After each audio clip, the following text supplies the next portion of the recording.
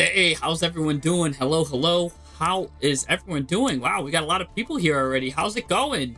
Man, Tobias, Venick, Switch, DeMello, True King. I see you guys all you guys saying some stuff. How's it going? And we got people from Twitch here already. A Sad Tuna, how's it going?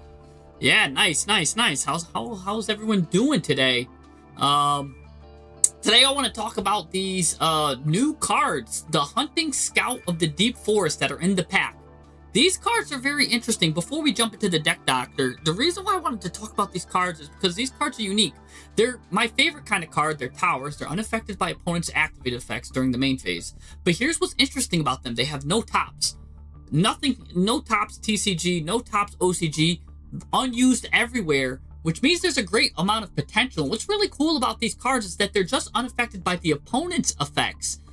In the main phase only, granted, right? So they could still maybe hit you with an end phase shenanigans or hit you in the battle phase, maybe with the quick play. But other than that, they're pretty much, you know me, I love my towers, right?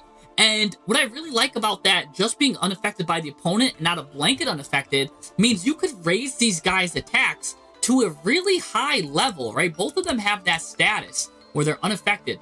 And you just need to raise their attack. And if you could raise their attack, you really get a formidable towers really hard to out by a lot of decks. The thing which makes this deck unique, or these cards unique too, is again, you can pump up your cards. They're still affected by your cards. So that made me garner a really good interest. So I was doing two things. One, I was messing with a way to not put any single URs with them. So I was trying to make a deck that relied on level 5 Earth Warriors, right, to get fusions and stuff. Also to make no URs, right? I thought that was a nice little challenge there. But also, I really want to find a way to kind of increase their attack. That's kind of what I'm looking for now, and maybe you guys can help me with this, to increase their attack permanently. Like, there's no real good way to increase attack that I can't find, like, permanently. Like, for example, things that you could do is like a Despia Lulu Lilith, right? Those increase attack permanently, which is cool. There's cards like, speaking of which, you can use the Dogmatica ritual cards. I think those are really interesting too, right? Like the, where is it? The level 4 one, the Reich Relic. She can actually, target, make a card, gain attack equal to the other monster's attack. So there are ways that you could permanently raise your monster's attack. And I'm really trying to think if I can squeeze them in somehow, to this deck. It's a work in progress. Normally I don't like to show my work in progresses, but this is one I kind of want to call to the action. Right before we jump to the deck doctor, I want to call the community to action because I think, again, these cards are underused, but I think they are also hidden gems. 2 hidden gems. And then what do they also do, by the way? If they're on the field, this one right here, Chevriel, they're both called the Hunting Scouts of the Deep Forest. This first one says, your opponent's monsters that attack must attack the monster you control with the highest attack. That's another reason why I want to find a way to boost these guys out. Really just blanket coverage for your whole team. If another Earth Warrior monster you control destroys a monster by battle, you can special summon an Earth Warrior from your graveyard or banishment. So that's really cool there. And you can only use that effect once per turn, so that's nice. You can get some recursion for all of these Earth Warriors, right? All of these guys. And these are all the star cards, by the way. Not a lot of people know about them. But the stars are really good, or like light warriors and also earth warriors that allow you to do like some fusion summoning and cool things like that. Like this is a level 6 earth warrior. So it goes with the level 5 or higher earth warrior combos. A lot of this really works well. And then of course you have like the Edatin, Raijin combos too with them, which is really cool, really interesting. Again, I think it's really underplayed a lot. And then it goes into, they can do like a Denial Deity Dotan, some really interesting, sure, the Combat Star, right? So there's some real interesting stuff there. So I don't know if there's another NNR event, maybe this can really damper your opponents, right? Consider this, right? Maybe this deck's not viable in certain formats, but imagine how crazy if there's an NR tournament, you could find a way to boost these guys' attacks. These cards might be banned in NR tournaments. And I'm giving you guys the secret scoop right here, the secret sauce, because nobody knows about them. What does the other card do? Let's just take a look at it. 2 Earth Warrior monsters, unaffected by your opponent's activated effects, except during the main phase only. So I'm sorry, it means only during the main phase are they unaffected. So, you know, standby, battle, and they're still affected. But the main phase is usually where your opponent does all their stuff anyways, because they can't activate effects unless it's a quick effect during certain phases. Anyways, during the battle phase, quick effect, you could tribute this fusion summon card, special summon 2 Earth Warrior monsters from your graveyard, except for this guy. And if you do, your Earth Warrior monsters cannot be destroyed by battle for the rest of the turn. So again, another kind of battle phase effect. Maybe it could go good with War Rock or something like that, because they're also Earth Warriors. Again, there's a lot of mystery meat with these cards. You know what I'm saying? A lot of slop right now. I don't really like the show, like the work in progress is, but here we are. We're just kind of playing around with this. And, yeah, you figured I'd pick up on the Amazon support? Yeah, of course, definitely. The Amazon War Chief special summons herself, and you get a Poly. I use that. I had a nice deck I used with her before. She's one of my favorite cards, actually. That's I also think is another good hidden tech. You know, there's some good hidden stuff with Battle Guard Echoes, right? Overfusion Small World. There's some stuff you could do. There's a lot. There's a lot of hidden techs, hidden gems in here. But it's also a very incomplete deck because I'm doing 2 challenges. One, I'm making it cost no UR. And again, because I mean, if you want to make it cost UR, you could definitely boost this up a lot, right? Because I mean, you've got stuff like this card wants a, let's just say, where is it? This one wants Eat It In. So you could use like the Fusion Armor Mat with that. You could probably use like Fusion Deployment. I don't know if any of these name a card. Probably not. Oh, this guy names Elemental Hero Neos, but not Spirit of Neos, so maybe Fusion of Deployment won't be good for that. That was for, I was working on, actually, I could probably cut that card and put it up with something else. You wouldn't mind me dueling Kevin too hard, right? Yeah, I could, I mean, if you want me to duel Kevin too hard, I could do that. Is he here? I think I saw him here earlier. Is he still here, though, or did he make a cameo and leave? Might be able to do a fun one here. Just a cameo before the Deck Doctor. I wouldn't use this one yet because this is still a work in progress, though. But yeah, definitely. Gonna have some fun with that. But anyways, yeah. So that's just something I'm working on. Work in progress there. I think it's good. Do you think it's good in War Rock and Amazon? Yeah, I think so. Yeah, I really do. All right. Let's see. Let's do a poll then, real quick. If they want to see a celebrity duel, or if they want to jump into the Deck Doctor. Celeb duel or Deck Doctor. All right, there's a poll real quick.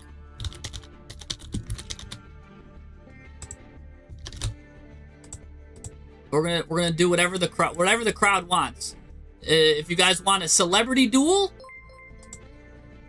or if you want to see the Deck Doctor. And whatever gets the most votes, we'll do.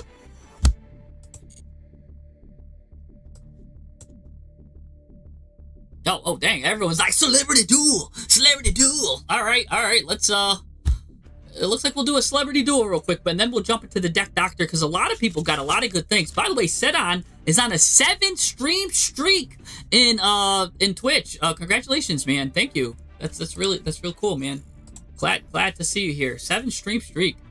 So alright, let's do that. The problem is I'm gonna have to do something so he can't see my cards.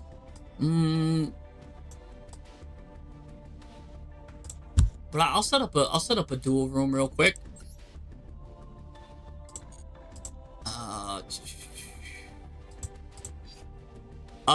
Kevin, what's your friend code?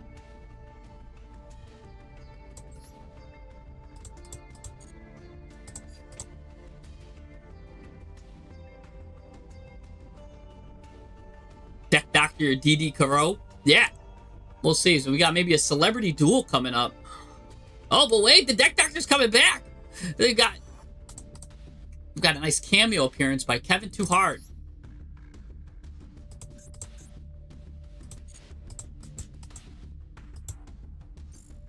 Move the face cam over my hand. I guess I could do that. And you can still kind of... Oop. I'll still probably be able to see it. But... let's move me over my hand a little bit here. I like cover up too much of the screen. He'll be able to see like a couple of my cards. I'll just trust that he won't cheat. You know what I'm saying? You gotta have a little faith now and then. The Apophis King. I'm already scared with that name. I've exceeded my maximum follower capacity. Give me 1 second. Let me get rid of someone here. Whoever's last on my list. No, Eduardo. I know these guys. These guys are good.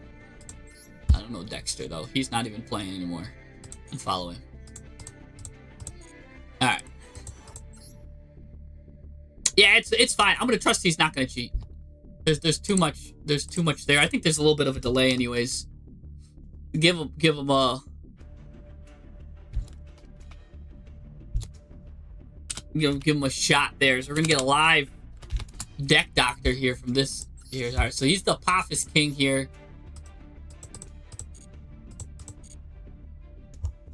I'm already. Who knows what who knows what the Apophis King is gonna be cooking up. Is he on? He is on. Alright, so let me create a room or something like that. I haven't made a room in a while. Casual dual room. Create a room. Sure. Looks fine to me here. Everything looks standard. I don't know, people could come in if they want. Here. Let's get the... Where's Apophis King? Where'd he go?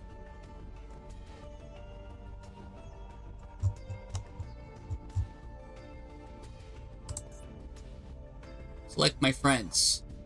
Like, everyone else is on it. Well, I don't see the Apophis King. I thought I just added him.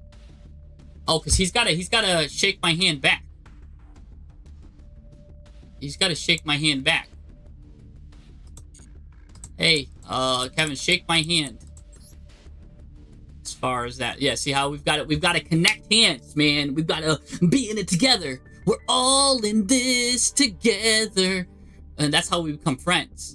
See, like, oh, good. Oh, you did shake my hand. All right, we are now one. We got a celebrity bonus duel here. Let me invite him. Here we go. Let's invite him.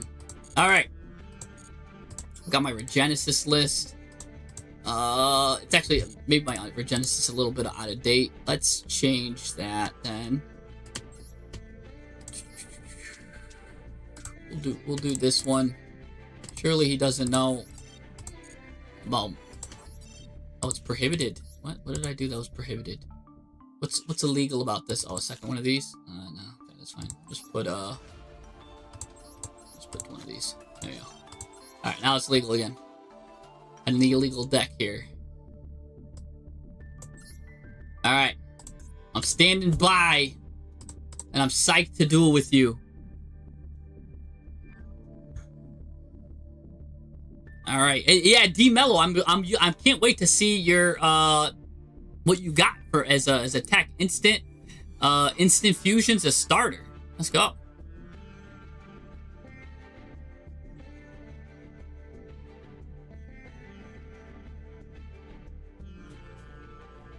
All right, let's see here. Here. There he is. You gotta say, I'm psyched to duel with you. You always gotta put that GG's up.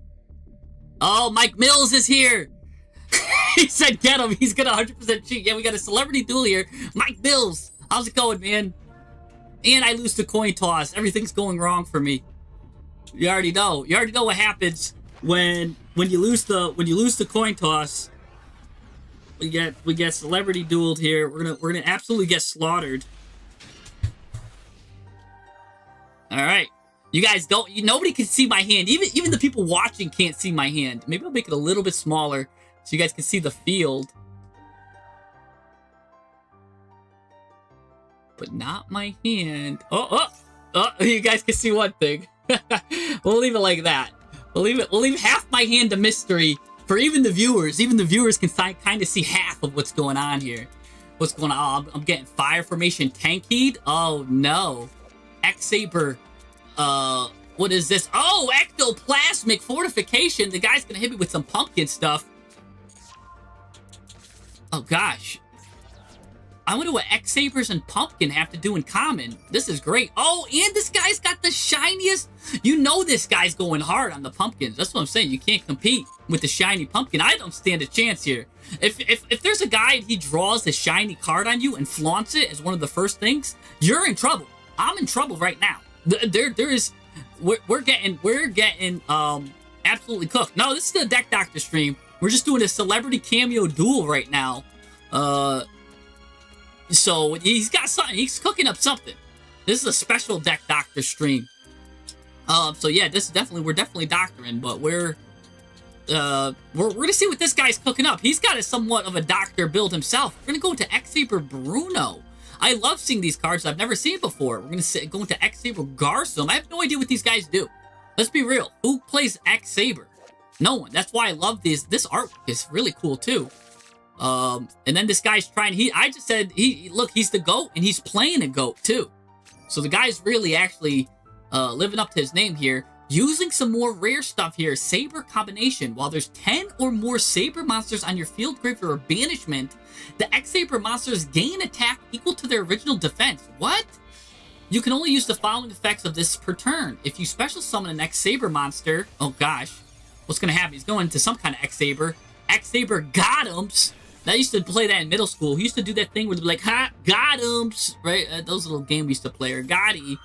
Anyways, this guy's gonna special summon an X-Saber monster from your hand or deck. When an opponent's monster declares an attack, special summon an X-Saber monster from the hand. Okay. What is this guy gonna do? This guy's looking kind of crazy too. He's a UR. So what? We're playing zombies, but now we're playing Full Metal Knight. Like, I have no idea what this guy's doing. You associate X-Saber cards with a FTK. You hope I'm wrong. Yeah, maybe I just get FTK'd.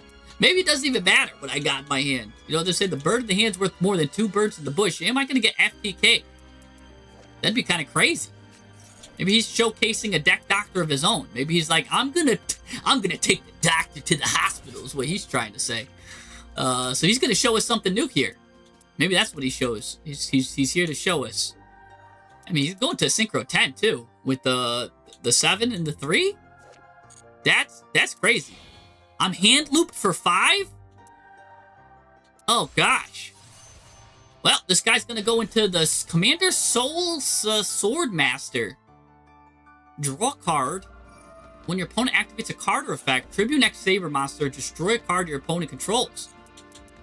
But would he do that? Would he hand loop me for 5? But why did he grab this shiny pumpkin? Was it just the flash that he's like, I'm the king of the ghosts, man. And I'm ghosting you right now. No, he's getting called the Haunted. I have no idea what's going on. Nobody knows. That's what I like about this. Nobody knows what's going on. You've got everyone here confused. Better not be the hand rip. And now look, he's ending stuff. He's ending his turn. Maybe. I mean, he's setting stuff. No, he's still going. He just said, haha, Got'ems again. Second call. He's Got'eming me again. You can conduct your battle phase the turn you activate this card? Oh, no, you cannot conduct... Oh, my gosh, I just had a... You cannot read moment. You cannot conduct your battle phase the turn you activate this card. You can only activate 1 of these per turn. He's going to bring 2 of these and 2 of these guys out. Well, that's really good. He doesn't care about going to the battle phase. It's turn 1. We don't need more good go first cards. Jeez. All right, now what do we go into next here? This guy's going into everything. This guy's going into my neighbor's dog at this point. What's going on? Gonna go into Invoker. Okay. X-Saber Invoker's coming up here. No, he's not a bot. We're dueling against, this is Kevin Too Hard. He's a celebrity, man. He's another Yugi tuber. Imagine that gave a turn 1 battle phase. I know, right? That's what I thought it said for a second. I was like, wait, what? Call of the Haunted. Now he revives a Got'em card. No, he's reviving the pumpkin. All right, now we might see some zombies up in here. You cannot special summon from the hand or graveyard for the rest of this turn except for zombies. So now he's switching. He was going into Beast Warriors, and Warriors, and now he's locking himself into zombies at this point. I have no idea what's going on, by the way. I've never seen a more unpredictable card, like an unpredictable deck right now. This is crazy. What He's not gonna. I don't get it. Nobody gets it. And we're all confused, but we're waiting to see the sauce. This guy's actually cooking some sauce. Look at this, going into the Pumpkin King, Great Ghost King. Gonna add another Call of Haunted or a card that mentions it from the deck to the hand. Interesting. Now he's gonna add this Deadly Zombie Breath. That's what I have in the morning, by the way. If I don't brush my teeth, I got some Deadly Zombie Breath. This card. If you control a zombie monster, banish this card from your graveyard. Target a face-up card, send them to the graveyard, okay? If you control a zombie and a Call of the Haunted, target a monster your opponent controls and send it to the graveyard. He's going to level it up here.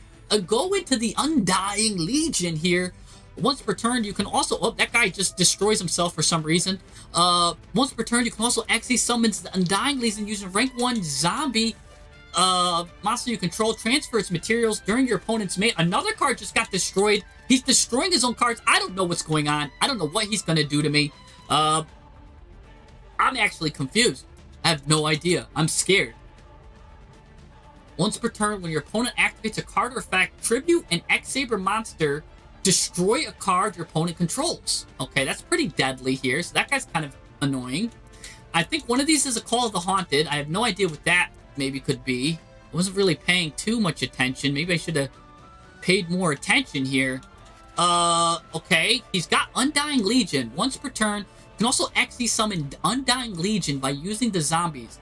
During your opponent's main phase, which is right now, he can detach 2 materials from this card, or just 1, if all the materials this cards are XZs.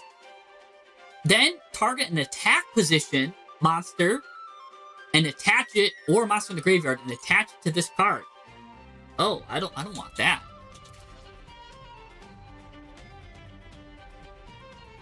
Oh, I don't want any of this. This isn't good at all. Well, I don't want him to get rid of that guy, so we're gonna do this. We're gonna do this right here. Merry Christmas. An early Christmas present for you here, Santa Claus. Because that seems pretty deadly here. We're now gonna do this.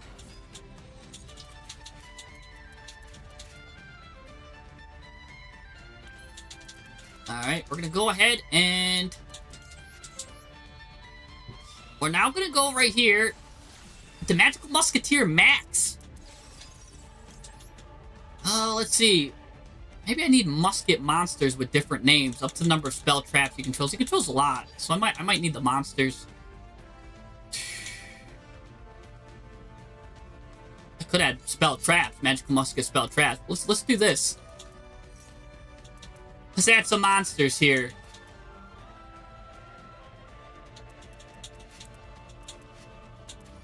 Alright, he's now gonna do this. He's gonna tribute that guy. And what does this do? Again, when you tribute an X-Saber monster, destroy a card your opponent controls. He's gonna destroy me. Okay? Alright, he's gonna destroy me.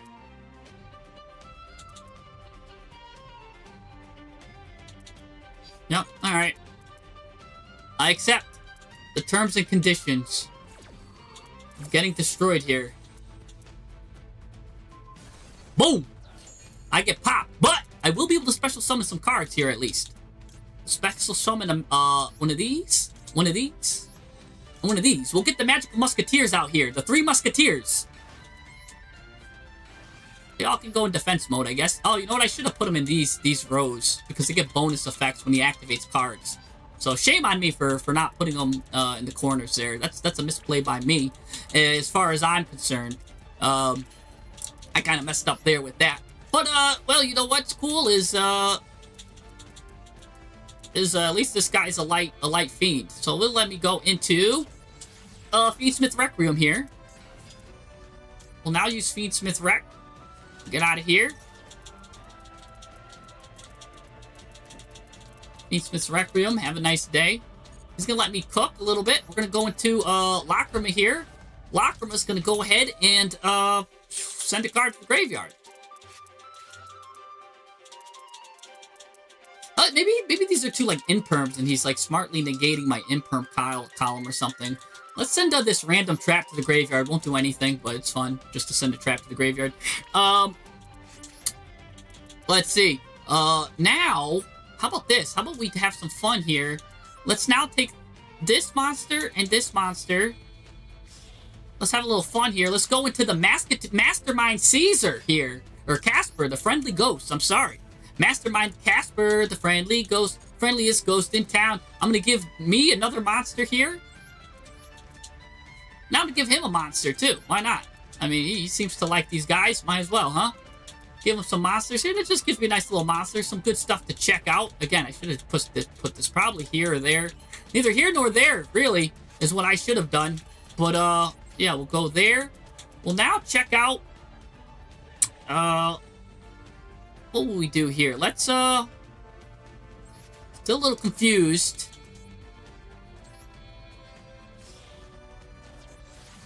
Let's go into sequence. Now I'm starting to get scared here.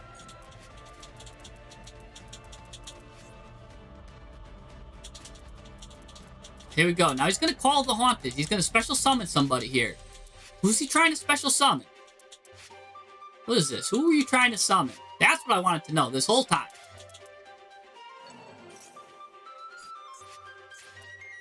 He's going to do this.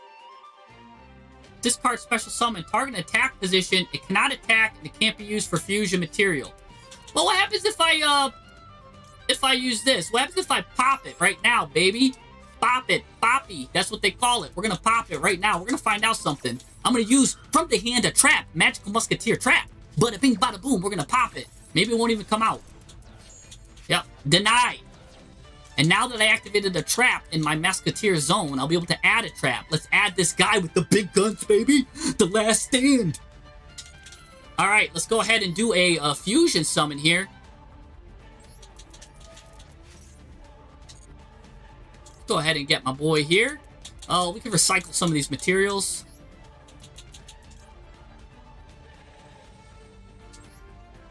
Whoop, whoop. Put this here. Get Lacrima here. Get locked in for Lacrima. Now we're going to go ahead and we're going to special summon Doc.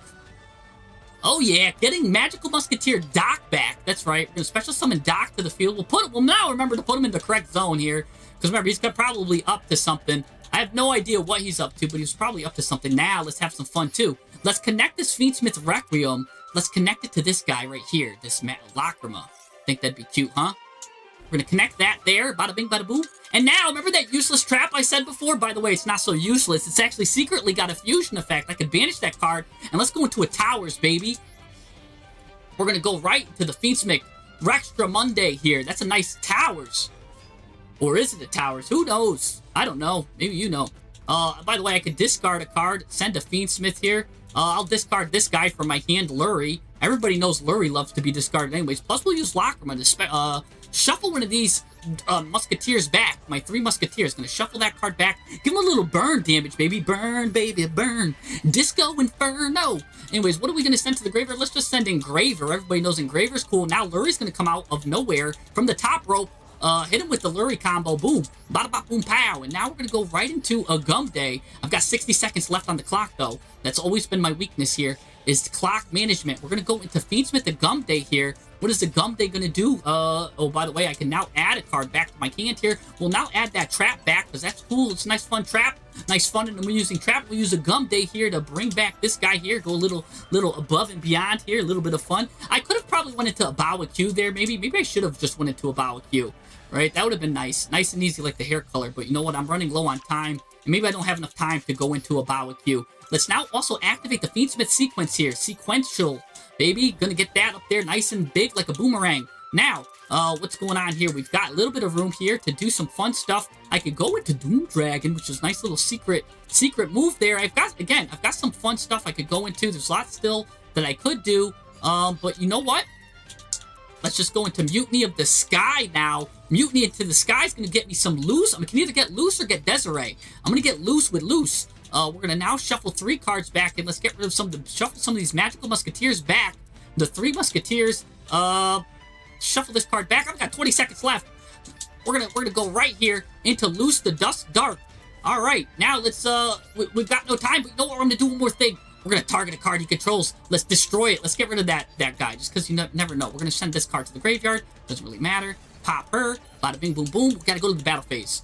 All right, let's go ahead and hit this defense position guy. We know that's Casper the Friendly Ghost. This guy does have a thing here. Oh, what's this? No idea what that's going to do. He's going to special summon an X-Saber guy. So now he's going to finally do something. Again, I have no idea. We're going to continue to attack. We're going to attack this guy here. Boom! That does piercing battle damage. That guy's actually pretty beefy. This guy's pretty beefy. I don't know what this guy ate for lunch, breakfast, lunch, or dinner.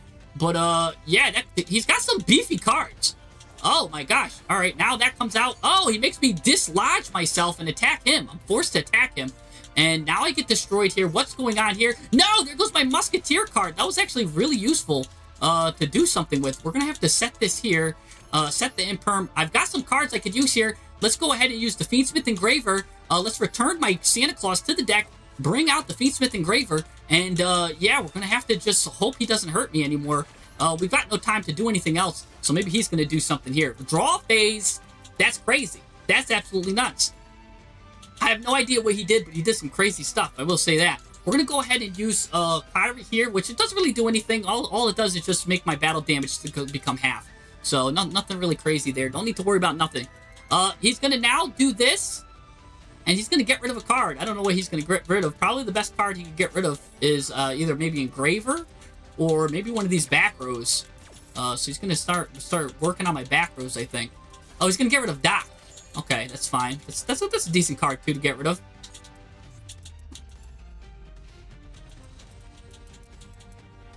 Yeah, he's been waiting for the battle phase, huh? Yeah, I guess. He's got all sorts of battle phase stuff. I don't know. I don't have much here. I'm actually afraid that Lurie's out here. I might be able to get pierced. I'm probably going to get pierced here. Piercing battle damage. Nobody knows what's going on here. He's now going to do some Call of the Haunted stuff. Now, what's this? Target a monster I control, send it to the graveyard. Oh, no. There goes my other Musketeer. He doesn't like the Musketeers. He's really targeting my Musketeers. He's like, I've seen enough of this musket.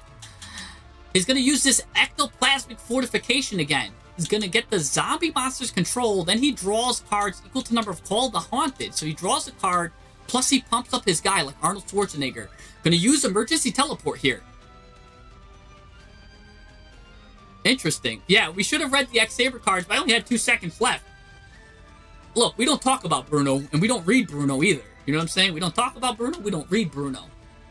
I have no idea. This has got a long stuff. For me to decipher this text, I might as well read the Gettysburg Address. What do you guys think is better? The Gettysburg Address or whatever this guy's cooking? He's going to get X-Saber combination. These guys are really big. Oh my goodness. 59k here, or 59k, 5.9k. Plus this guy is looking crazy. I'm kind of scared. Why is this guy? He gains 200 attack for each banished monster. Oh my gosh, how many banished monsters do we got? Why is his attack so high? What? He's gonna target my spell traps on the field and destroy them. Oh no! My spells and traps! That's what's keeping me crazy. That's keeping me sane here. Ooh! He's targeting my traps! No! And now he's doing something else. We're gonna have to do this. We're gonna trigger Fiendsmith Kyrie again. That's gonna let me fusion summon on my opponent's turn. Y'all know how much fun that is. Anyways, let's go into this guy here. Let's get rid of this. Get rid of this. Get rid of that. Whoop, whoop, whoop. And then we're gonna have to go and we'll just put this guy in defense mode here. Because I mean, they're gonna be gone anyways. Might as well fuse with them, right? He was gonna destroy them. Might as well fuse with them. That's what I say. Anyways, now he's got a boatload of attack. He's got 18.9k attack on the board here. We are going to use Lockerman now. We're going to go ahead and target this card. Bring it out, baby.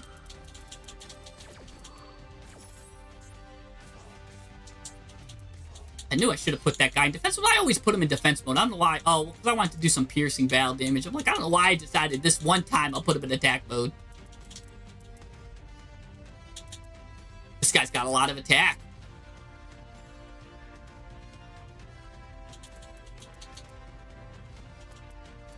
I don't know where we're going with this. I don't know why. Oh my god, this guy's got 5,000 attack. Unguard. This guy's got a lot. I'm just gonna get pummeled here. Add an X-Saber monster and his graveyard. Add it to his hand. Look at all these X-Sabers. Jeez. We're gonna go ahead and use a Gum Day. I don't even know who to bring back. Let's bring back Doc, I guess. Jeez.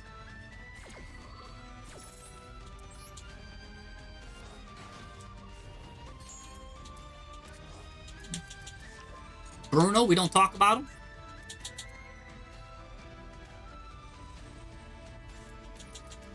Now he's going to use Bruno again. I thought we don't talk about him. No, he's got a lot of attack on the field.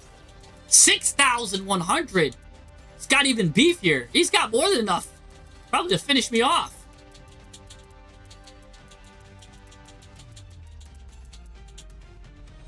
That's what? 3, 4, 5? And now, oh, he's going to Gotham's again. Gotham's. Tribute this. Discard a card from my hand. Oh, no. Oh, game dang. He's got 8,000 attack, too. Chase Luis. Oh. I'm going to take, 2,000 damage there. Oh, my gosh. Oh, take 1,000 there. Oh, he's attacking me. But I survived, baby. Because remember that Fiendsmith Kyrie I did? Not only does it prevent me from being destroyed by battle, but any battle damage I take becomes half. So even though he's got 225k damage, I still survive, baby. I'm like Madonna. I will survive. As long as I have a card, I will survive. So now I'm gonna survive, baby. Yeah. And now, who did he just add underneath my chin here? My chinny chin. He added X-Saber Fabritol or whatever. I bet that guy's gonna do the Deadliest Hand effect. I didn't read it. I don't have time to read it. So yeah, we're in trouble there. I have no idea what to do now. I have no idea how I could even get out of this situation. Let's just start off with bringing this guy back, I guess. It's simple, efficient. It's a simple spell, but one that's quite unbreakable. Put this guy here.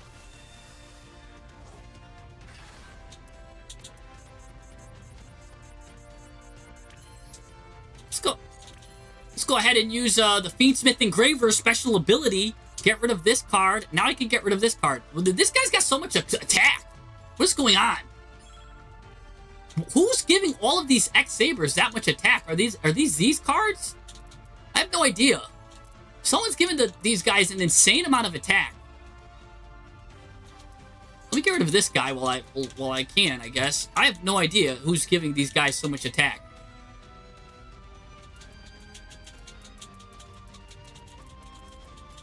Alright, he's gonna tribute himself.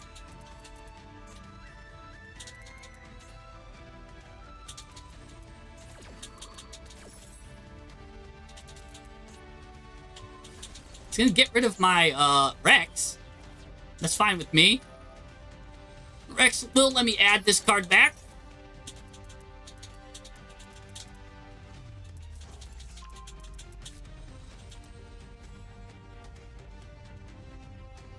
Which card is just adding so much attack here? I have no idea. It's the spells? Those are some crazy spells. Jeez.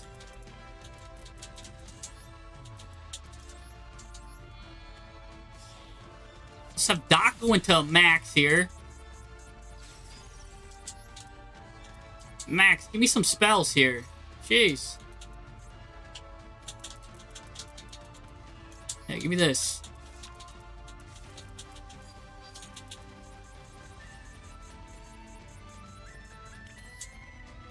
Let's go ahead and use Sequence. Put Sequence here. Let's get Sequential. Oh, now he's going to send me to the graveyard.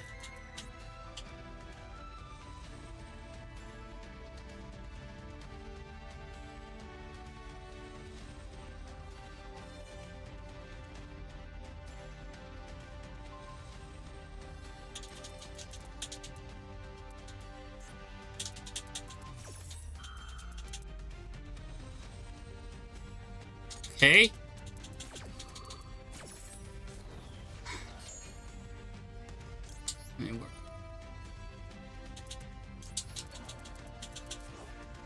Let's see what happens if I send one of these to the grave. Oh, he did lose a substantial amount of attack. Okay. Gotta figure out a way to get rid of those, huh?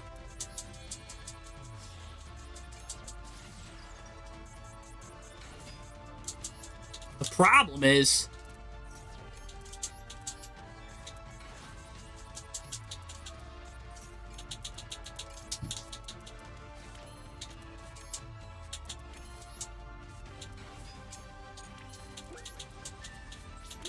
Problem is I'm out of time. That's the problem. Jeez. Couldn't do anything. I was just out of time.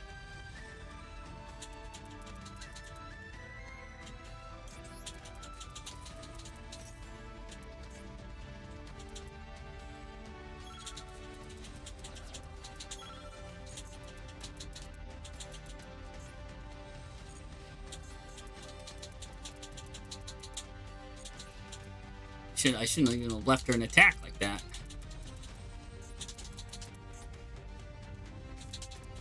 I think I messed up there. Oh, well, I can use Fiendsmith in Paradise here.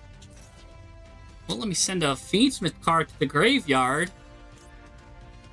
I mean, but sending any of these really doesn't mean anything. So even if I send him... Yeah, I think that's a misplay by me. The time is strangling me. Yeah.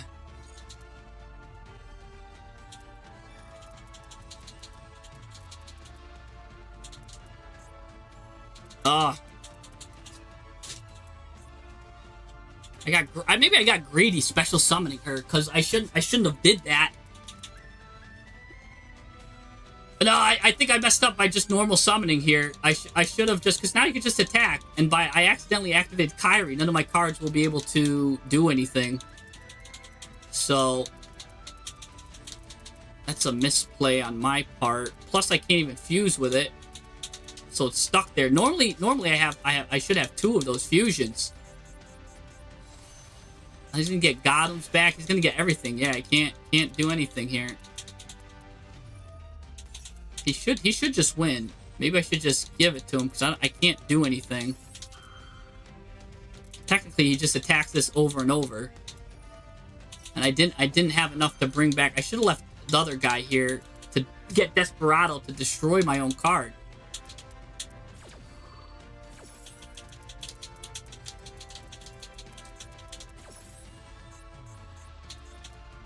Oh, this monster can attack directly. Oh my gosh, it didn't even matter. Even if I got all zeros, he would have just directly attacked me here. He just directly attacks, huh? Now, which monsters can attack directly? I don't know. I don't know which one's able to attack directly. We'll see right now. That guy's gonna attack directly. Gotcha. Okay. That's cute. We'll just lower his attack. Make it 0. We'll survive that direct attack. Oh, but now he's gonna do this. He's gonna do a fusion summon, the Hunting Horn. Oh, is he gonna go into that hunting card that we were just talking about? Oh, he might go into the hunting guy that literally I started the deck doctor talking about here. Oh, he goes into the Shiravul. Oh, but I didn't activate a card here, allowing me to get this special summon for my deck.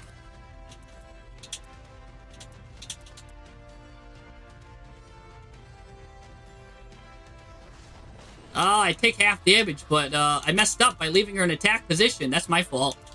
If she was in defense position, or if I never summoned her, I think I might have been good. Oh!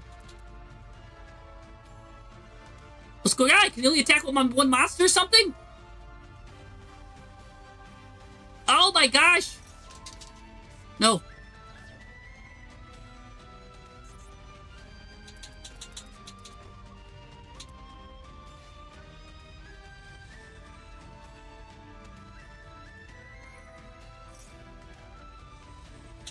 For an effect?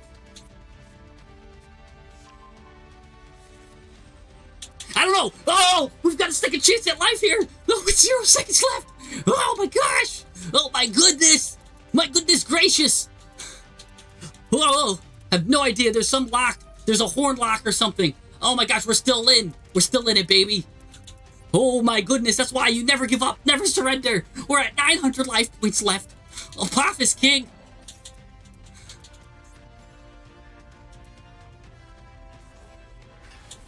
He's getting his guys out here.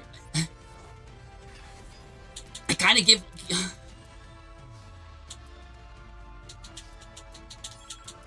I'm really choking myself, though. There's really nothing I got.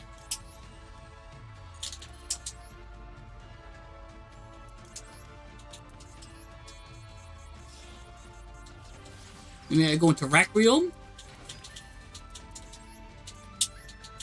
Requiem, go ahead, tag out.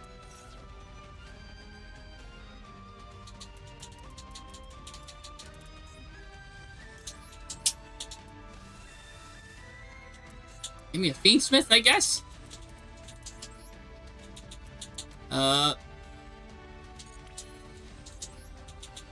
go ahead and add Mutiny in the Sky back. Send the card to the graveyard. I mean, I don't have room.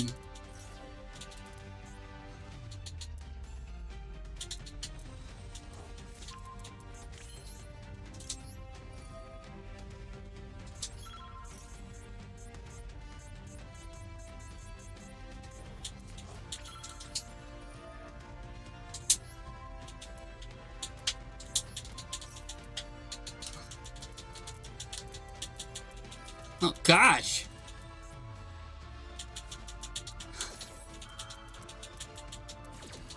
Oh, my goodness.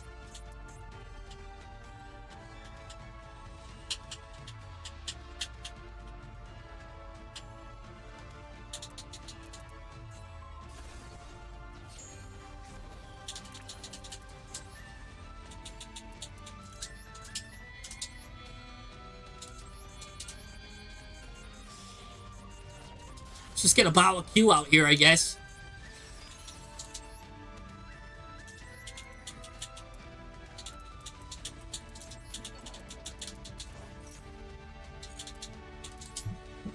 Goodness.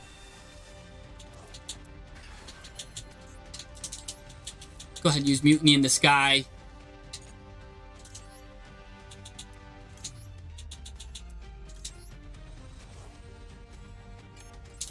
Oh, we've got to just go for the Gusto, right? Or no, maybe I should just special. I keep maybe messing up there.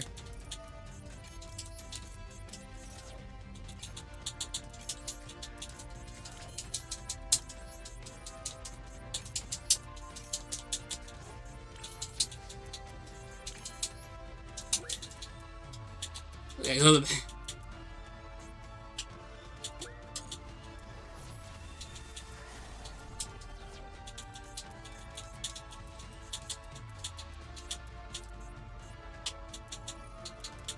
Just gonna set a Call of the Haunted. Oh my goodness.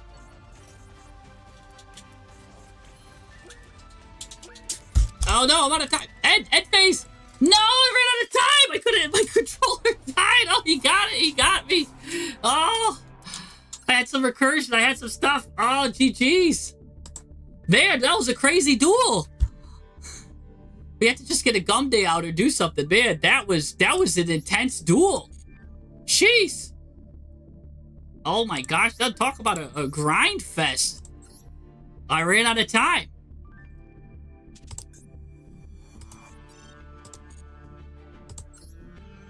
He got me, he got me. Hey, you know me, time. Yeah, those are GG's. I'll switch my deck up. That was a good one. Hey man, that was crazy duel. That's what I'm talking about for that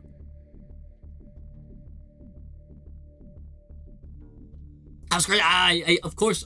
Oh, he's leaving the table. Yeah, he's gonna switch his deck. Let me see. Let me take a look here.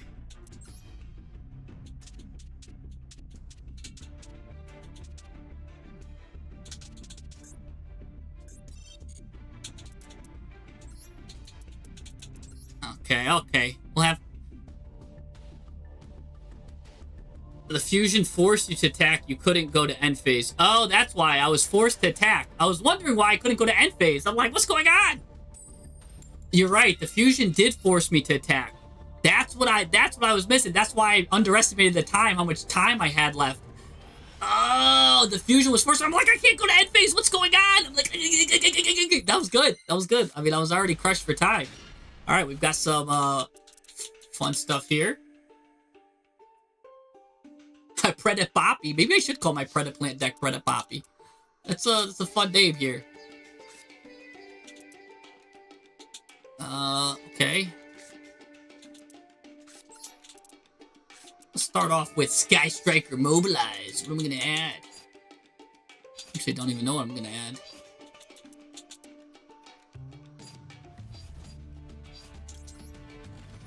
Go ahead and add Pillar of the Future, Cyanos.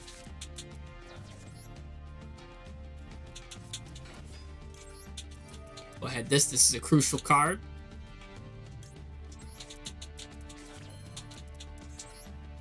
No, I had to do this so he can't imper me. He's gonna imper me.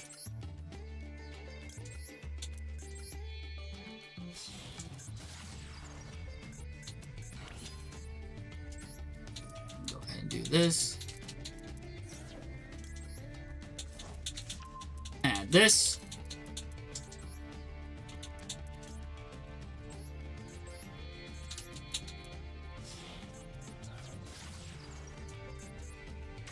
Do a little Camilla fun.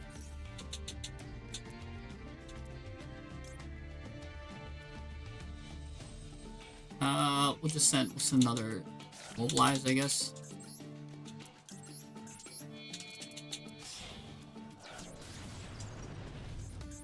Alright. Get Mobilize back here. Go ahead and use Mobilize.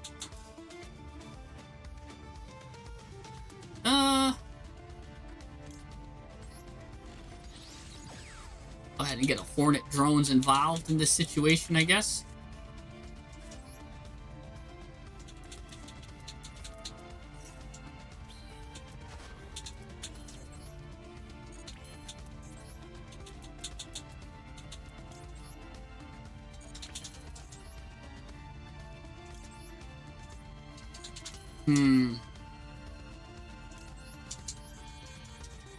Let's go into Hayate. People are probably like, what is Jesse cooking?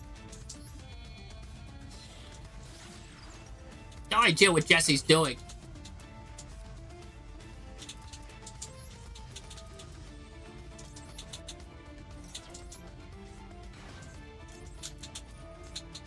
See something. I see something. My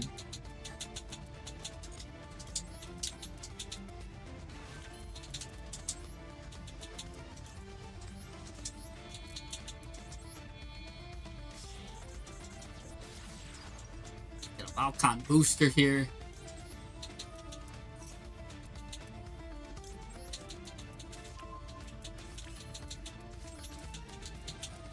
Alright. Go ahead and get some fun here.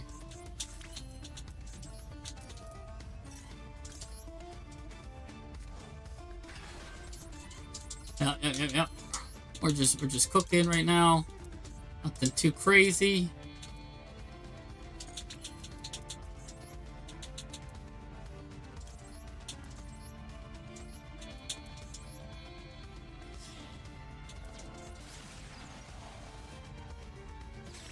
My friend Brute.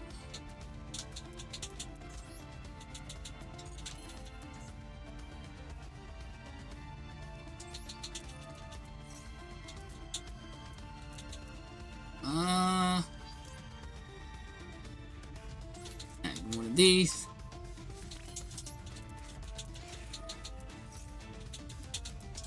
Go ahead and cook here.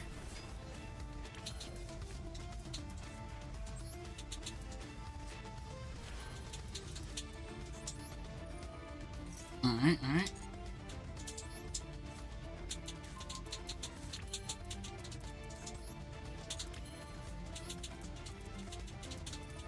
Holy!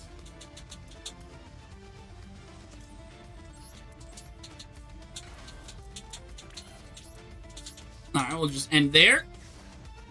There we go. A little bit of RB fun.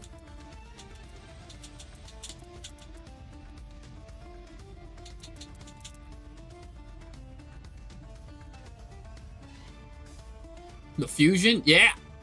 I mean, I games that, yeah, control is, I do like games that go that long, you know what I'm saying, that go the distance here. He's gonna, oh, he's on his sabers again. I mean, this card was deadly. This card was, like, making me rage.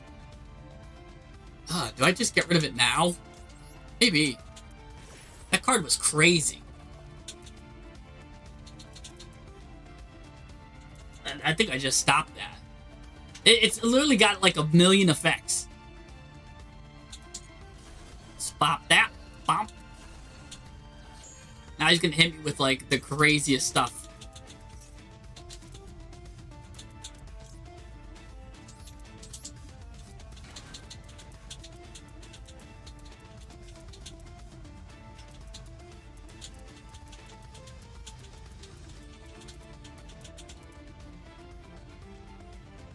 Yeah, they gain attack equal to their original defense. That's why. He was gaining a lot of attack equal to his original defense. I was like, oh my gosh, as long as you have 10 or more Saber monsters that are on the field, graveyard, or banishment. He had like a million Saber cards. They were everywhere. I couldn't get rid of them. So I'm just going to get rid of that card now. Knowing how tough it is to get rid of those monsters, might as well just... He's gonna get a million of them. He's normal summoned.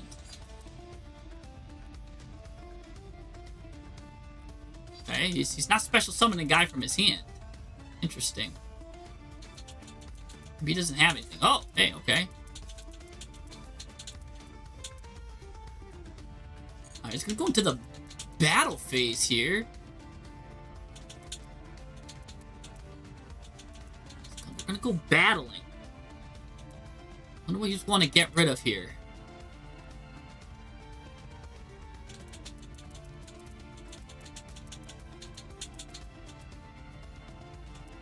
I love RB. RB is goated.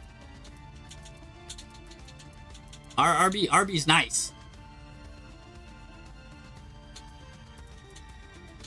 Oh me, I love using my rogue decks. What?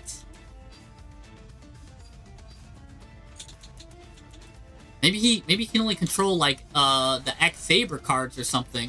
It's gonna give me 500 life points. I'm very confused.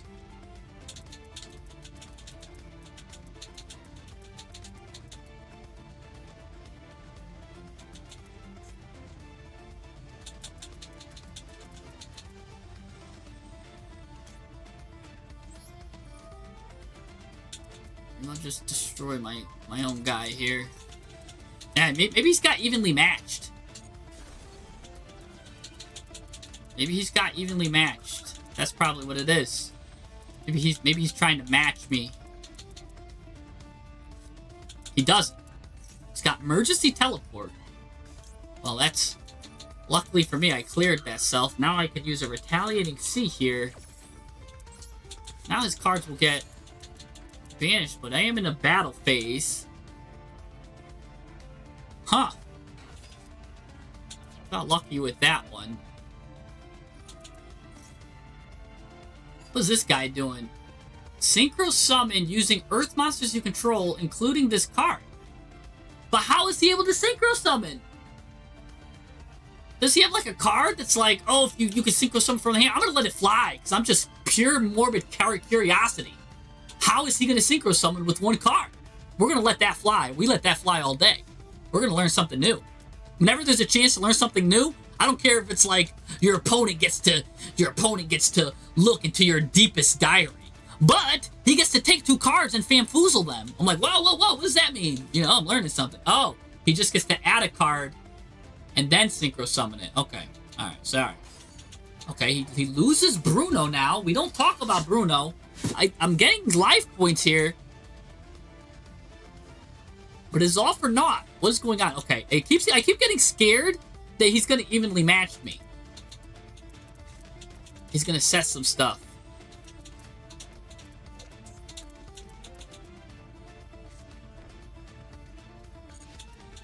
Alright. Okay. Oh, there we go. Let me get the contact, see.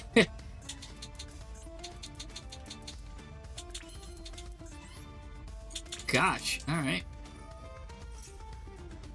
Go ahead and add an RB card.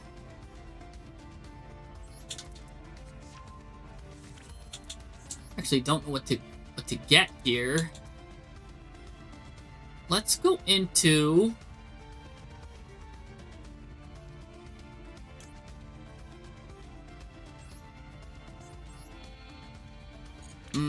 interesting. I kind of don't want to go into some of these.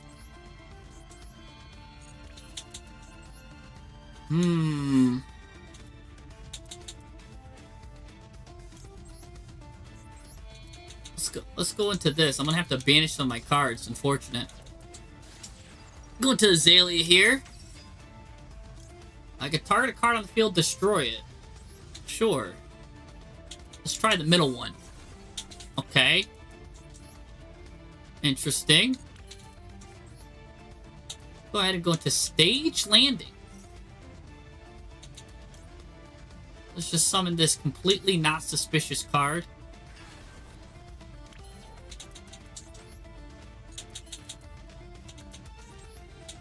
Okay. Go to the battle phase.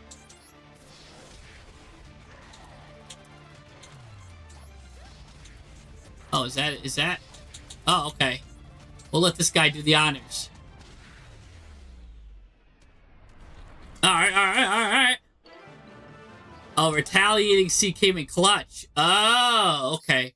I got lucky then. That's actually funny enough. That's a card that I was running for last format. Because a lot of people were special summoning from the extra deck. So it's a little bit of an older tech card. I guess I got lucky and it worked on you. Let's change my deck one more time here to the Poppy deck that people were calling it. Nah, we can't. I don't think we could V-Link.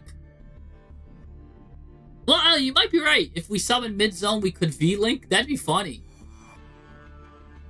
Imagine V-Linking there. Alright, well, we're 1-1. Imperm is a Dominus card now. Now I switched again. Switch my deck up one more time. I'm going second.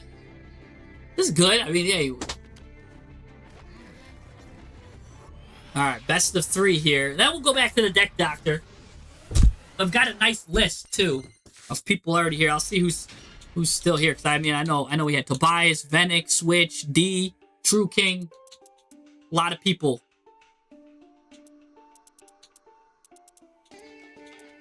I know you guys can't see my hand because I'm kind of hiding it. But I do want to just give you guys a glimpse of something. That's all you see. That's all you guys will get to see. Yeah. Omar, you could probably get your deck doctor.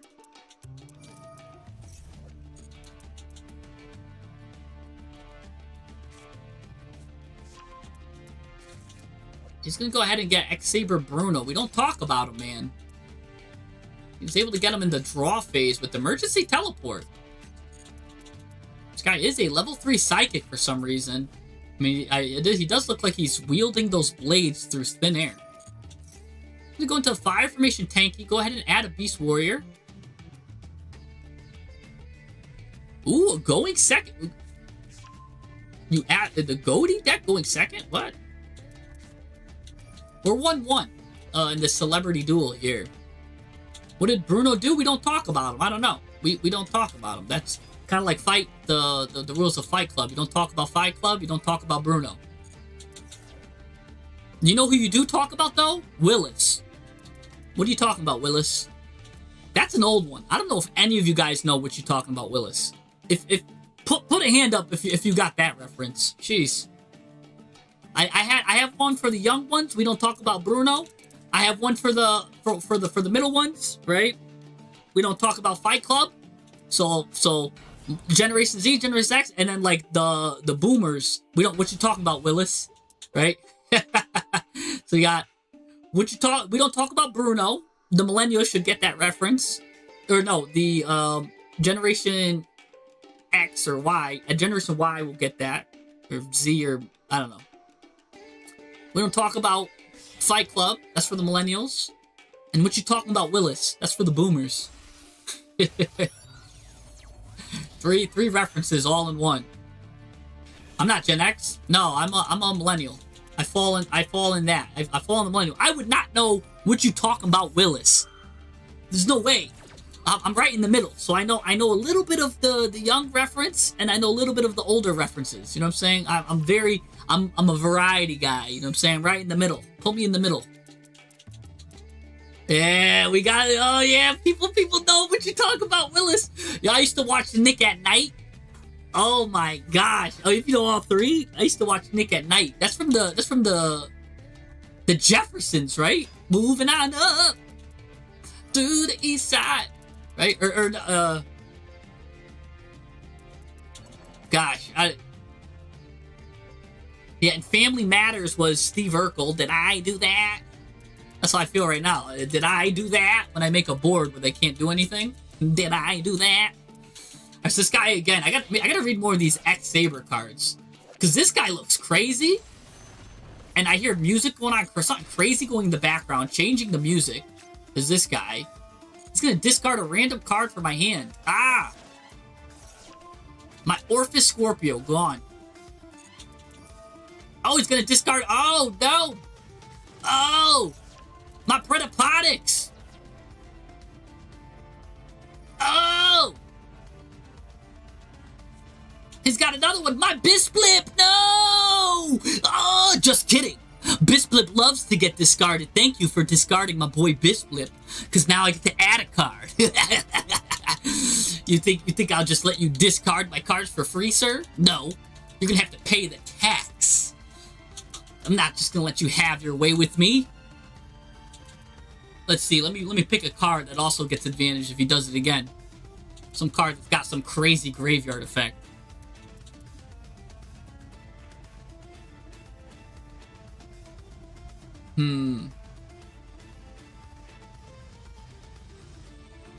Yeah, this card's got a good graveyard effect. There we go. We're just gonna settle. Go ahead, do it again. Yeah. He's gonna special summon both. Go ahead. Keep doing it. Married with Children. Saved by the Bell. Oh my gosh. I'm definitely a numbers guy. That's for sure. We gotta make sure we just keep going positive off of this, off of Gotham's effect here. He's trying to deplete my hand, but I'm fighting back. I'm fighting back from his toxic strategy here. Here he goes. Gonna deplete that. Deplete my Longfilia.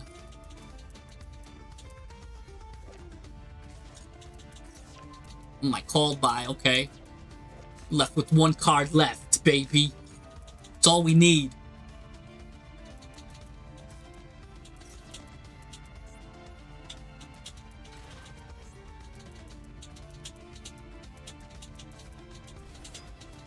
Oh, he's depleting my hand! They can infinitely loop with the right combo. Interesting. Can I get out of this? Can I get out of this situation with the top deck? I wonder why this guy had a crazy animation, huh? We're learning something, man. Good job, Kevin, teaching me. This guy's making a second attack directly.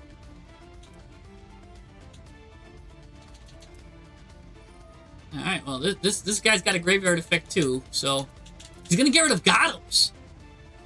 He completely depleted my hand. Man, what a good time to play tier, huh? Imagine.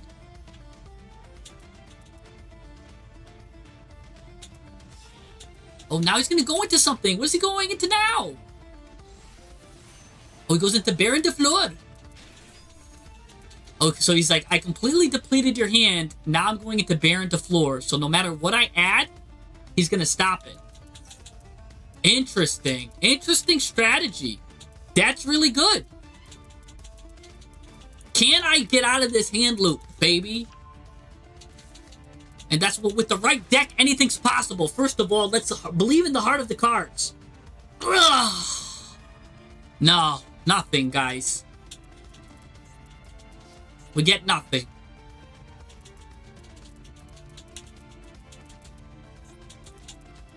Might stick around here. Well, let's start by doing this. Let's have Longfilia here. Activate. Put some predator counters on my opponent. Put a predator counter on that Baron. Let's make him level 1. That's all it's gonna make now, Predator Bisblips. If I control a predator counter, I'm gonna special summon Bisblip to the field, baby. Oh, he's letting it happen. Oh, he's holding it. That means he's still got his negate. Uh-oh. SpaghettiOs. We can now take a Predaplant counter and my Bisblip and go into the Daredevil, baby. Bad baby, bad baby. I don't need a card in my deck, man. I could just infinitely recur whatever I want, baby. Now, how about this? Let's use the instant fusion. That's how you get out of the lock, baby. You can't lock me. I'm the locker. Foot locker, that is. Let's now go ahead and add a Predaplant card. That's how we come out of it, baby. We're gonna go ahead and add this guy from the deck to the hand. Ooh, nice.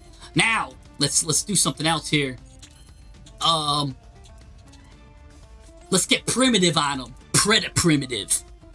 We're gonna send a card from the deck to the graveyard. Let's send that Bisblip. Bisblip knew what he was doing. Now we get to add a card from the deck to the hand. There's a lot of good cards here that I can add. So many good contenders. So many good options. Let's think here. How about let's get super on him. Super duper, that is. Super duper polymerization. Now Bisblip, add a card. Let's add Predaplant, long Philia, baby. We're going long. We're gonna go long, baby. Go ahead, long Philia is gonna go ahead and make me get a card from my deck to the hand. That's gonna go ahead and let me add the lizard, the lot lizards here. La la la la la la la. You cannot get this. You can't get this. La la la la la la la. And now that the lot lizard's back, baby, coming up from nowhere. Let's get the substitute teachers here. Now we're gonna go ahead and go into something weird here. We're gonna go. Whoop, look at this. We came from nothing, and now we're getting something here. We were dry as a rock. We had no cards, but out of nowhere, even with the right deck, as long as you got the right cards, man, you believe in the heart of the cards, anything's possible, as LeBron would say, or whatever. Anyways, this card lets me draw a card. Look at this. You thought I had no cards? Now I've got all the cards. I've got literally every single card in the game. Now let's go ahead, go into this here. Boop, bop. This is a good card right here. This is going to go ahead and do Clear Wing Synchro Dragon. That's a nice negate here. Let's go ahead and now, what do I want to do here, actually? Let's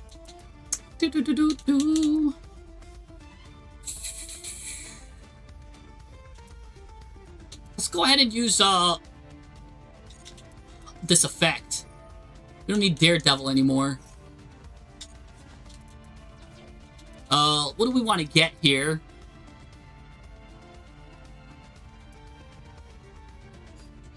Let's go ahead and get... Oh, my darling, oh, my darling, oh, my darling Clementine. Let's get this. Let's go ahead and add a Super Poly.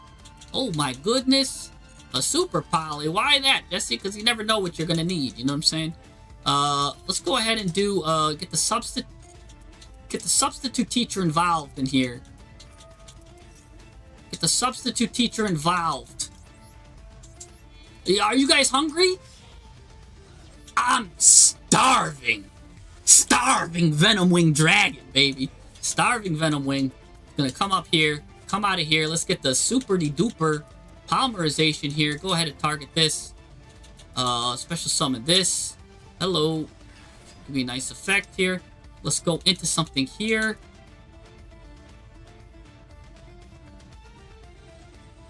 Let's go into this. Wait, let me see something about his monsters. They're all Earth. They're all Earth.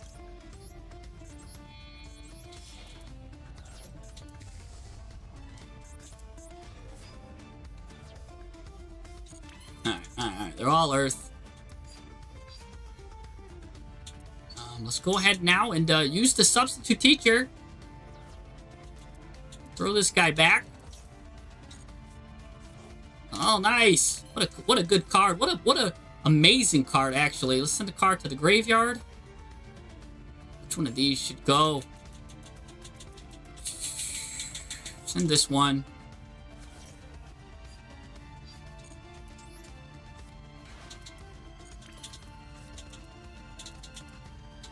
Go ahead and do Ultra.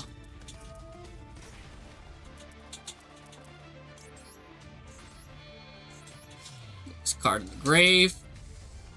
Gonna get another Dragostapelia here. Might be like, Jesse, why did you put that card in the grave? Because now we can activate it here. Let's just banish this card. Let's me bring back another negate here. That should be just enough. And then I will be able to add a card next turn with my Chimera Flasia, which will give me super polymerization food. So that should be all we need. But he's got something, of course. I wouldn't expect anything less here. But let's activate this destroy card on the field. He'll be able to special summon a card. Nope, we got to stop that. Can't allow that. Boom. Get rid of that. That's probably because he's got all these crazy battle phase stuff.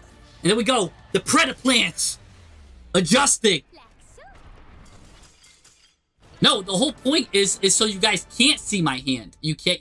I don't want you guys to see my hands if we're doing like these friendly duels. But yeah, I think we're done now with that. That was the best of 3. We came back. He had me the first duel. He was gonna win even if I didn't run out of time. He actually tricked me. That's Hawaii. So he got the first one legit, and then I came back with the next 2. He actually hand dumped my hand. Yeah, that was a great duel. Thank you, Kevin. Look at that. So big props to Kevin up there. He's got a YouTube channel, Kevin Too Hard there.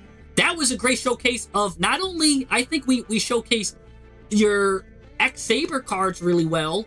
The Predator Plant cards got showcased. We got some RB showcase, and then we even got Magical Musket showcase. I think we got 4 good rogue decks showcased to their maximum ability, and that's really good. Do you guys like these viewer duels? No, this wasn't ranked. This was actually a viewer duel from another fellow YouTuber.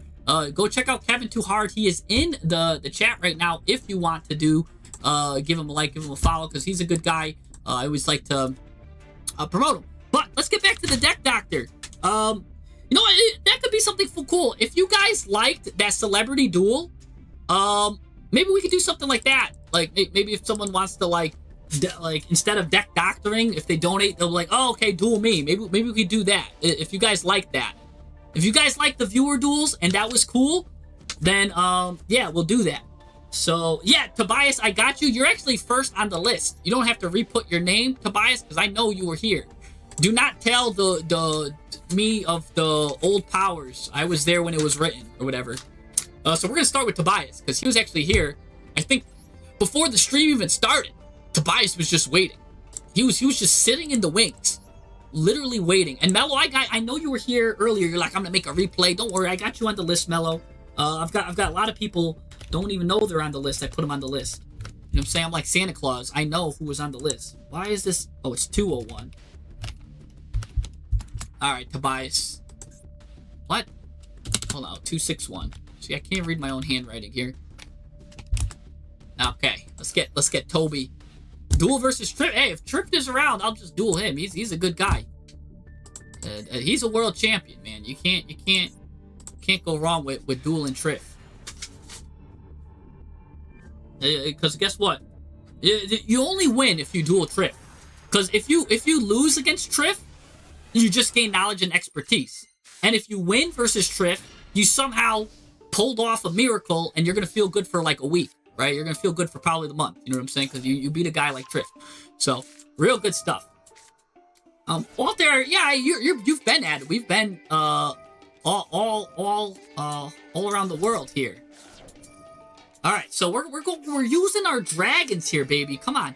I love seeing the dragon rulers get used as an engine. I think it's an underrated engine, guys. Toby's gonna showcase how you use dragon rulers as an engine. Look, you can see him already adding cards, getting advantage. Is my little scroller too small now? Maybe I gotta make me a little bit bigger here. I'm like a miniature guy in the corner. Let's make me a little bit bigger. Oh, not too big. You know what I'm saying? That's you don't want to make himself too big. Anyways, yeah, there we go. That's a good size. Now you can see me. I was like speaking like a mouse. Like, oh my god, guys, look at this. He's adding Noctovision Dragon. I was like so small. Triff Gaming. He's like a world champion. Me and him have very similar philosophies when it comes to dueling too. He's also been on the train. I think, just like me, no hand traps. We've both been saying no hand traps. The thing is, he plays in the TCG. He's won multiple YCS champions with no hand traps. He does put like Ash Blossom in the side deck, but that's more for if he goes against Draco Tail to use it as more of a board breaker than a hand trap. But other than that, he's on the philosophy. He's on Team Forbidden Droplet, and he's on Team Gas, and that's our philosophy. We've moved away from hand traps, and people are still playing Ash Blossom for some reason. It's not that great of a card, but we've been saying it for I don't know how long. And speaking of which, Gorgeous has got, if you can get this card out, Gorgeous, I don't know if you saw that, it had like an 80-something win percentage when this card gets out. This is an amazing card. If you can get to this, your win percentage is already skyrocketing. It does like 5 different things. It floodgates, it gives you a negate, it gives you another guy who gets a negate. Like, it just does so much stuff. Yeah, it's a lot of stuff.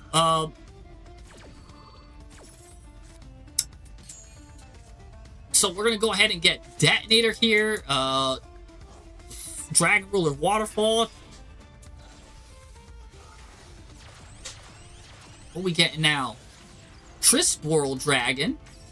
I'm saying it's all about gas, man. If you want to get gas, it's that's all you need. You guys saw how in that in the celebrity duel where I had 0 cards in my hand, 0 cards, and he ended with the Baron to floor to negate my only card. But I had so much gas, even my graveyard was providing me gas. You know what I'm saying? Even my hands, when they go to the graveyard, they provide gas. Because that's how you beat hand traps. You gotta make sure your cards have 3 effects on them. And like they have like a graveyard effect, they have a hand effect, they have a field effect. You know what I'm saying? Cards like Poplar, cards like like some of the Predaplant cards that you saw. You saw how I was able to combo and make a board out of nothing and go full combo with basically just 1 card. It's crazy. So you could do that if you're doing it right. Yeah. So that's another thing, because like, all right, you can stop 1 card with a hand trap, but it's got 5 other effects on it. Anyways, look at this amazing board that was built. Toby just built with his Dragon Rulers, his Dragoonity, and his Dragon Links. He's got both Boral End and Shroud. We've got a Dispatter. We've got a Gorgeous. And this Rocket, which is gonna destroy this card, look at your opponent's extra deck, and banish a card when a Link Monster's effect that targets this face-up card. So I don't know if he's gonna do that, but maybe. We'll see if that even gets activated too. Plus, he even hard drew Droplet, did some stuff here. He's gonna get rid of this card and immediately negate this Overtake right here. The opponent's letting us know he's on Cool Tunes. Alright, so we're going to stop that right now. And then this has a graveyard effect. And look, it just re-equips itself, so that's still on here. Now he's going to go ahead and immediately Droplet. Now, he's not even going to give him a chance to even activate that card. He's going to add Cool Tune Synchro. I don't know if that's the right move, because, yeah, he could just Synchro it away. I think you got a little bit ambitious with that Droplet. I do think that was a bit ambitious. He will add a Cool Tune card from his hand. This card's Gorgeous is going to activate again. Gorgeous does like 5 things. Oh, and the Link Monster is targeting him. That's going to let him look through the extra deck. What card will you get rid of? We don't know, because he's going to go Synchroing now into Chain Link 5. Chain Link 6, baby. 6 chains here. We're going to now negate a card. This is crazy. We're going to get Rocket Tracer back. That's going to like negate a card on the field. And then this guy's going to look through a card. Get rid of a card in the extra deck. That's just targeting that guy for some reason. Gonna get rid of the back-to-back. Gonna get Dragoonity Knight, which gets a negate. See, this Gorgeous is providing like 50 different effects. That's what I'm saying. Gorgeous is crazy.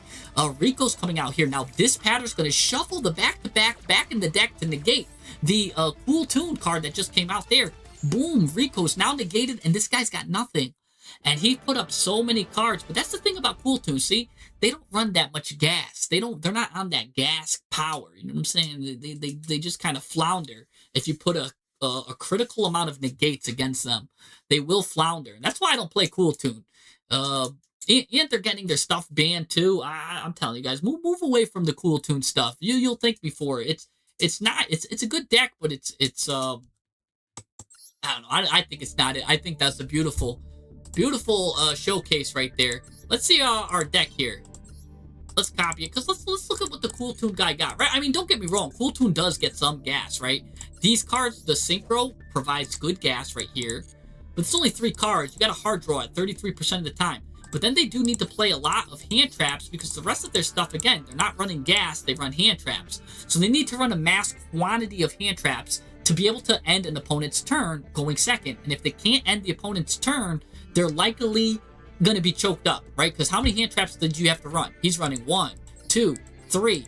Technically, clip can count as a hand trap too, because it lets you use stuff on the turn. So 1, 2, 3, 4, 5, 6, 7, 8, 9, 10, 11, 12, 13, 14, 15, 16, 17, 18, 19, 20. And that's a good amount there. If you're going to run hand traps, you need to run at least 16 hand traps so you can at least see 2 of them in your starting hand. He's running 20 hand traps, which is the proper amount to be able to see minimally 2 or more. In fact, I just want to show you that because I'm not a fan of hand traps. But if you are going to run hand traps, you do need to run over 16, and he is running the correct amount. The opponent here is doing the correct thing. But the problem is the hand traps here, he didn't draw them, that's all. And he didn't really have anything, so he ended up having gas, but the Cool Tune doesn't really get enough gas. Well, I don't even think I counted Max C, so he might have 22. 1, 2, 3, 4, 5, 6, 7, 8, 9, 10, 11, 12, 13, 14, 15, 16, 17, 18, 19, 20, 21. Okay, maybe I did count it. I don't know. But, wow. That's still more than 20 and really good. That's how you know that you can win. But if a Cool Tune player doesn't draw into those minimum 2 hand traps and they can't end the turn, then they're likely going to lose because a good deck can get a mass quantity of negates on them and they can't really interact. So this deck, the opponent's deck, is actually, I would say, built properly here, built to last. And then even these cards here are good consistency cards. So the rest of the cards are consistency. Really, this is a really well-built Cool Tune deck. But you can see here, he just didn't get the critical amount of cards, of hand traps. And that's why I love, when I'm playing gaseous decks, I love to make sure that I could play through at least 4 hand traps. I have, how many replays have you saw or ranked games where the opponent hit me with 4 or 5 hand traps? He used his whole hand and it was all hand traps, and I still got to go full combo. Because that's the power of Pine Sol, baby. No, that's the power of gas. Anyways, let's doctor through this deck. Let's take a look at Tobias's deck. We have looked at it in the past. We'll see if anything really changed. And again, this deck is really powerful. He's been on here. We've showcased him before. If you're into Dragon Link and you're into this deck, and this looks like pretty much everything stayed the same, this is a very powerful deck. Tobias is showing you guys here. He's showcasing. He stretches everything to the limits, even putting in a Sangan package here, right? There's the Gold Sark to banish the Blaster to search a Chandra, or it could just search a regular Fire Dragon. You know what I'm saying? So there's a lot that's going on here. So we've got a small, even Tenpai package here that can win. He's got just gas, and that's what I'm talking about. This is a well-built deck. We've doctored this before. We've talked about it. There is a new addition here, by the way. Actually, he's got the Eclipse Weavern. This card right here is now unbanned. You run it at 1. If this card's sent to the graveyard, you banish a level 7 or higher light or dark dragon from your deck. And if this card's banished from your graveyard, you add the monster banished by this card's effect to your hand. You can easily banish these cards too. You saw how, he was using Dispatter to banish. Of course, the Bistils can banish, right? So there's a lot of ways that you could banish from this deck. Plus, don't forget, Gold Sarcophagus itself can banish. There's probably he's probably got 5 more ways to banish that I'm not even mentioning here. So yeah, all of that. Plus, again, you can get cards back with this. He's just got a really well-built engine here. He's using the Dragon Rulers, which I love. Again, the Dragon Rulers are able to banish cards from the deck. You know what I'm saying? You could banish Dragon monsters there. So boom, you could just banish the Eclipse Weaver that way through all of the Dragon Rulers. So look at that. He's got more than enough ways. This Dragon is a really good addition to his deck here. This is just one card that he added, but it probably increased the potential of this deck by a lot. This card was banned for a long time because of all of the power it could do. I think it also was able to hand loop or something, or make you discard a card. And I believe it was because of one of the, was it the Dragoonity card that was the problem? No, it was Leveneer, I think. Let's take a look at Leveneer. If my memory serves me right, Leveneer. Actually, maybe it's better if I spell it A-air. Levenar. I'll know it when I see it, what it looks like. Someone maybe get me the right spelling in chat if you guys know what I'm talking about. I believe it's a pendulum. But man, what does he look like? He's like blue and white dragon looking guy. Come on, Jesse, where is he? Because that's the only thing we're missing, I think. I think we're missing Levineer from this deck. And if you play Levineer, you'll love it. But I gotta find it for you. Because that's the only thing you're missing. You're playing Weavern, but you can abuse... Thank you. You guys are, Oh, is it in the deck? Oh, it is. He did add it. Okay, sorry. He did add it. So this is also the card that was... Oh, so this guy already knows what's up. Tobias is already ahead of the curve. I was gonna deck doctor him, and he's already ahead of the doctoring. So, that's really good. So this card, just so the people that don't know what it does, cannot be, because again, the Weavern is new. So let's talk about this card, because this card is also new. See, didn't I get it right? Like a blue and white dragon? That's cool. And maybe it's teal or aqua. I don't know how particular you guys are about colors, because I know that if there's any girls in the chat right now, they're like, it's aqua, and I'm like, this blue and white dragon, you know, and they're like, it's eggshell white and aqua. Eggshell white and aqua. I don't know if there's girls in the chat, but they're very good with their colors, and men are really colorblind and weird things. We're like, yeah, this is blue and white and we call it a day. Where all of the girls right now are raging, all like 2 of them in the chat, yeah, because they're but yeah, there's it's aqua and white. Anyways, cannot be normal summon set, or eggshell white, I should say, with a streak of black. Cannot be normal summon set. Must first be special summoned by banishing 3 light or dark monsters from your graveyard. Okay. When it's summoned this way, you activate this effect and apply the following effect based on the attributes of the monsters banished for the special summon. Also, this card cannot attack for the rest of this turn. If you only banish light, you special summon a monster from your graveyard in defense position. If you only banish dark, you get to shuffle a random card from your opponent's hand into the deck.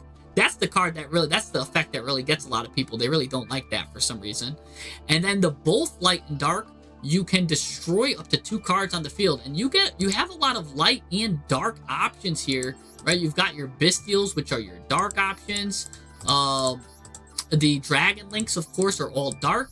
We've got even some light cards here, right? Like there's the Spectral Dragon Rulers. So it's pretty easy to kind of get, again, Weavern Busters light, the Eclipse Weaverns light, but Collapse Serpent. So it's really easy to manipulate if you want to do only light, only dark, or light or dark, depending on what you guys need. Oh, turquoise.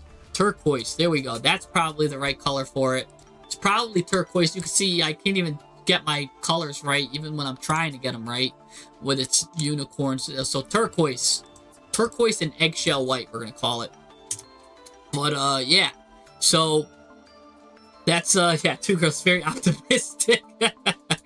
But yeah, this is a really good deck.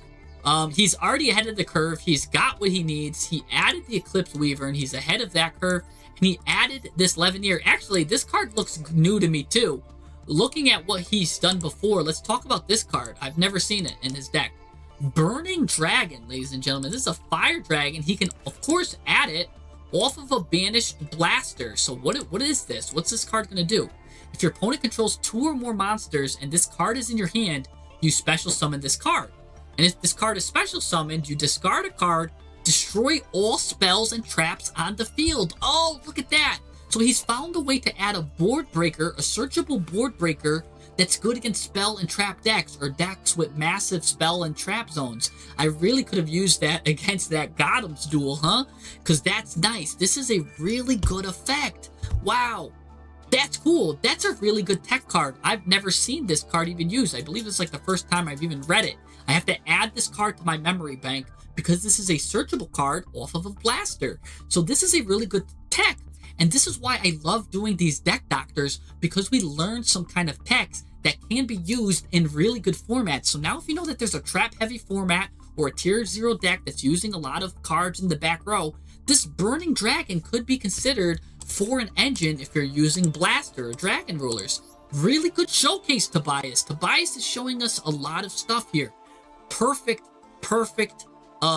This is great. This is why I love Deck Doctor, because now you're teaching me. And we're all getting taught here. We're all learning something. This is good. This is why we watch the Deck Doctors, man. This is awesome. Because you're showing me stuff here and stuff I didn't even know about. I've never heard of this card, but this is now I'm adding it to my memory bank. I'm drilling this guy in my head, and yeah, so real good stuff. It feels a little bricky because you got to discard a spell, and it won't do much on turn one. True, but yeah, 60 card deck. So in a 40 card deck, you have a 12.5% chance to see a one of. But when you make it, when you add 60 cards, I believe it goes down to 8.5% chance to see a one of. So I believe it's an 8.5% chance or something like that. Right around there. So that's more manageable, and that's a good pill to swallow. So it's fine. It does have to discard a spell, but look at this. Exactly 1, 2, 3, 4, 5. Exactly 2/3 of his deck. 2/5 of his deck is spells, which means he's got 40% of his cards are spells and traps, which means in the 5-card hand, 40% of them would be spells and traps, which means on average, you have 5 cards in your hand, which means you're probably going to see 3 monsters, 2 spells. So it means that with the 2 spells, mathematically, there's going to be a spell to discard out of the 2. So even with the ratios that he's running of spells to traps, running a 3 out of 5 monsters, 2 out of 5 spells traps, the math says that he's fine. He should have two spells. In fact, I'm willing to go ahead and again, there is a bell curve on it, but it's going to be, again, on average, at the tip of the bell curve, he's going to be seeing 2 spells. More towards the top of the bell curve, right? He's going to be seeing 3 spells, and towards like the bottom, he'll be seeing 1. And in extreme situations, he's going to be seeing 4 spells and 0 spells. Let's draw the sample so I can show you how mathematically that he'll probably be getting 2 spells. So like here, he's kind of on the lower end of the curve here, drawing 1. Here, he actually just completely hit anything, which is actually crazy. And on top of that, he got 3 Spectral Dragon Rulers. This is one of the rarest cards. It's actually a very rare draw here. Here he goes getting 3 spells, which is also, again, more on the tip of the curve there, making up for it. But most of the time, it should be 2 spells, 3 monsters, at least the majority of the time. Probably, like, if I was to say this is a bell curve, I would say it's probably like 50% of the time he's going to have 2 spells, 3 monsters. And then 14% of the time, he's going to have 1 spell, 4 monsters. Like 14% of the time, he's going to have 3 spells, 1 monster, something like that. And then you've got the extremes. But you're always going to see about 2 spells, 3 monsters. So again, it's pretty fine here. I'm fine with this. I'm fine. Look at that. See? Math. There we go. Don't prove me wrong, baby. Math doesn't prove me wrong. That's why I love math. You're going to hit me with, I'm going to hit you with the math right now. Every time. Look at that. Math. Right here. Got my back. Okay, a little bit on the high side. Remember, that's like a 14% chance if you draw a bell curve. So that's going to happen. But again, about 50% of the time, he's going to be having 2 spells, 3 monsters. And I'll bet a lot on that. The times that he gets a lot of monsters, that's very unlucky. That's a rare draw. But then you're going to go back to getting those 2 monsters, 3 spells. So I'll take it. I'll take it. Look, 2 monsters, or 3 monsters, 2 spells. I'm going to do that. And Pajama Smash Highlights makes one of the best things ever, right? Because we're talking about an 8.5% chance if you hard draw it. He mentions, don't forget, it's important that this card is searchable, right? You could use Gold Sarcophagus, Banish Blaster, and get Burning Dragon. So if you do end up in the situations where you don't have any spells, just don't search it. But mathematically, you should have a spell or 2 to be able to get rid of, to be a spare one. You know what I'm saying? So if you really need to. So, but yeah. So that's a good little lesson on math there, because this guy has exactly, it's not even exactly 2/3. There is a kind of hidden spell there. But yeah, you know, the math is like right there. So that's what I like. And I love talking about math in decks, and we're mathematically building a deck. That's a great built deck. I have no problem with the way he built that deck. So that you get a complete. If he went in for a physical, he would have passed this physical with flying colors. I'm like, you're okay to run in the Olympics, right? This is a great deck to buy. It's a great showcase. All right, let's move on to the next one. Venick. Is Venick here? Let's see if Venick is still around. If Venick is not here, we're gonna go on to well, Switch said he had a cool replay. Maybe he wanted to showcase. if Switchblade is here, we'll look at his replay. If not, we're gonna go into D Mello. Said he's got some kind of crazy tech. He's like, I got a tech, man, that I want to show you. So we'll go into D Mello's tech of what does he got for a tech. So Venick is here. Venick, all right. Let's jump into the doctor.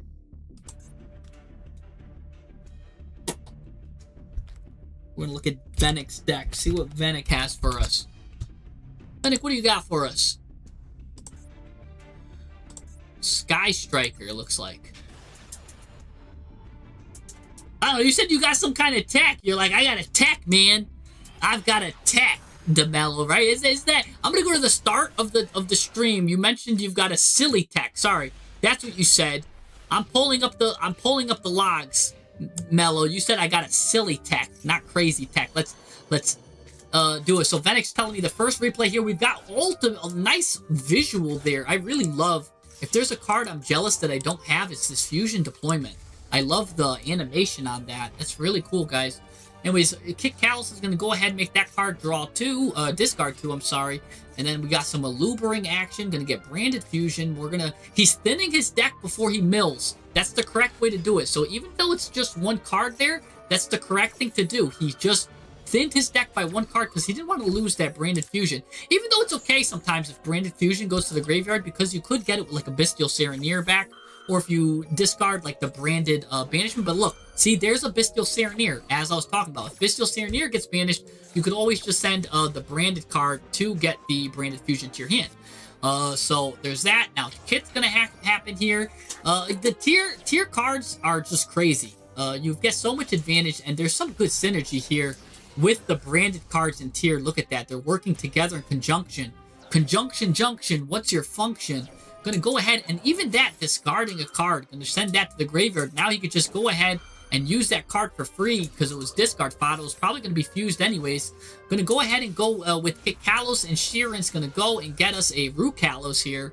And now we've got there. That's got a 75% win rate at this moment. The opponent has a 75% win rate, but I would be even willing to bet that it's a higher percent win rate against most average decks because he's still cooking.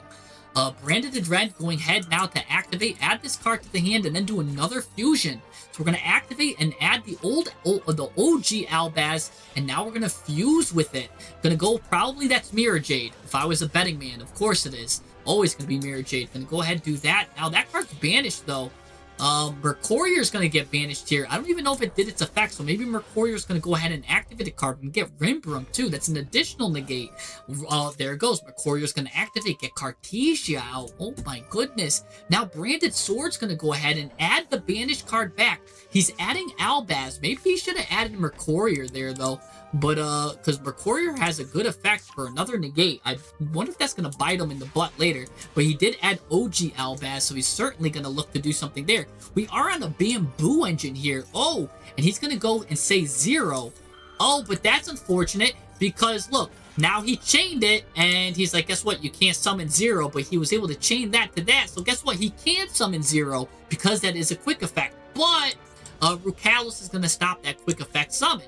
So now we're going to go ahead and stop the Rucalos with the Widow Anchor. Oh, but he's going to go ahead and do a hard Dragon's Mind, which is a basically Omni Negate that cannot be responded to because it's a counter trap. So now Ray can't activate all of this, and now you cannot get 0 anymore for the rest of the duel.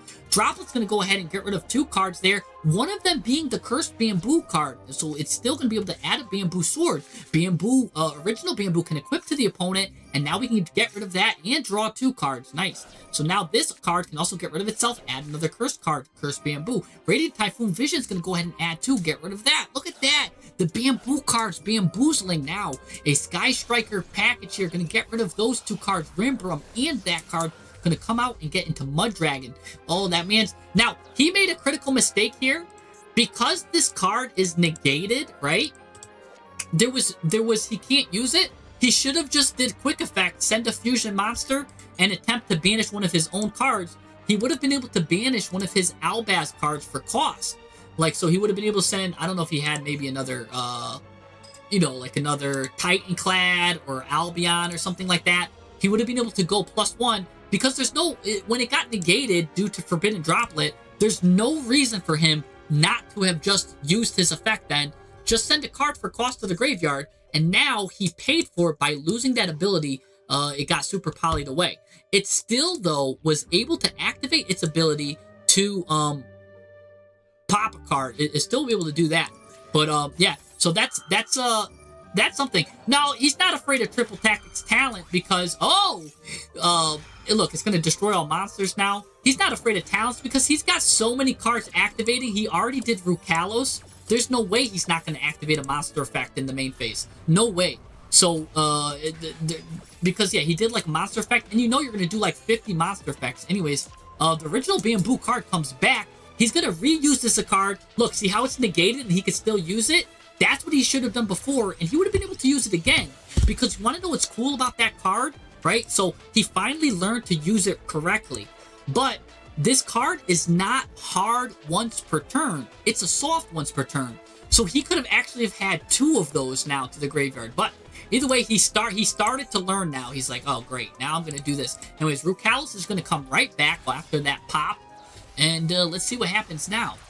So if he was maximizing his potential, he would have attacked again.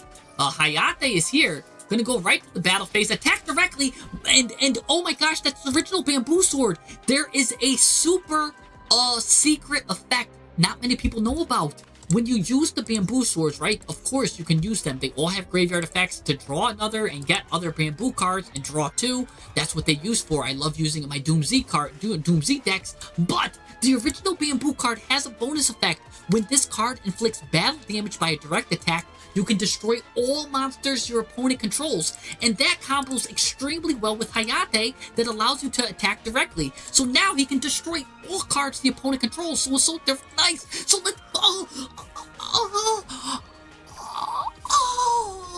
all of them gone. Every single card is gone, baby. Oh, he's gonna get rid of 2 cards. Whoa! Now Bamboo card going to the graveyard. He's going to try to recur with Rimbrum. Rimbrum's going to try to do something. I can't believe this. Rimbrum's coming back now. He's like, all right. But look, the cursed Bamboo card is here again. This is crazy because his fields are going to get wiped. They're both wiping each other. They're like it's like an old person and a baby having to wipe each other. You know what I'm saying? Anyways, because one's really old and one's really young. He's going to get the Bamboo cards back. I've seen the Bamboo card more than I've seen Nick Jr. when I was a child. More Dora the Explorer. Anyways, now we're going to get Linkage somehow. Linkage is here. And oh my gosh, are we getting thrust now? What are we going to thrust into? Thrusting. And look at that animation. He's like, I've got a cool animation too. We're going to get engaged. He's engaging with you. And now he's going to go ahead and get Lemnis Gate here. Lemnis Gate's going to come pop off here. And that's going to also top deck Fallen of the Virtuous. Let's go ahead and also use our engine here. Oh my gosh. Now, the Jester's going to come out, negate that, put him in defense mode, because we don't know what's going on. Whoa. Shizuku here is coming out here. Shizuku Shuffle. Oh, but since he's got that monster, that thing's going to come out now too. Put that in there. We're going to get a linkage, but now everything's going to get destroyed too during the end phase here because of the Mirror Jade. So this card will go bye-bye, but not before he gets a branded fusion. And now here goes bye-bye because Mirror Jade comes out. But no, Ray now is going to activate because you destroyed a Sky Striker card and he can now hard fusion into 0. But don't forget, I do think, I didn't forget, did you guys? He does have in his graveyard, he has the Black Goat Laughs. So if he's smart, if he was smart, on when he got rid of that card, he really should have just called 0 there to make sure it couldn't activate its effects. But he's activating it now. But it's too late because he already did 0. He should have pre-knew that was going to happen and did 0. So I already knew that he had the Black Goat Laughs, and now you just missed your timing again, and that card's going to get popped. So again, that's like the 3rd mistake I've seen this branded player do in a series of 5 minutes. But this is well played by the Sky Striker player here. Gonna now add Zeke. You can see here that the branded player is misusing his cards, man. Oh my gosh. Come on, Branded. What are you doing? I mean, this is why you make the deck look bad. You got it. You're just focusing on your own cards and not enough of what the opponent can do. And sometimes that's what's really important. Now he's gonna dodge you. You're gonna do linkage. We know he's got linkage. He's gonna dodge it. But maybe that's fine because he wanted to send the card to the graveyard here. That card's going to activate, but he's got another Fallen the Virtuous here. That card's going to pop that, might as well. Go ahead and do that. Boop bop. Remember what happens when you pop a Sky Striker card? Oh no, that's gonna shuffle it back in. Maybe. Oh, I don't know. Everything's just living. Oh, whew. We're gonna send another tier card to the graveyard with Branded Fusion, which again makes the tier cards pop off here. We're gonna do a Chain Link 1 there, Chain Link 2 Sheeran. So now we've got Branded popping off and tier popping off again. So now go ahead and get rid of 3 cards with the Branded Fusion. Gonna go into Dragon that Devours Dogma. That's a cute little engine there, making a Towers 3,500 monster. And we're going to be able to go back into Mirror Jade with the Branded Lubellion. This will also shuffle 2 cards from the deck. But, yo, now you're making a mistake here. You're chaining to this card. This card says when an opponent activates a monster with 2,000 or more attack, activates its effect, you could change its effect. This card says that he is unaffected by other card effects, but here's something secret that not a lot of people know. This card is unaffected, but you could, if you have a card that changes the effect, even if the card is unaffected, you're changing it somehow. I don't know why. That's the rules because Konami said so. So he will still be able to activate a card effect on an unaffected card and change that effect to, instead of shuffling, he's now going to pop this card. And now he's also going to shuffle those cards back in the deck. And by the way, shuffling the cards back into the deck. Yes, Master Weeze, I see your YouTube comment. By the way, shuffling the cards back into the deck is going to let Ray come out. Ray comes back in here. Boom, bop, boop, bada, bop, boom, pow. She's going to go back away. Oh, my gosh. And we've got a slobber knocker here. But yeah, we've got this. Oh, my gosh. What's going on now? He's going to shuffle these 2 guys back. This guy goes to the graveyard. Being Booth going to the graveyard. Gonna get Kagari. Kagari, what are you gonna do to us? Get a Sky Striker. Gonna get that linkage back. He's doing the linkage shuffle now. Gonna go to the battle phase. Enough to beat over that 3,500 monster. Now we're gonna go ahead and go for the juggler here. And he's gonna give up. He's gonna tap out like a wrestler. Oh my gosh. Tapping out like a wrestler. And then, oh, my boy Vilish here is getting a nice clip. Because, yeah, that was a good clip. So much of a clip, you can call it Cool Tune. Oh my gosh. That was a good replay, if I've ever seen one. That was a good deck, good replay. Let's take a look, just take a look at our Sky Striker player, because he's actually running an engine I think all Sky Striker players should run, and they're not on it yet. And I really think they're missing out. I do. And he's onto something. Venic is literally showcasing the power of the Bamboo engine. Now, I've showcased it before with the Doomsy. I have a video on this engine.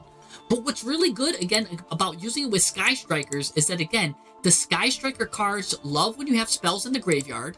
These all have graveyard effects. They draw 2, they're spells, and if you attack directly with this card, you board wipe your opponent. And guess what? Sky Striker players have Hayate, so they're able to just attack directly with Hayate. Hiya! So, like, it would almost seem like it's a match made in heaven. But for some reason, the Bamboo cards are not played that much, but you could run cards like Foolish Burial Goods to draw your cards. And if you're on Sky Strikers, that just does nothing but make you go positive. Literally, Venic, you are on the secret sauce that no other Sky Striker player is on right now. I am gassing you up. I am glazing you up. I think that you're onto something, and your deck building skills are peak right now. I really think you're on peak deck building. In fact, I think your going second is so good, you don't even need these 3 Fualoses. Get them out of here. Just run the 40 cards. Just go this way. If you go first, you could just go ahead and win. I mean, if this is a dedicated go second deck, maybe the Fualoses are fine. But man, I'm telling you, you've got the engine anyways to bust through the opponent going second. So if you want to go first, you could do that. If you want to go second, you could do that. You're playing a good amount of quick plays here. 1, 2, 3, 4, 5, 6, 7, 8, 9, 10, 11, 12, 13, 14, 15, 16, 17, 18 quick plays. You only really need to play, I think, 9 if you're playing the Vision, because Vision draws 2 before it does that. But if you don't want to gamble, you want to play 11. So he's playing a good amount of quick plays. He'll never have to worry about Vision failing. But what's cool is he even added the Insurance Typhoon just in case. And I'll tell you right now, the math says that you don't even need to run Typhoon if you don't want to. If you're scared about that, you don't even need to do that, buddy.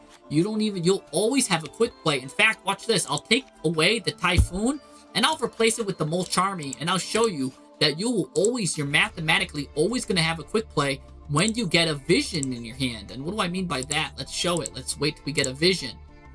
Let's get a vision. Where's vision? We've got a 33% chance. Here we go. 2 visions. Look, you can already get rid of 1. And don't forget, you get that draw 2 before you get rid of 1. So there you go. That works there because you had a vision in hand to get rid of. Let's keep going. Let's wait till we get a vision. Here you go. Here's a vision. Uh-oh, SpaghettiOs. Oh, no, we do have one. See, we've got Droplet. We draw 2 anyways. And look, you could choose to get rid of Widow Anchor or the Droplet. Boop, bop, boop, bada, bop, boom, pow. Okay, look at that. Oh, wait, no, there's no vision there. We need to show the vision. There you go. Oh, vision just discards vision. Doesn't even matter which 2 you get. So he's batting 1,000 here. Look, he's got 2 quick plays there. You could choose which one to get rid of. He's got 3 quick plays to choose. His math is perfect. Look, here's vision, here's a quick play. The math is perfect, and I'll take it to the grave, man. Here's vision, here's a quick play. He's always gonna have it. There's always gonna be it there. Look, here's vision. Oh, no quick play, no quick play. Uh-oh, Jesse, what do we do? Don't worry, it draws 2, and he's gonna get one with the Droplet. So I'm not scared. I'm always, if you're ever scared, just take the gamble, man. The math says you should have it. Here, I'm very confident with the math. Again, let's do one more. Vision. And he's got it right there with combined maneuvers and linkage. And then remember, he will draw 2. And look, he gets another one anyways. So he's perfect with the math. He's perfect with the math. His vision math is perfect. You don't need to play that Typhoon. It hit every time without it. So you don't need to play Radiant Typhoon. I mean, if you want to keep the pop for the spell Back Row Destruction, you can. I guess if you're really scared of like Dimension Fisher or something, go ahead and play MST. So I mean, you still could play it, but if you were just playing it because you were scared the math isn't complete, then don't worry about it. So yeah, yeah. So yeah, it is the searchable destroy. So yeah, Venic, the options in your court, because yeah, it is searchable. And then you know when Craft was popular, it was popular for that 1 month. Everybody was playing Dimension Fisher or whatever. So it's good to come in and out of your deck as problematic back row cards come into play during the various metas. But you could get rid of it, you could keep it, it's up to you.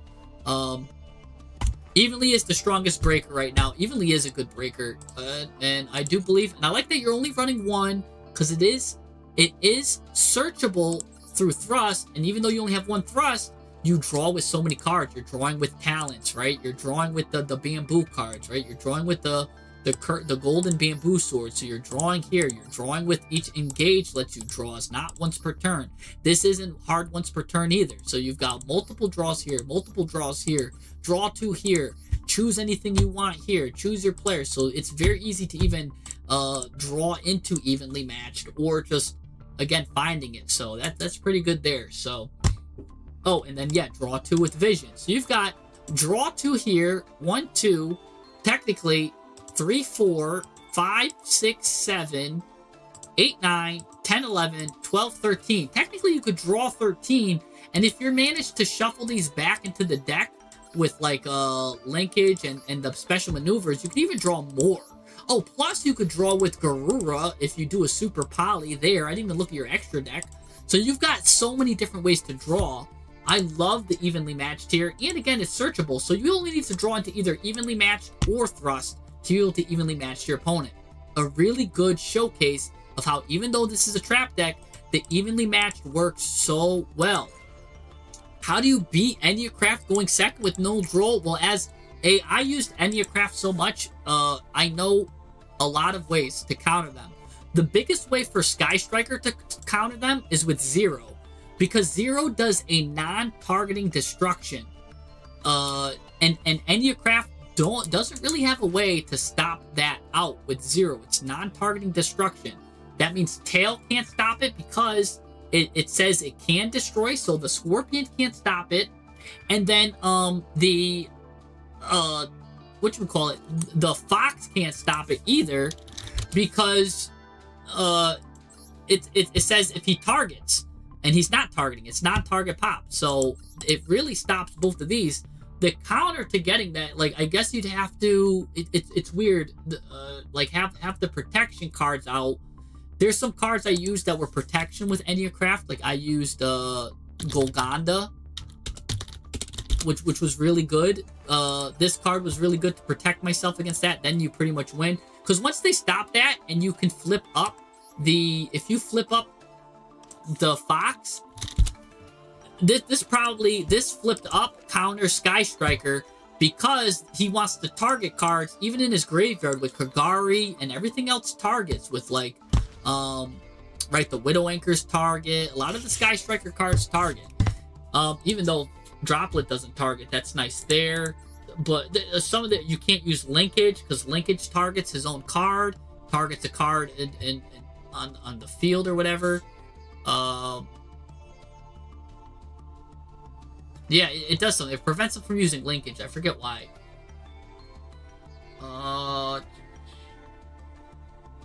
Or no, sorry. If it doesn't prevent him from using Linkage, it prevents him from using Sky Striker's special maneuver because it's targeting cards in the graveyard. Sorry. And then this card's preventing the cards getting targeted from the graveyard. So, really, the counter to Enyacraft is 0. 0 popping cards. That's probably the best thing you could do if you can't get out zeros, right? Because if I'm going against a Sky Striker player, the counter is to get and I'll tell you what, only like 3% of Enyacraft players even know this. The counter is to search 2 Pixias.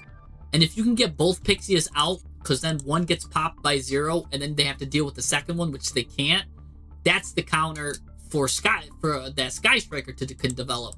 So again, there is a kind of good back and forth that they have, but if you have a card like Fallen the Virtuous and you know they searched Pixia, you're better off just not using it because now it's going to ruin your whole day. So just don't target any of the opponent's cards with your Fallen the Virtuous. Don't target their pendulums. Don't do any of that stuff. Anyways, but yeah, this is really good. Also, yeah, they have nothing to negate evenly matched.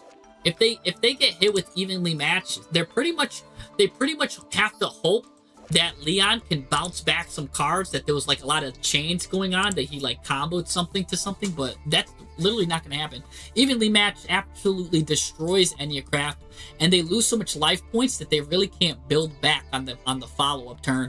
They would need to have both like Release in the grave plus Reset in the grave. They would need to have like Perfect Graveyard plus they would need Reverse in the grave. They need like every single card and then Reverse, setting a card, which would start adding them stuff. They really need the perfect storm to come back into the game after getting evenly. So that's another good counter to Enyacraft. But yeah, going back to this deck, I believe the sauce is real with these golden bamboo cards. I love the engine. You can see here, I as well have 3 of these URs as well.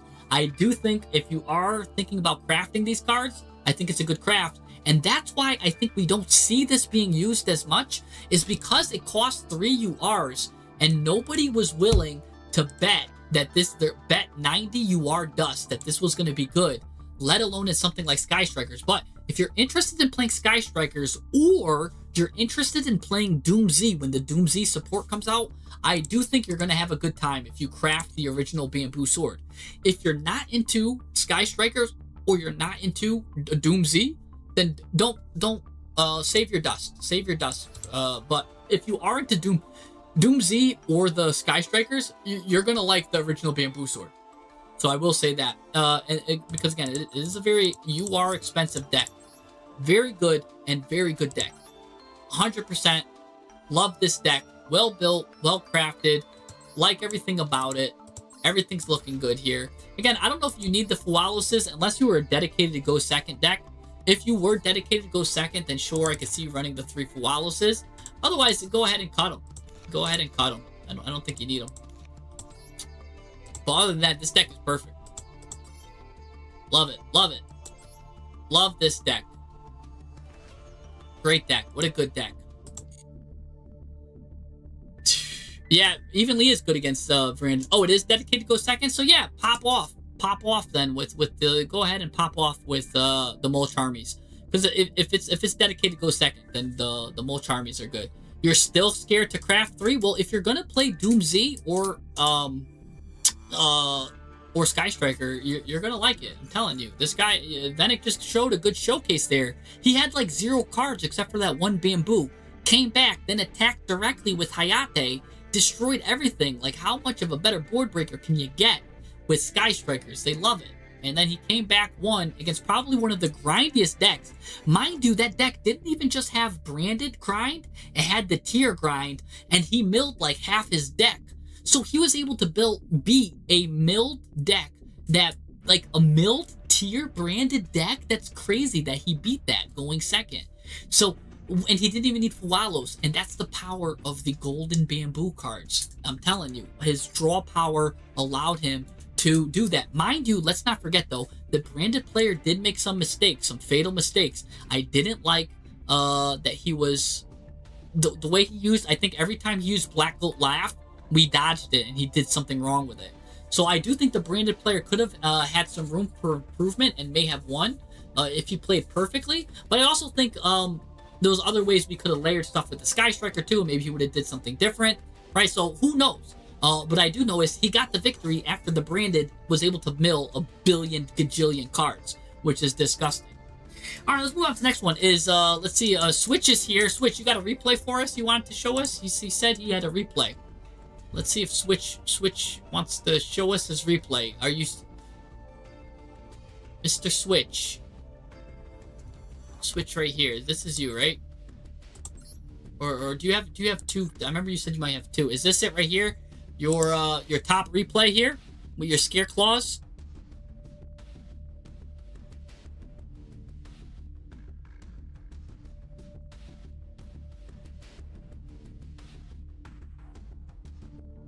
Yeah, Valish with the double clip. Yeah, Bamboo being in the UR, right? Everything's a math. Yeah, like sometimes they just add cards. It's the first one. Okay.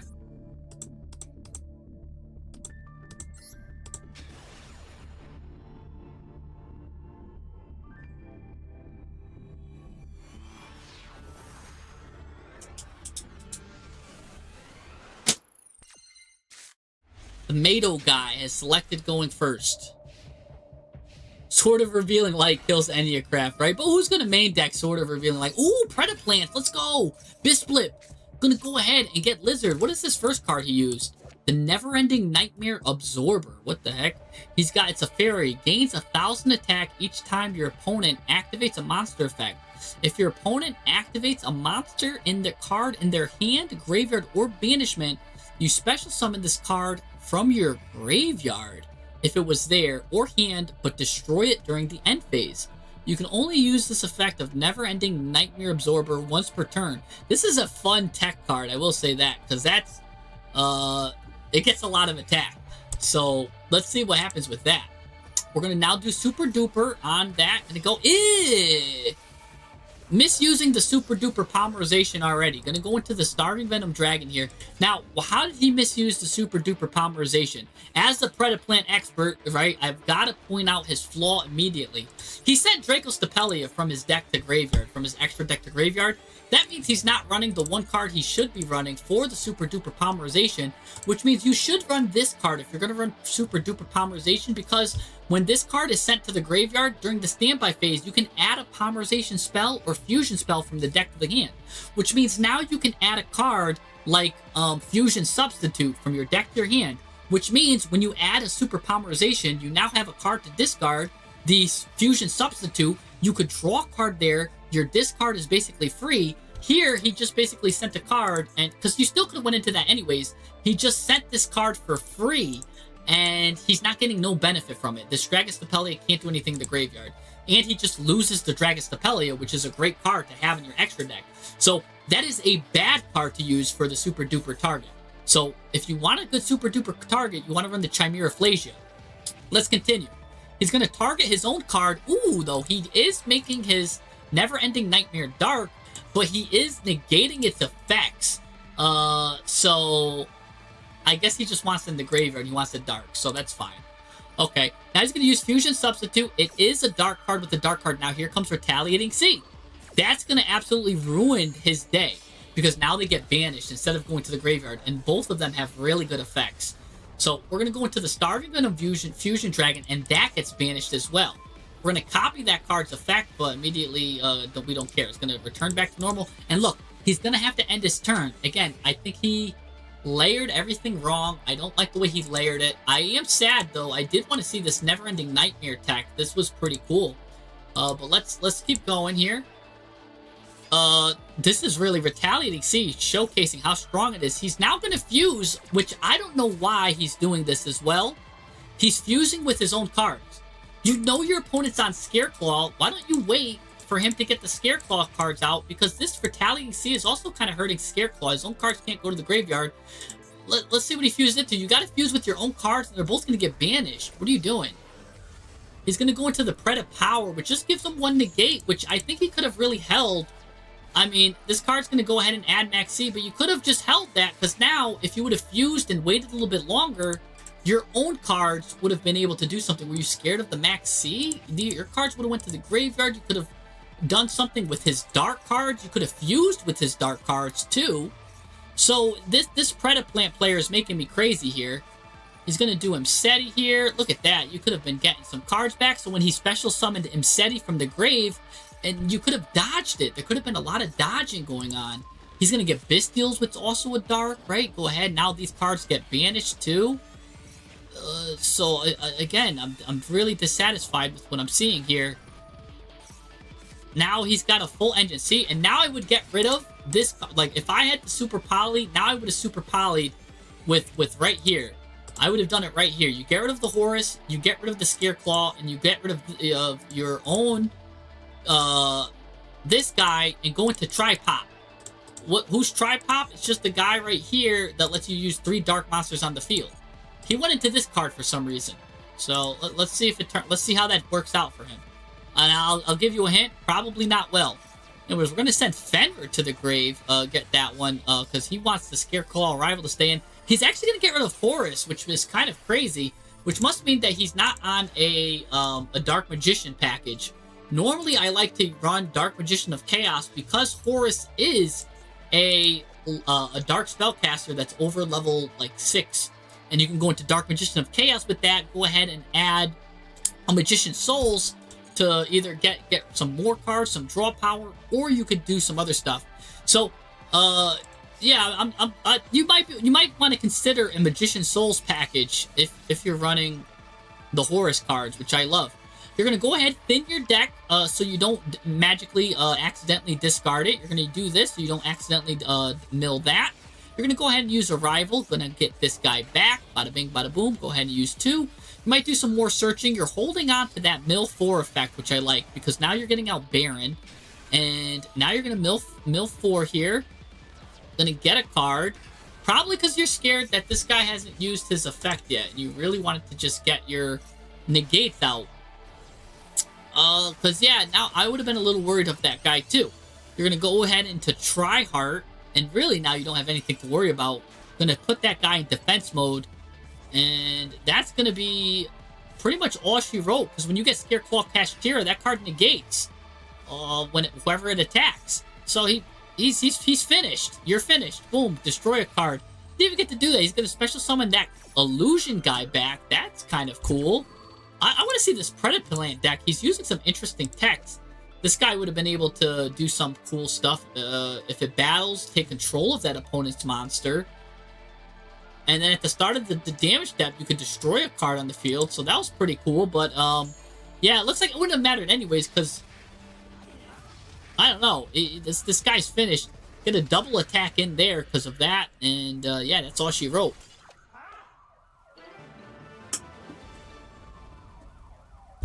Of course, is going to cap tier. No room. It does take 2 slots. Yeah, it does take 2 slots. So, yeah, let's take a look at... I want to look at the opponent's deck real quick. Because I also saw that he had, for some reason, the Blue Eyes with the Dragon Master Magia. Like, oh my gosh. So he's kind of wanting to send...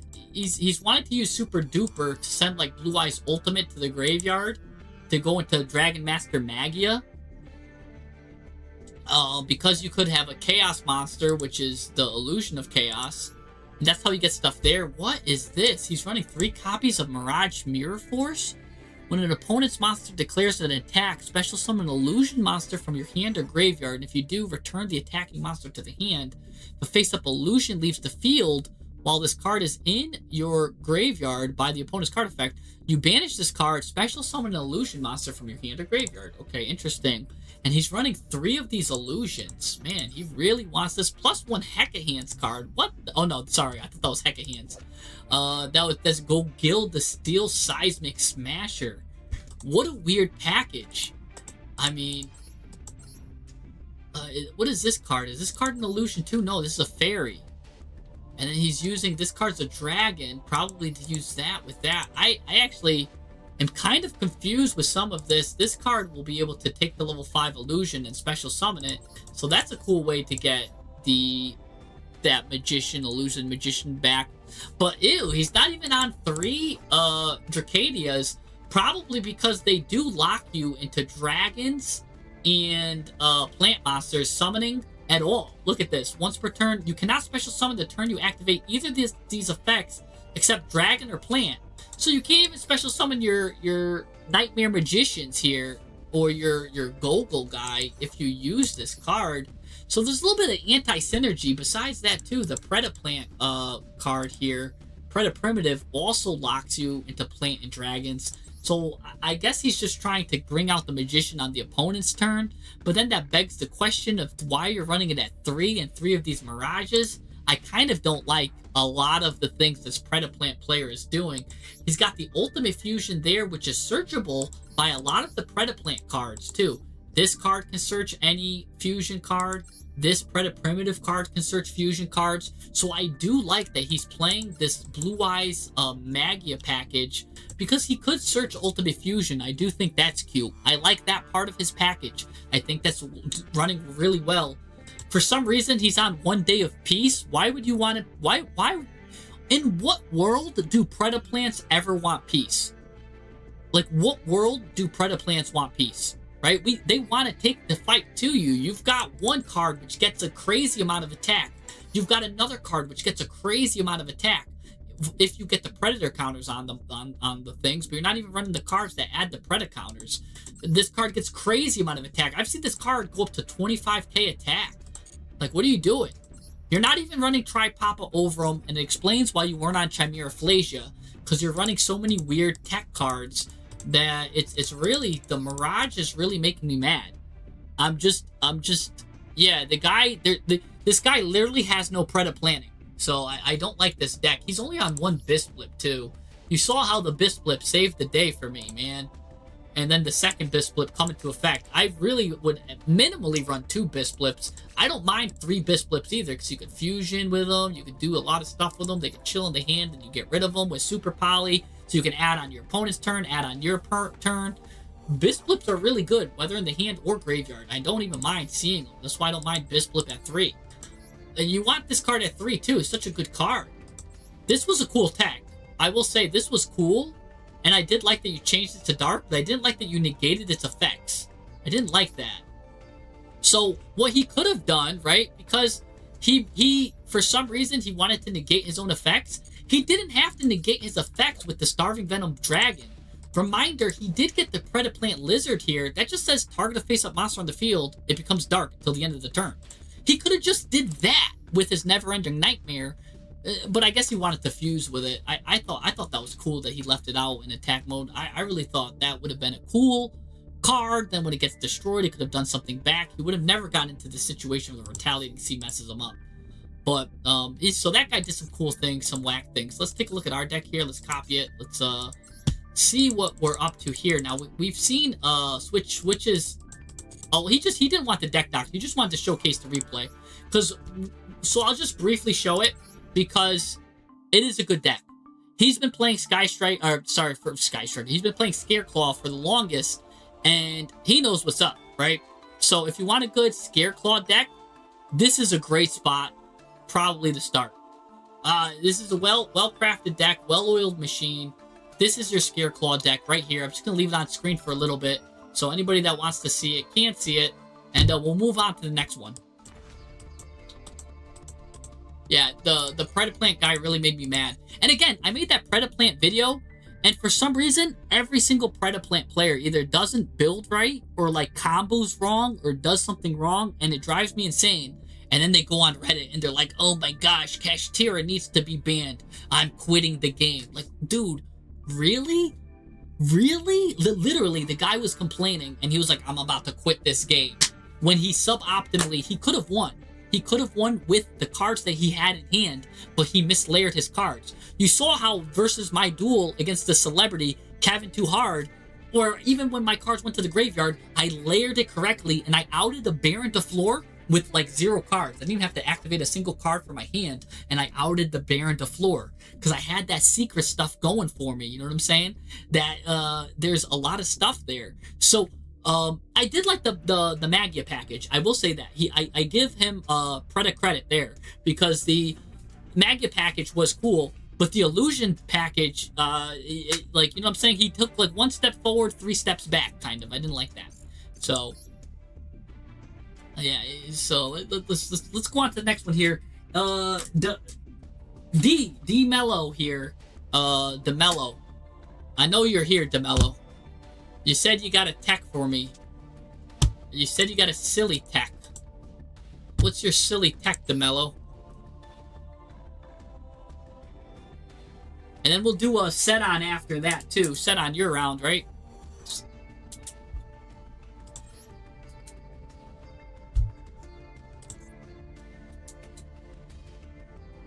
Set on.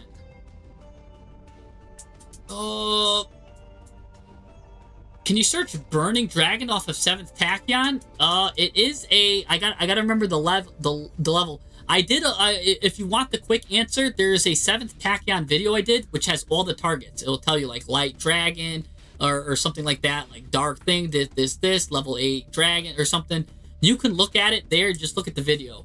So I did a thing. Who's been waiting for weeks? Ooh, what about Phoenix? Phoenix been waiting for weeks?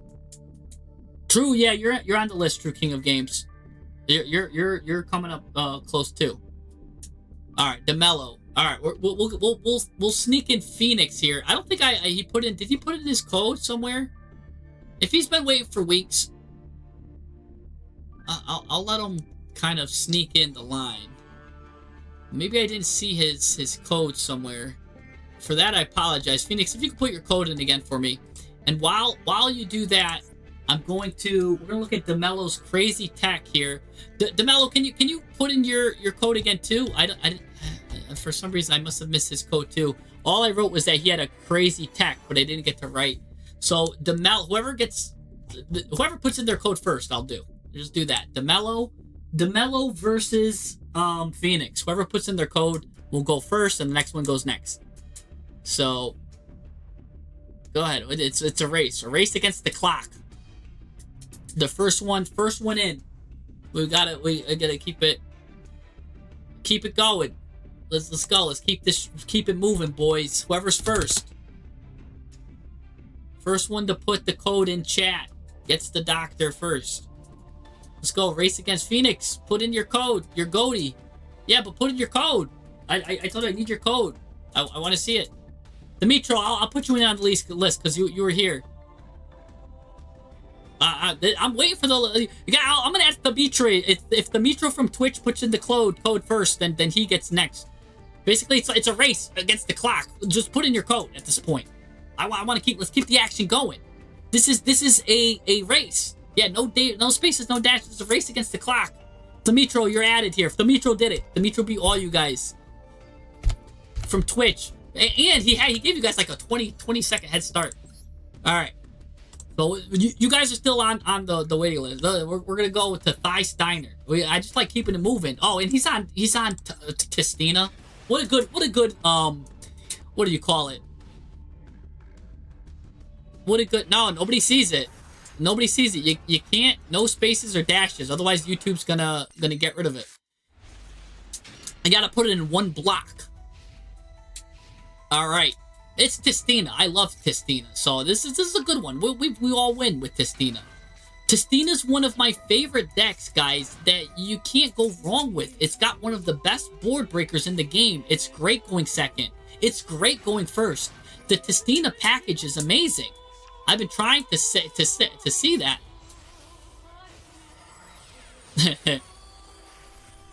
So he's gonna go into Mimighoul. Ooh, Mimighoul. I did not expect that. Gonna get Mimighoul Maker off of Lyralisk. That's an interesting play. And they are level 1, so Lyralisk Mimighoul, huh? That's pretty cute. That's gonna add a Mimighoul spell trap. And we're gonna get Dungeon here. Now we're going into Mimighoul here. We're getting a high threshold of level 1s. Really good stuff here. Okay. I like what I see. Now, Ripplebird can go ahead and flip a card face up. So he's going to flip your card up. And that's going to go ahead, draw 2, get that card back, make you discard a card or something like that. Oh my gosh. Oh my goodness. Now Throne comes out here. That's going to get the Mimighoul Master. Let's add him. Here we go. Master's coming out here. What's he going to do? Add a Mimighoul monster. Now we get Fairy. Fairy's going to come out. But before Fairy comes, we're going to go into something else. I don't even know what we're going into. I was going to say maybe just an IP here. IP Masquerena. We're going to go ahead and Archfiend it up. Mimighoul Archfiend's going to come. Put itself out here. Yeah, do exactly what Omar did. Look at that. Just put some words in before the numbers. It's not anti-spam. YouTube does that like automatically. Oh, Dark Ruler no more. Everything that he ever owned is instantly negated with a Kamehameha. So now you're going to just see Tistina just absolutely destructo disc. We're going to use Divine Tistina here. That's going to get this card. Since he's got more than 3 face-up cards, he gets to special summon this card here. He's now going to be able to flip a face-down card face-up, or give you a card here, and then flip a card face-up, I believe, with this effect. When you do one more thing, he'll be able to flip it face-up. And also be able to do it again. So that card's going to destroy everything. But the good news is, there's good news and bad news. The good news is, everything gets destroyed. The bad news is, you just get it right back with this. And what's interesting is, this card doesn't get destroyed because this only works if it gets destroyed by an opponent's card. Since his own card, it was considered his own card, that Graveyard effect didn't activate, which was actually pretty interesting. Also, he's going to get rid of his own card with this Sentinel, and he's going to stop that with Dominus Purge here. There is a Mimighoul card here too, so it's got the bonus effect here. Which is going to destroy that too, so that's annoying. Now, what is this? Why are we not using the crystal effect here to just change as many monsters face down as possible and then send these face-up cards to the graveyard? Because what's going to happen is you still have your normal summon. While this card is up, this card says any player who controls a face-down monster cannot normal or special nor declare an attack with monsters that are special summoned this turn. So you can get rid of this card by just using your Crystal Tistina. It's a Daruma Karma Cannon on legs. They're all negated. Yeah, but this isn't negated. Mimighoul Dungeon's not negated. So you still want to get rid of that because you can't normal summon either, I believe. I think he's going to make you normal summon and face down or something like that. Let me see. Doesn't this card... Any player who controls a face down, yeah, you cannot normal summon monsters nor declare an attack. So it's also preventing you from normal summoning. So I do think you should just use that. Oh, you're going to use it now. Okay, so you do use it. Get rid of those anyways. Okay, I was just wondering what the delay was for. Gonna go get Mr. Krabs out here. Mr. Krabs turns into a level 10. This is gonna get you the Tistina Divinity that defies darkness. Her special ability gets rid of all the face down cards. And then it's gonna gain attack. Mr. Krabs is now gonna let you do another attack with this. That's attack number 1, but it's negated. Attack number 2 is negated. Why were these attacks negated? Why did that do 0 damage? Who knows the answer? Let's find out. What card prevented the damage? Because that's normally how you finish. You go ahead and do Tainted, double attack. Oh, duh, our own Dark Ruler No More prevented opponent takes no damage. That's what happened. Our own Dark Ruler No More prevented the OTK, which is a little sad there, because that's normally what you want to do there. But no worries there. Dark Ruler No More just getting flexed on. So maybe we'll think about that. Maybe instead of Dark Ruler No More, Droplet would have been more effective, right? Because you could get rid of your opponent's card. Also, Metamorphosis is just in our hand aura farming, so that's something to consider too. I don't like when cards aura farm like that, when they just chill and we can't use them. Giant Mimighoul here. I'm still waiting on, by the way, for either D or Phoenix to put in their code, by the way. But anyways, because you destroyed that, that's going to make Tistina activate, and then this Tistina activates too, so you're going to special summon a lot of cards here. That's 1. That's 2. Now he's got a quick play Daruma Karma Cannon again. So go ahead and Well, he's going to normal summon that. Add a Mimighoul card. Gonna get the Maker again. That's a little annoying. Maybe after this, right here, the double Mimighoul Maker, maybe here, you kind of want to activate that effect. Right here. Activate your quick play. Yes. Quick effect, Daruma Karma Cannon.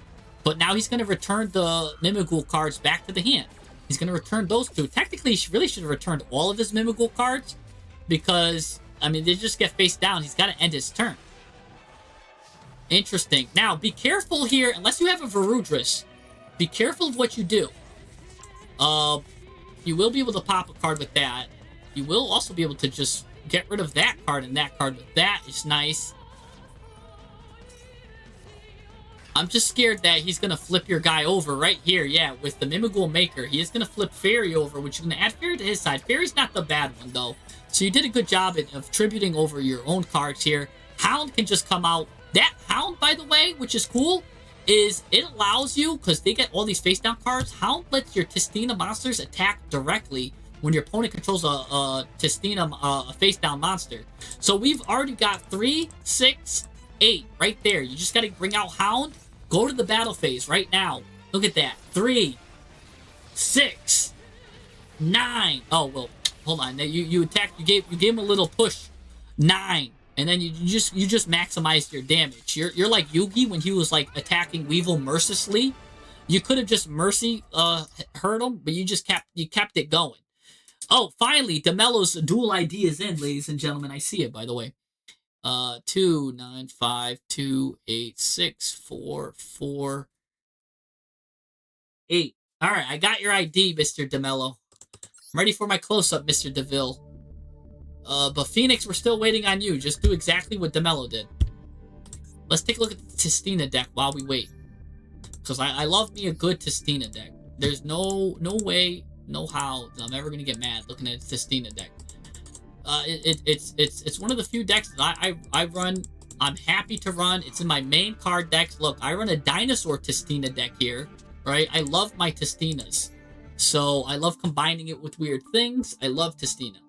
So, Fallen of Tistina, to go ahead and search the Divine Batista, 3 Batistinas. So we've got this, 3 of these, 3 of these. So already we've got 6 ways to get the field spell, which is absolutely insane, going first and going second. This field spell is what makes Tistina combined with the 2 Tistina dragons. You're running 3 of the Sentinels, which is really good and pure. You're running 2 Supreme Sea Mares, which are also Aqua. You can send an Aqua monster from your deck to the graveyard, which you would likely send Miasma Dragon here, but you really want to only send Miasma if you have a field spell. You're also on the Great Tech Double Wild, and I'm happy to see that, because that lets you add a level 10 monster from your deck to your hand, and you've got level 10s right here. Level 10, level 10, level 10, 10, 10. So really good Testina package. Plus, you're on 2 Chaotic Elements. You can even bump that to 3 if you want, because, again, you can add the big bad Testinas. Any Testina you want is yours for the taking. Normally, you're going to want to add Demi with it, because of it just comes out with any Testina card. But, yeah, that's pretty much what you could do. But, yeah, you could add Tainted as well for if you're going second. You've got Regeki here. You could switch that for an Illusion Gate if you want a quick upgrade, right? Illusion Gate. Because Illusion Gate, you do have to pay half your life points with that, and it could get stopped by like a hand trap, but I mean, that's up to you. Regeki's cool too. But you could put in Illusion Gate, Regeki. The 2 Metamorphoses, do I like it? Well, your targets are Naturia Exterio, which is an amazing target, and your other target is a Saint Azamina. Now, being that you only have these 2 targets, I can't say I'm that much of a fan then of the package, right? I would much rather, and you're not even on Varudris. The whole point of running this deck is that Tistina could be a 1-card Varudris, right? This is a 1-card Varudris.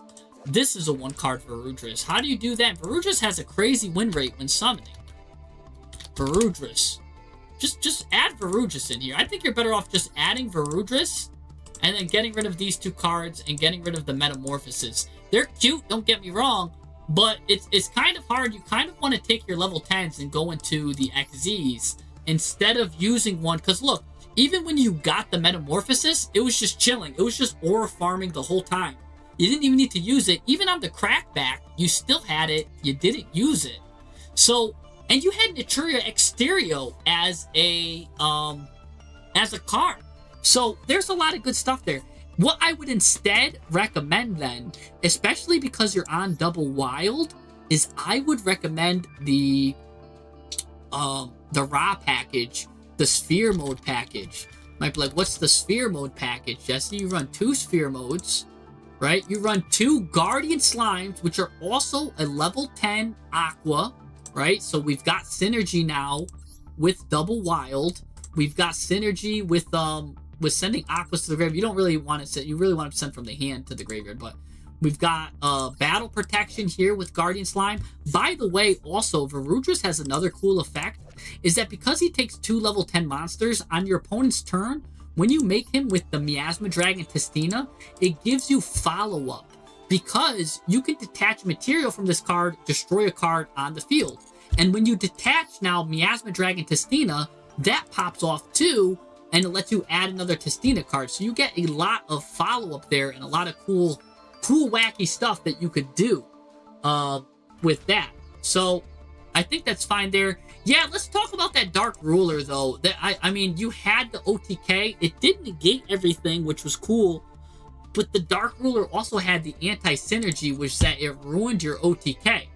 So again, you could cut out the Dark Ruler and instead put in this searchable Winged Dragon of Ra Sphere Mode package, which will probably work a lot better in getting rid of 3 cards just off the field. It's searchable. If Guardian Slime goes to the graveyard, go ahead and pop off. If you could search with you want 2 of these, by the way. You also want 2 True Sun Gods, because those also search this. So this searches this, which searches this, which this card is good going first and second because it's also got a secret floodgate effect. They can't hit you during the battle phase, so it even protects your weaker Testinas too if you just want to leave them out and you don't want to, or it even protects your IP Masquerena, like if you just make one of those. There's a lot of secret protection going on with that. So I really highly recommend the Guardian Slime package then, especially because you're already on double wild, which is getting you Aqua cards, so that's really good there.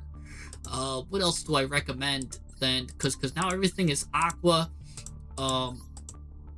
Everything is good here. What else? Because yeah, you could activate this. Oh, you might want to then too play a Egyptian God Slime as well, which means when you special summon this card off of like either a double wild, or even if you special summon it, because there's ways that it could just come out of your hand as a hand trap, because it does have a battle protection, and you could just turn it into an Egyptian God Slime. Now this also, it can't be destroyed by battle, your opponents can't target cards for attacks, and your opponent cannot target cards with effects and except Egyptian God Slime. So now while you're remaking your board, this Guardian Slime turns into Egyptian God Slime and protects your whole Testina board while you make that Daruma Karmic Cannon out. It works really well. I really do like that part of the package. You only really need 1 Testina Divinity, I think. If you want to play 2, that's fine. Maybe it comes in handy. But yeah, I do think that running that would greatly increase the way the deck runs here.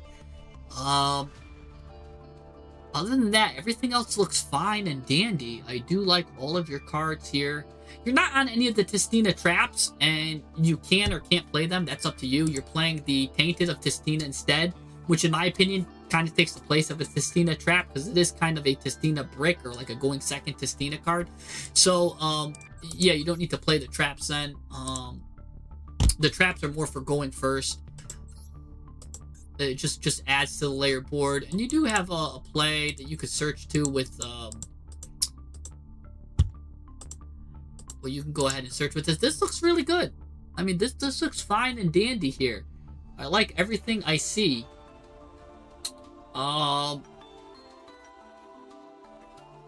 Yeah. This looks good. I would do something like this. I don't know. What do you think? I would definitely try this True Sun package. I'm telling you, it had such tremendous success for me. I used this 2-2-2 package when I played Enneacraft. and it absolutely dominates. I'm telling you, the amount of times raw sphere mode completely win me the game. My most satisfying sphere mode was against a Lunalight player that had 2 Lunalights out and a deadly like Link monster on the field. And I just, oh my gosh.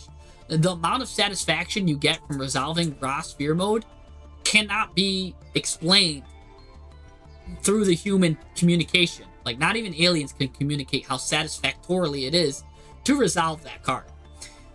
But yeah, everything else looks good then. Yeah, you can run 2 of those then, that's fine. I mean, everything else is good.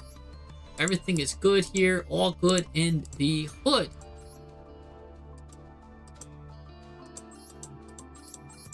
I think that is good. I think this is good. I even like this. No, I don't play this, but I think that's a cool tech. Because you can send, if you really want to, you could send your Miasma Dragon Testina there, or you could send Sentinel or Hound if you've got full combo anyways, because they can't just come out as long as you have a, like one of the either Demi or Crystalon, which is very easy to get. So that's pretty good there. I think that's all good. Again, if you wanted to play more cards to like search and get more field spells out, you could play a chicken game, right? All you do is you pay 1,000 life points. It does add you a field spell. And then another good card to combo all of this with, of course, is Droplet. A lot of good cards here in Testina play well with the Droplet. You might be like, why? Why do they play well with Droplet? Because look, Hound can special summon itself from the graveyard. Sentinel special summons itself from the graveyard. I talked about Slime. If you send it from this hand to the graveyard, has an effect. This card likes to go to the graveyard if your opponent has a field spell. Or if you got your field spell, then you go ahead and do Droplet. Right? So that go ahead and does that. So again, or if you're going second, you go ahead and activate Duster, chain Droplet. You know what I'm saying? So you get free uses out of it. There is a lot of use. So all of these cards also chain with Droplet. I do think if you're going to play Testina, I do think Droplet sometimes gets even further mileage than Lightning Storm in a lot of scenarios. I don't know if you need to play 1-for-1. You got to get rid of a card for Fallen to get a Fallen on the field, which is good because Fallen does get you the field spell. So I guess you could keep it, but it's usually I don't have trouble getting to the field spell because between Demi, Fallen, Sentinel, right? Because Sentinel searches it, Fallen searches it, Demi searches it. So that's already 3, 6, 7, 8. Technically, Breath can get there, right? On its own, because Breath also gets you a Testina card. So you've got 3, 6, 8, 10, 11, 12, 13 cards that can just get you a bit Testina. Plus, technically, Miasma, because it can search Demi. So 13, 14, 15 cards that are searchable for that. I don't know. I don't know if you need 1-for-1. But you know what? It does send a monster from your hand, and if you do play the Guardian Slime package, again, you really don't care about that. You don't care about Sentinel. You don't care about Hound going to the graveyard. So you know what? It's fine. I changed my mind. You're fine playing that. Because all of the monsters that you have don't mind going to the graveyard anyways. So, and even Miasma Dragon, if your opponent has a field spell, it actually, you go positive on it. So 1-for-1 is actually, now that I really think about it, is good. Yeah, no, I like the Mare. I like the Mare. I did see that synergy because it is a lower, a level 5 or lower Aqua. So I do like that. So you know what? I changed my mind. I do like the 1-for-1. I actually don't know if I like the Monster Reborn. That's debatable. I haven't used it, so I can't speak to it. It could be, maybe it's something I need to try. Maybe it's one of the best techs. Because, again, sometimes it is really hard to recycle Crystal, right? So she's really good to get back. Because the only way you really could recycle it is with play, and you've got to play right here to special summon it from the graveyard. Because really, that's kind of what Monster Reborn is. It's just another play. You know what I'm saying? And since you have all of these Testinas, and all of these cards don't really do anything, I think you should just play. Why not just play another play then, right? Like, I don't know. I just think Monster Reborn kind of fills the same role as play in that it's a searchable Monster Reborn. That's something to think about. But yeah, so again, yeah, you could add chicken game, play 2 chicken games. That gives you, you know, this is unsearchable. This gives you 2 more field spells. So now your Miasma Dragon Testina is really online. And it'll definitely get all of that, because sometimes that happens. Sometimes you do struggle to get to the field spells, but I do find, you know, starting with the chicken game and then doing a Miasma Dragon play, right? Whether, again, you could send it to the graveyard through a number of ways. It's fun. But other than that, this looks good. The extra deck is pretty interesting here. Like, some of these I don't really use. Like, at Sky Place is probably not something I ever would go into. You do go into Super Dreadnought, but then, like, so why not go into the new cards? If you're going to play Super Dreadnought, don't forget, you've got the rank 10s. You can go into this guy afterwards, right? Go into Libre, really put an OTK on your opponent, because sometimes, again, you don't need Divinity. You could just OTK him with Dreadnought. Or you go into, right, you go into this guy, hit him for 2,000, then you can go into this guy, hit him for a lot too. So a lot of that works together really well. Don't forget the new trains came out too, where you can go into, you could use a Gustav Rocket. So which one's the Gustav? Oh no, that's Gustav Rocket Max. Which one is Gustav Rocket? Is it this one? Oh, that's Flying Launcher. You can also go into Flying Launcher too. By the way, that's another 2 level 10s. But that just gives you an extra normal summon. That there, you don't really play Earth Machines. Oh, what is it? So this card, Rail Cannon Gustav Max. Also use a Super Dreadnought Rail Cannon Gustav Rocket. By using one Super Rail Cannon Gustav Max. Oh, so it is the Rail Cannon Gustav Max. So you basically go into that gun, into this gun. And now you get, if your opponent activates an effect, negate that effect. If you do, destroy that card. So now you get another negate here. This can also be another negate. So you could pop them for 2,000, get a monster negate. I like Varudris a little bit better, again. But yeah, it's however you want, right? If you want to make them lose 2,000 life points first before you dish them out, that's fine. Well, technically, that's another 1,000 damage. You could really whittle them down with some of these rockets. But yeah, really good deck. Really good stuff here.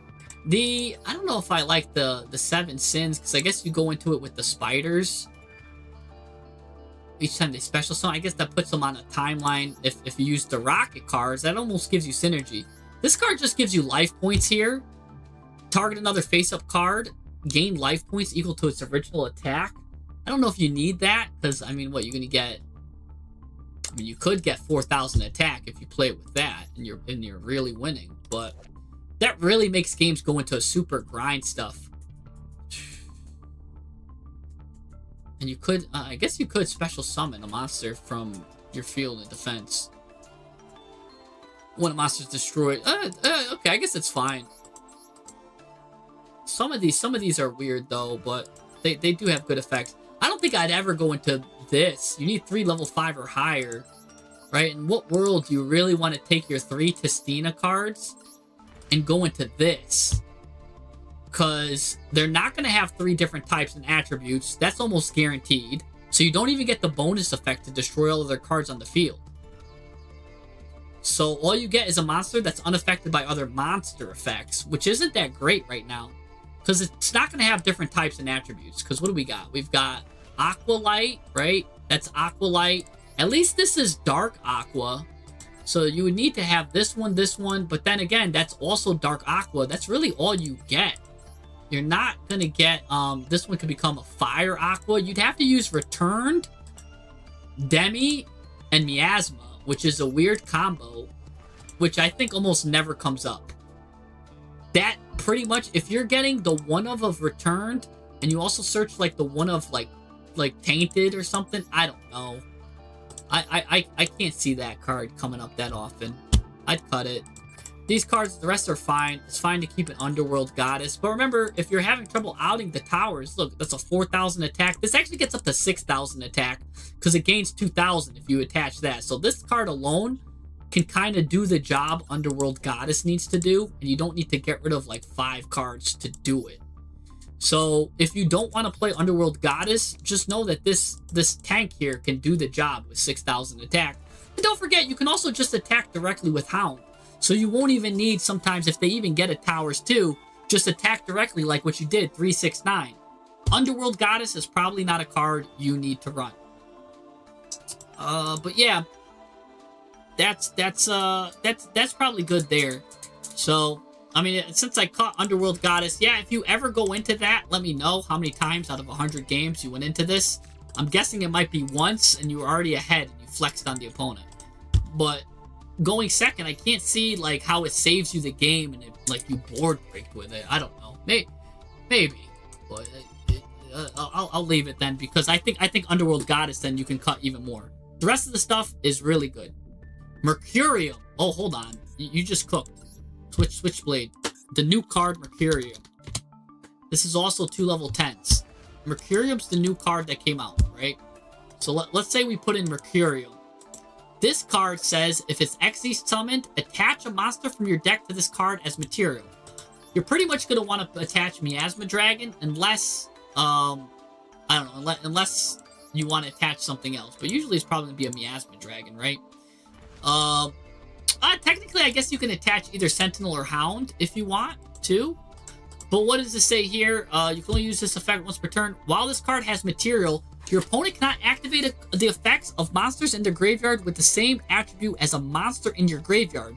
And what's cool about Mercurium too is you can easily get light monsters in your graveyard, and you can easily get dark monsters in the graveyard. In fact, you're going to have both.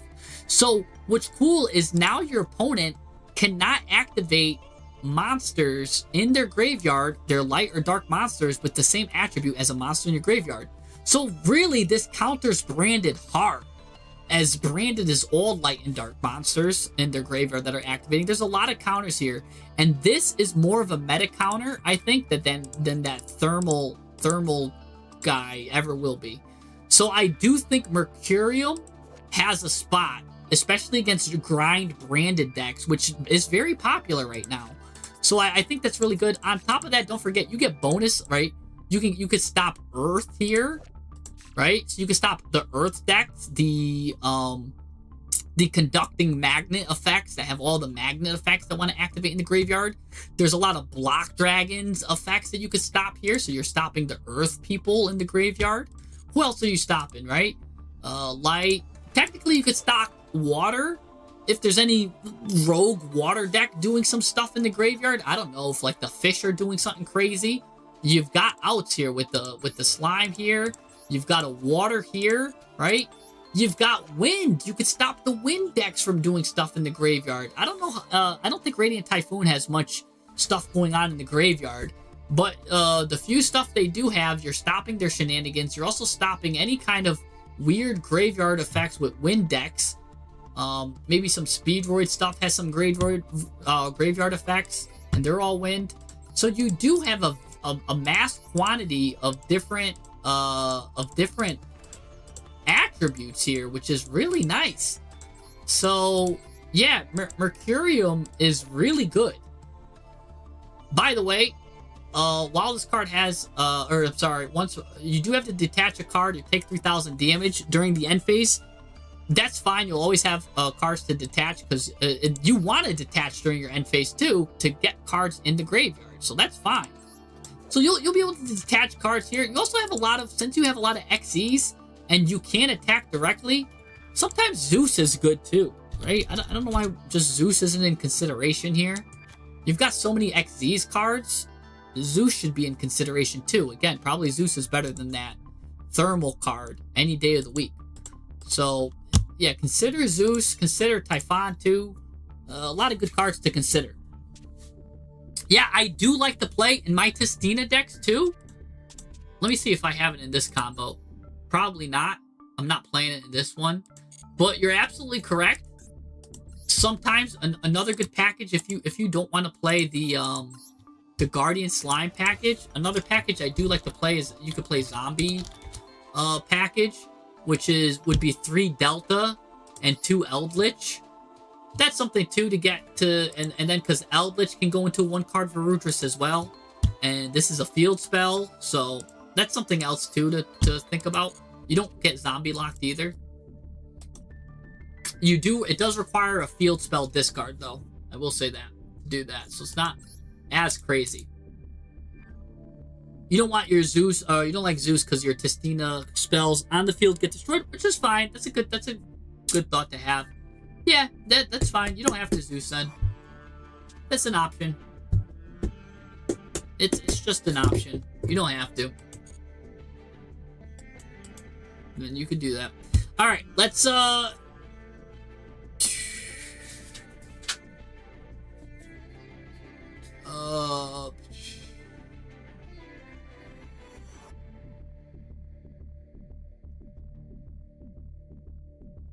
right. Let's look at the tech that DeMello had. DeMello, you're still here, right? I'm guessing DeMello's still here. I think I just saw him talk. DeMello did talk. All right. Did Phoenix ever get to put in his friend code, by the way? I don't think I seen Phoenix put in his friend code. Phoenix never put in his friend code. Phoenix, we're still waiting on your friend code. Well, now we're gonna do DeMello while we get that friend code in. Alright, let's see what D's up to here. Said he's got a cute tech for us.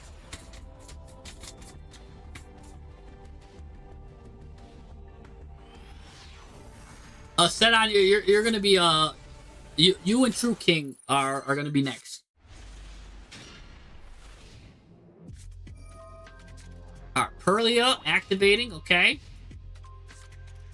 Ooh, he's on Eldritch. Let's go. Fualos now.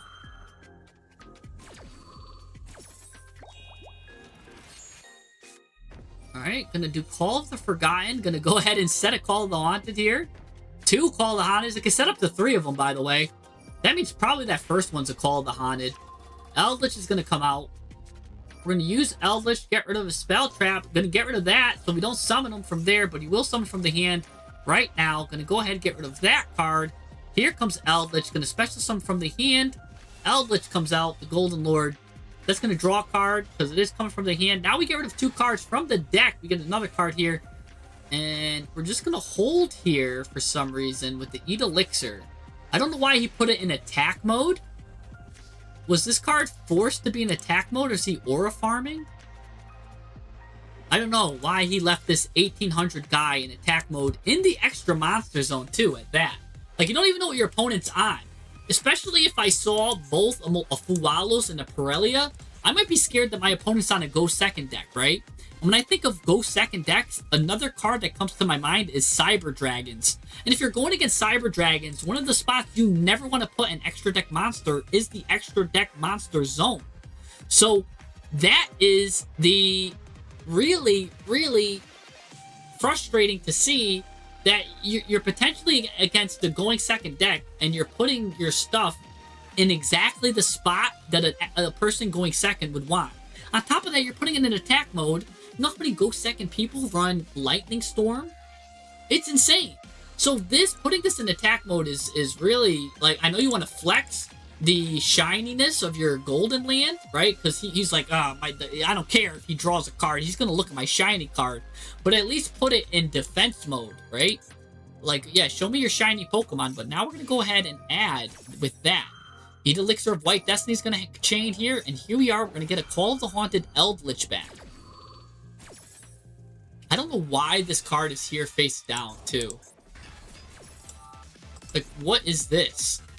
Like, when do you ever just put a card face down in the field zone? There's one time I've ever done that, and it won me the game. And it was, like, for some really big brain reason. I think I put it... thinking about it, I think it was Testina. I think I put it face down, and then I activated an effect, and I think he had, Ryzeal, and it popped it, and it made it go off. Maybe. I forgot what it was. It was a big brain play. Speaking of Ryzeal, since you have it here, Is it able to destroy? Targeted card on the field, destroy it. Yeah, and since I had it face down, I made him destroy it. And since it was destroyed and it was on the field, I think it popped off. So, funny enough, I did put it face down. So, you know what's funny? Is if you're on, since you are on Ryzeal, I would be hesitant to pop this card. I really would. Since he just put that card face down. I'm really skeptical of it. But he's on zombies. Like, what zombie card could it be? Or did we see him already set it? Did I miss it? Did he add something? And it's just something simple? Oh, I don't know. Also, yeah, I don't know why he used the Super Poly like he did to get rid of it. Like, the Super Poly would have been nice. Or maybe he popped it or something. I don't know. Alright, here comes the Teller of Fairy Tales. Call of the Haunted again. Gonna bring back Eldritch once more.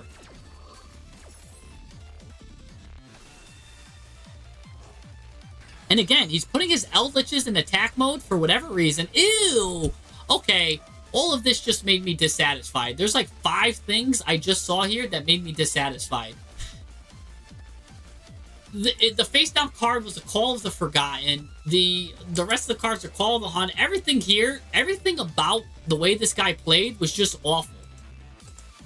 Send this guy to the Shadow Realm now, please.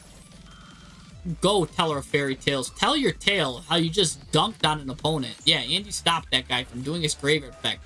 Now EXT Ryzeal is coming here. Gonna send that card. Gonna go Sword. Sword's gonna get Ice. And he's done. He knows once you're adding that, he's done. That's pretty cool. Combining the Fairy Tales with that. So let's see how not to build a deck. And let's see how to build a deck. So, how not to build a deck, right, is to only put 2 pumpkins in and 2 ectoplasmics and 2 of these Stare of the Snake Ears. Really, it's only 2, 4, 6. The thing about these 3 cards is that they're circular, right? You kind of want 9. You really want to run them 3, 6, 9. Because this card, you reveal in your hand, you can set the Call of the Haunted, then the Call of the Haunted brings this guy back. You can bring a level 6 out, right? Perfect. Well, this card right here can discard a card, add a Call of the Haunted or a spell trap that mentions this. You can get the Ectoplasmal. So this card can search this card. This card lets you search this card. So it's all circular. And if you already had this card, it's fine because then this card could get you the other, like, it could just get you this. Or it doesn't need to, it can get you this card, you know, the Call of the Forgotten. So they kind of work off each other like that. So you don't mind ever seeing more like one of these and one of these in your hand. In fact, you welcome it. So if you're going to be playing the Pumpkin King deck, you need to play the Pumpkin King at 3, you need to play the Stare at 3, and you need to play the Fortification at 3. It's a win-win-win. The only bad thing is if you see 2 of the cards in your hand. But even then, they made it so that you can only activate one of these once per turn, which is actually the good effect, because if it gets hard negated, and that says, like, negate the activation, you could use the other one. So it's even fine. Like, so there's a lot of good stuff. So definitely he needs to pump these up to 3 each, especially if he's going to run 3 Call of the Haunteds. You also only need to run 1 Call of the Forgotten, because again, this is searchable through a bunch of different ways. And that it sets 3 Call of the Haunteds. But I don't know why he's using Metal Reflex Slime. He's using the Metal Reflex Slime, and he's not even using that Metal, the Slime card that we talked about in just the last one, the Egyptian God Slime, because that's what you're usually supposed to go into it with that. So it applies that effect that protects cards. But here it's just a battle trap. It's one of the worst cards I've seen. He's also using 2 Lone Ash Blossoms, which are horrible to use by themselves. You never want to keep, if you're going to play a hand trap, you need to play, again, a mass quantity of hand traps, like 14 plus more hand traps, to minimally see 2 in the hand, because in 2026, 1 Ash Blossom's not stopping anything. And again, you will win more if you trade in your Ash Blossoms for droplets, if you do not have 14 or more hand traps.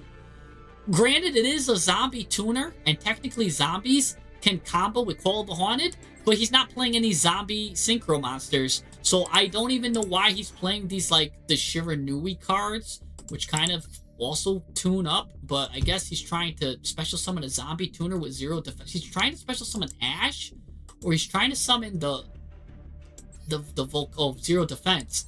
He's trying to special summon this Volcarian to special summon a zombie from his hand, but you don't need to special summon a zombie because there's just so much going wrong with this deck.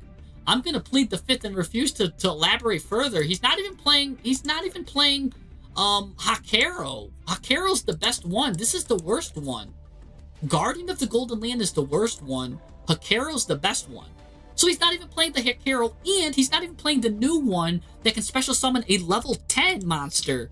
Like, if you want the level 10 one, just play, he's not even playing Eat Elixir, which can get a level 10 Eldritch monster, and it does something else too. So, like, he can easily change all three of those. There's just so much wrong going in here. This opponent not only played wrong, but he built wrong. If you want to see the worst deck in the world, it's this. I think that deck is... I don't think I've ever seen a worse deck, guys. I think that takes the contender for the worst deck of the day. Worst deck of the day contender goes to you in luck. Alright, now let's go see a good deck here. Poor in luck. He's probably in this stream, man. Yeah, you're gonna have a heart attack. Click off this deck, please. Yeah. I mean, we could talk probably. We could do a whole hour segment. You know how it's like, Where's Waldo? Or like, spot the 9 differences. We could have done a whole, like find the 10 things wrong with this deck. And people could have put like a list of like 100 things. All right, let's see something cool here now, though. This deck looked really cool. It looked like we had some good synergies and some good stuff here. Now, let's talk about this deck. Because I actually saw some, I saw some real good stuff here. So, already, I'm gonna, there's 2 things already. We just talked about how I don't like Ash Blossom, right? If you change your 3 Ash Blossoms for Droplet, right? What is this gonna do? It's gonna make your going first win rate go down a little bit. Why is your going first win rate gonna go down? Because now you can't stop the Molcharmies. Now you can't stop Molcharmy, and you can't stop Maxi. So it goes down a little bit. But remember, Max C is only 12.5% chance to be in your opponent's hand. And if your opponent's on Fuwalos, is it a going second deck? Like, why is he on it? So that's really low chance for Fuwalos to be in the deck. So your going first win rate's going to go down a little bit if you cut those Ash Blossoms. It's also, again, because going first, if you use it as a hand trap, a good deck will just eat it and just keep playing anyways. There's no hard choke points in 2026 anymore. Not a single meta deck or even rogue decks that are like tier 3 or above dies on a single choke point to an Ash Blossom. There's not a single deck I could think of right now. You're not even branded, where it used to get like hard choke, it continues. Even Speedroids can just continue. Now, so your going first win rate's going to go down, but your going second win rate is going to skyrocket up.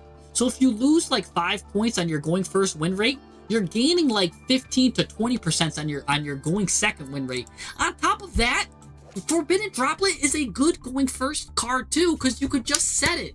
So you probably might even increase your win rate going first. Switching out Ash Blossom for Droplet is the #1 thing I tell all people to do. Sacrifice a little bit of your going first win rate to increase your going second win rate, and overall you have a net increase positive win rate. And that's what the game's all about. We're trying to maximize win rate. Now, chat, am I making sense with that? Am I explaining that well? Right? Because I'm just hoping I'm kind of explaining it well, right? We sacrifice a little bit of go first win rate by cutting the Ash Blossoms, and instead we increase our win rate more dramatically with Forbidden Droplet. Does that make sense? Am I getting the point across there with that? I'm trying to, because I know I've explained it a couple times, but it is a kind of confusing thing to explain. Especially if you're hearing it for the first time. So I want to know if when I say that, does it make sense? Are you guys kind of following where I'm saying like, yeah, you will lose a little bit more going second, but the overall net increase in win rate, because you'll win second going second more now, it's well worth it. So I'm hoping that makes sense. I'm hoping that it gets through. Yeah, okay, good. All right, so I'm getting some positive reinforcement, and it's making sense. Okay, good. You guys get it. Okay, good. All right, enough people are getting it. Ash is too broken? No, Ash is not broken. Ash is underpowered. I'm Billo. There was two matches. Well, or no, there was one match. Kevin Too Hard. Actually, I did a celebrity match, and he actually went into that battle. It was in the beginning of the duel. We talk about the Deep Forest cards, and actually it gets used on me. We have a celebrity duel where it is used. So go check that out. And I lose to time because of the forced effect. It tricked me because I had to like do some battle. It did some real stuff, real good stuff. He ended up winning because of the Deep Forest cards. So I would look at the beginning of the stream if you want to see those things. Ash is only good as a board breaker against Draco Tail. That's it. Or Ash is good in Draco Tail if you can recycle it. Or Ash is good in a deck that's running 20 hand traps. If you don't have the mass quantity of hand traps, don't run Ash. If you can't recycle Ash Blossom, don't run Ash. If your deck's not running something that can recycle the fires or all that, just don't run Ash. You're better off running the Forbidden Droplet. So yeah, a Sad Tuna, thank you for the the tier 1 subscription. Sad Tuna Fish, baby. You could tune a piano, but you can't tune a fish. Thanks for the sub. So, the Ash is for your turn because you hard die to draw cards. So that's what I just said. You sacrifice that. If you get hit with Maxi, you just say, okay, I got hit with Maxi. That was a 12.5% chance. You'd rather it be, right, instead of the Ash, if it was a Droplet, still, you can end your turn, you've got Droplet. I'm telling you, your win ratio will only go down a little bit going first, except the fact that you'll lose to Maxi, or likely lose to Maxi, but just know that now going second, your win ratio, you're going to win so much more. Because there's only one Maxi, but there's 3 Droplets. Like, so you will lose more going first. You will, but you have to accept that. If you accept that, like, I've already accepted that. There's not a single, real quick, I don't have a single deck list that plays Ash anymore, right? Let me look at my Predaplant deck. All gas. No hand traps, right? Besides, like, Maxi, of course. Look at this Pearly deck. Pearly would be a great deck for like 1-1. Why? Because they draw into them during your opponent's turn and your turn, but even use just one of them. So even in this Pearly deck that gets advantage from hand traps, I still only want to briefly see it, like maybe draw into it after I milled everything. I don't want to see it going first. I don't want to see Ash Blossom going first. I'd rather see Droplet, right? So even in a Pearly deck, which mills and then draws 2 to 3 cards after it milled half the deck, I still kind of don't want to see, like, Ash. You know what I'm saying? Look at this deck right here. This Cooking Mitsu deck here. The only hand traps is, like, a Droll and a Maxi. Again, the ones that apply lingering stuff.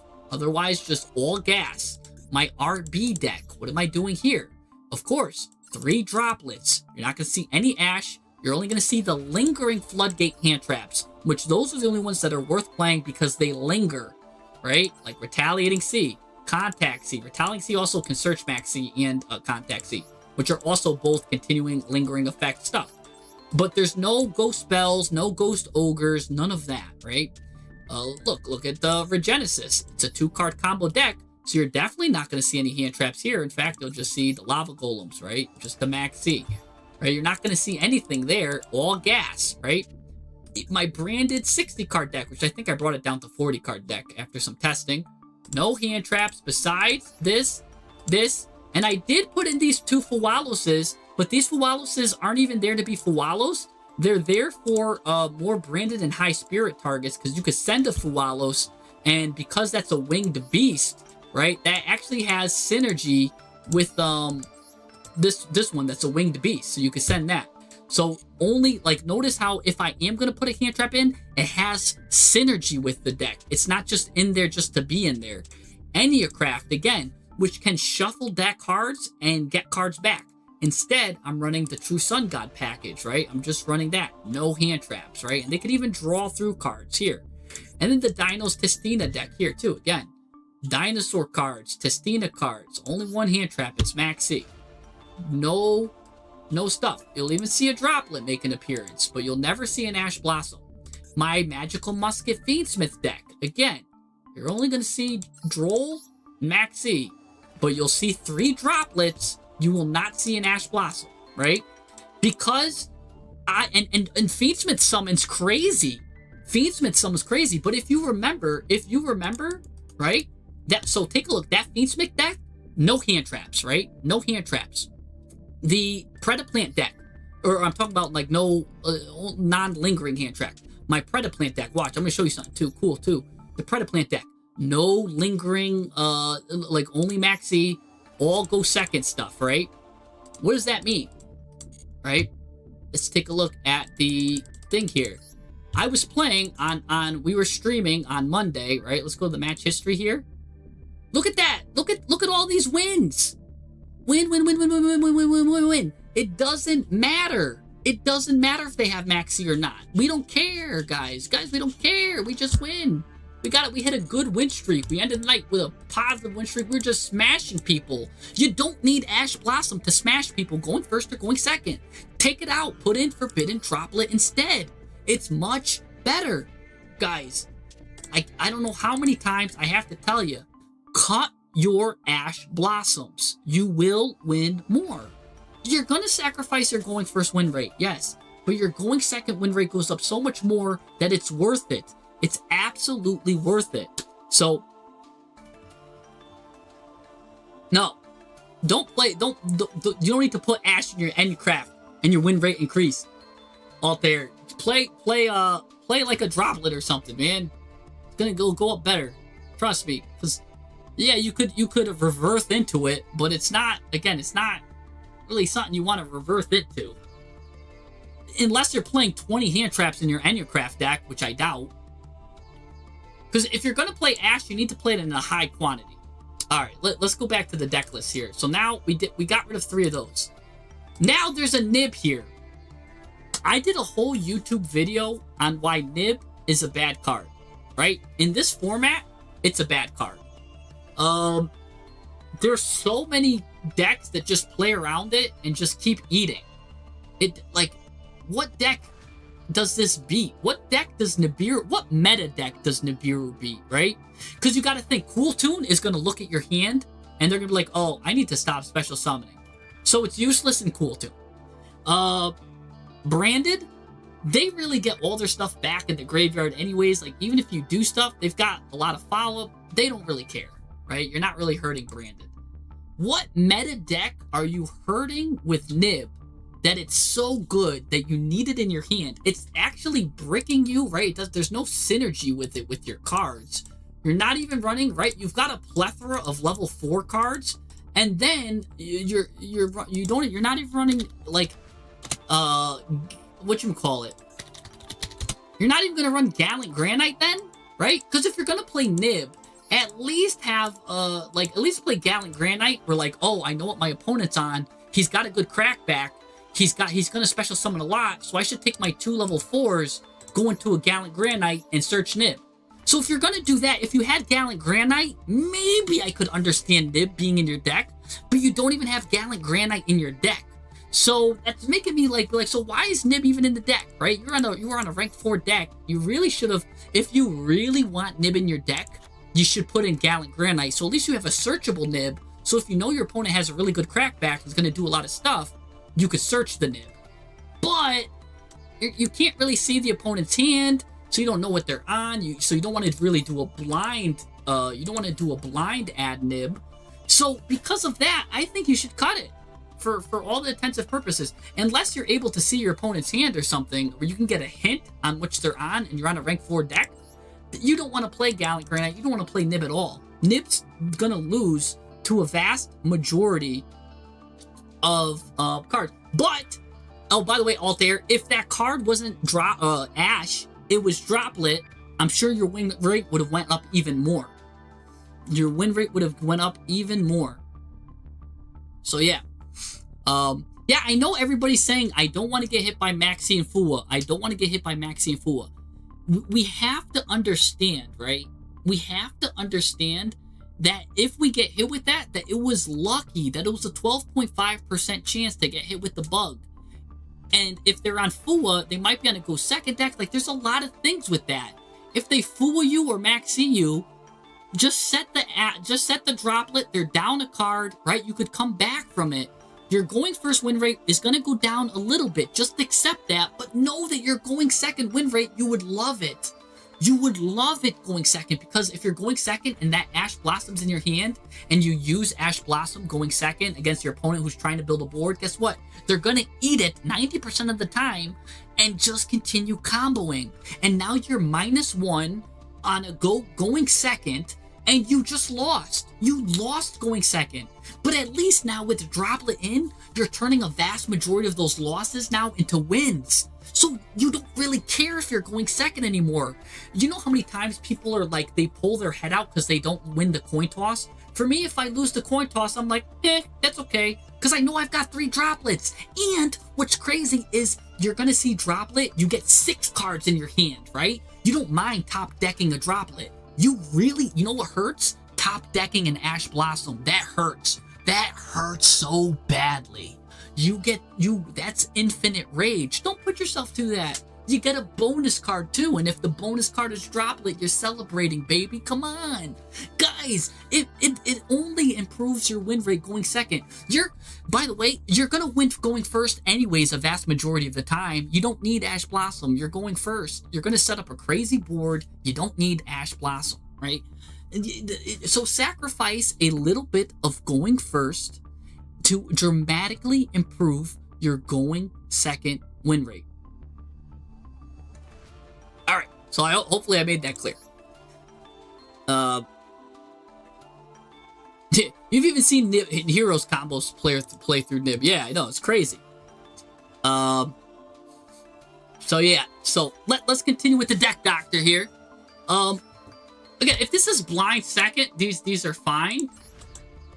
These are actually fine in this deck because there is synergy with it, because they are level 4s. So this isn't an example where I don't mind these cards being in the hand, because you could easily normal summon one and do like Spenta, or normal summon one and go EXT Ryzeal, and you've got rank 4s. So I just went on a whole rant why I kind of don't like some of these hand traps, but for you have bonus synergy, so I actually like Pirellia and Fualos here, so that's fine, because they're level 4s. So those can stay. Now, do you see the difference? Do you see why I'm like, oh, okay, I like them. I like Pirelli in here. I like Molcharmi here. And in other decks, I'm like, I don't like Pirelli here. I don't like Molcharmi here. It's hurting you. Here, it's good. So there's a difference, and you can see why I didn't like Ash Blossom in a majority of decks. But don't forget, there was a deck that we deck doctored that was like, oh, I love Ash Blossom here, right? It was one of the earlier ones I deck doctored where I was like, oh, Ash Blossom is good here. Right? I think it was, where was it? I think it was one of the first ones we looked at, right? Nope, wasn't that one. Maybe I didn't save it. But it had a vast quantity of hand traps. He was running 20 plus hand traps. So it was good in that deck. So there's a difference where Ash Blossom can be good in one deck and bad in another. But for the majority of times, it's going to be bad in your deck, unless you're running 20 plus hand traps. But anyway, so we've only got like 5 hand traps here, so it's not worth it. It's not worth it to run Ash. And what I mean by the other hand traps, I mean the ones that disrupt, like the Dominus hand traps, the Imperms, the Veilers, the Ogres, the Bells. You need to run like those, the Harmonias, like stuff like that. But if you're running like just ones that draw, or like lingering ones, then they don't even really count towards that high quantity. Anyways, so we're gonna go look at it was an opponent's deck. Okay, thank you. Yeah, Fennec. So yeah, it was an opponent that the person played that he actually had a really good deck, and I was liking it. Yeah, you're right. I remember now. And I was actually hyping up that opponent. I was like, oh, he had a well-made... Oh, yes, you're right. It was a Cool Tune deck. It was a well-made Cool Tune deck with 20-plus hand traps, so he would at least draw 2, try to end the opponent's turn, and then be able to combo on his turn, right? That's how... If you're going to use Ash Blossom in a deck, that's how you got to use it. Not like how it is here. So yeah, you need to play a vast amount of hand traps. All right. Because every time I beat this discussion to death, but I still see people come with me to deck Doctor, and they guess what they have? They still run 3 Ashes, and they're lone Ashes, and then they always say to me, "I'm scared of the Molcharmi, and I'm scared of the Maxi." And I'm like, you gotta cut that cord, man. You gotta just be a better player and cut the cord. And your win rate will go up, and then you'll be like, oh, Jesse, that was the best thing. And it's not just me that says this, too. This is a philosophy that's also shared by Triff Gaming, who is a YCS champion, who also goes by the philosophy of gas and Droplet over Ash. And a lot of people are starting to come to that conclusion and realizing that you don't need Ash, right? And it all comes and it starts with math, man. And I'm telling you, the math is there to support this. I did a video on it where I had 2 decks that were the same deck, right? The 2 decks that were the same deck, and the only singular difference was one was run with 3 Ash Blossom, and the other was one with 3 droplets. And I gotta find it. And the conclusion was that the vast majority of games I won like a huge amount more. I think it was like 20 something percent, which is a good increase. What is it? I gotta look for a second. Let me see. I gotta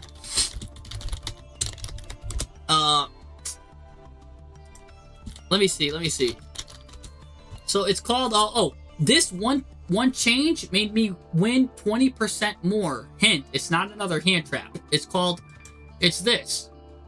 Let me just see this. And I talked about how I played one deck, really. It was with Ash.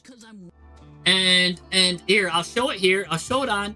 The one thing is, I really wish I could have got a small sample size, better sample size, but I'm only human here, so let's just show this right here, right?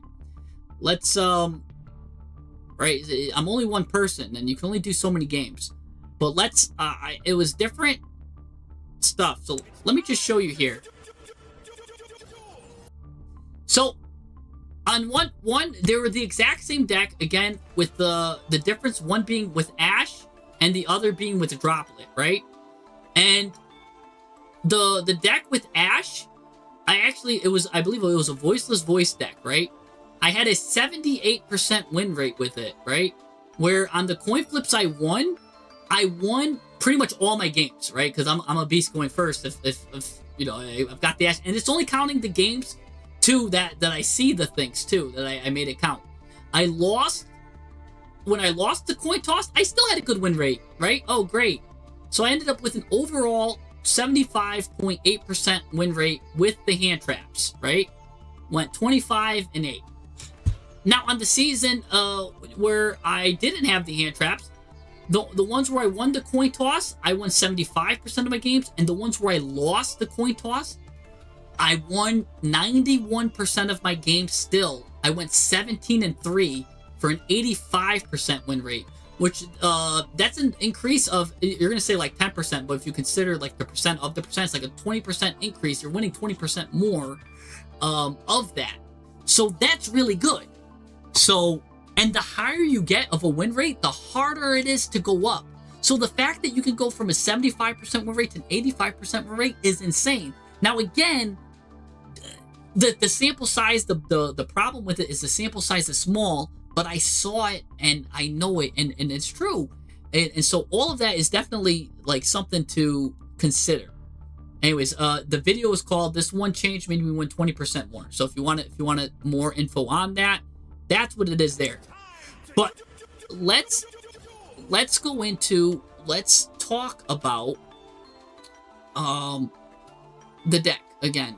I gotta go back, because again, I've tested this before. I'm not just talking out like just talking just to talk, just to yap. It's there. I've seen the results, and I know how it is. I literally, I'm fine with losing if I get max seed, and even then I just set my I could just set my Droplet and I still win those games. So really good stuff. Anyways, let's go. We've got all the level 4s here. Level 4s.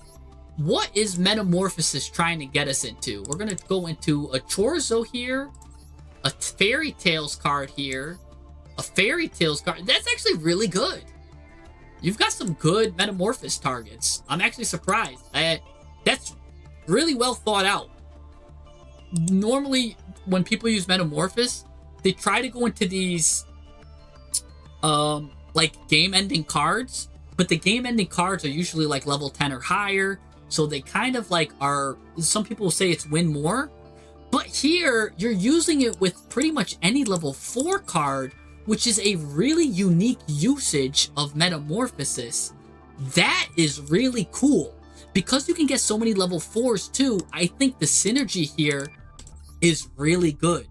And I did a metamorphosis video now where I did the top 10 targets, and I actually wish I mentioned something like this, because you're doing something which is probably better that I really should get. If you want to win with metamorphosis, this is the way you do it, right? Because it's actually, you don't care. Like, it's not win more, because you don't need to get to like the level 10s to get your Naturia card out, your Last Warrior of Another Planet, whatever. You're using it as more of like a starter, consistency, really good usage here. This is a good, I actually think you're using Metamorphosis better than a lot of people that are playing the blowout cards. And I made a video on the blowout cards with Metamorphosis, and now I'm actually upset at myself that I didn't mention how you're using Metamorphosis here. I'm actually really mad. This is because the way you're showcasing how to use Metamorphosis is kind of the way you should use Metamorphosis. And the way I kind of talked about Metamorphosis, I went over the 10 like best blowout cards to win with Metamorphosis in my Metamorphosis video, but I didn't really sell the point on how you should use Metamorphosis. I kind of went into like more of like the win more cards, but you're using it in such a way that is, I think, better than how I described it. And now you just made me mad, because you made me realize something by just seeing how you're using Metamorphosis. Like, you saw how I ragged on you for like the Ash Blossom, and I went for like a long time with the Droplet into Ash Blossoms. But now at the same time, I'm finding a fault with myself, and I'm seeing something that you're doing that I really didn't even think of. And I think this, now I'm gonna glaze you for this, right? So I like, notice how I'm not just like, when I do these deck doctors, I'm not just like, haha, oh, that's bad, la la la, like, let's change this here. You're doing something here phenomenal.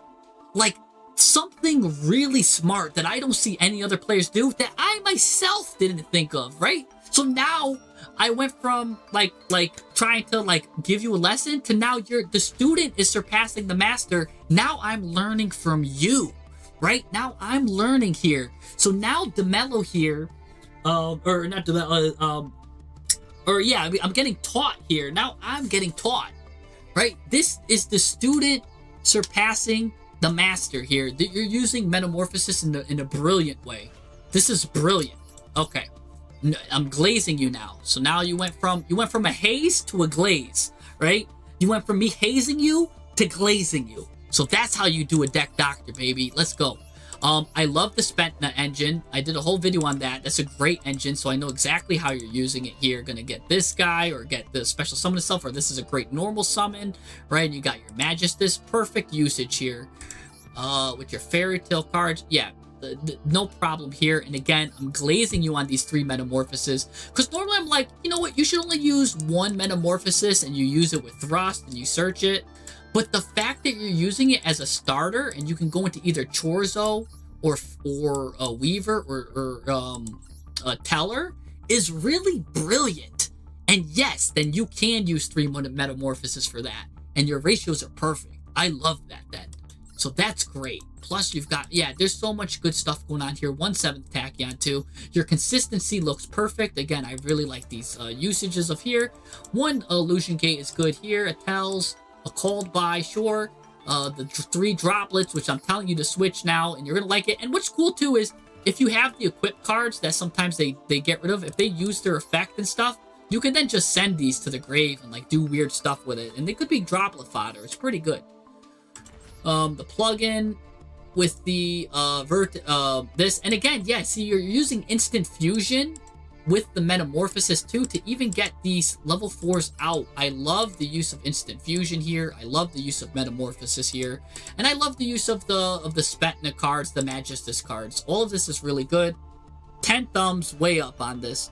So Dimitro's making a good point. Retaliacy is also a level 4, and so is Skullmeister, so that's really good. Yeah, the haze and glaze. All right. So let's see if Phoenix says anything. If Phoenix doesn't say anything, right, right? I'm still waiting on Phoenix. Phoenix disappeared into the abyss. It's like that meme where Homer just goes away. I don't know where Phoenix went, right? So I think up next we had Sedon and True King were next, actually.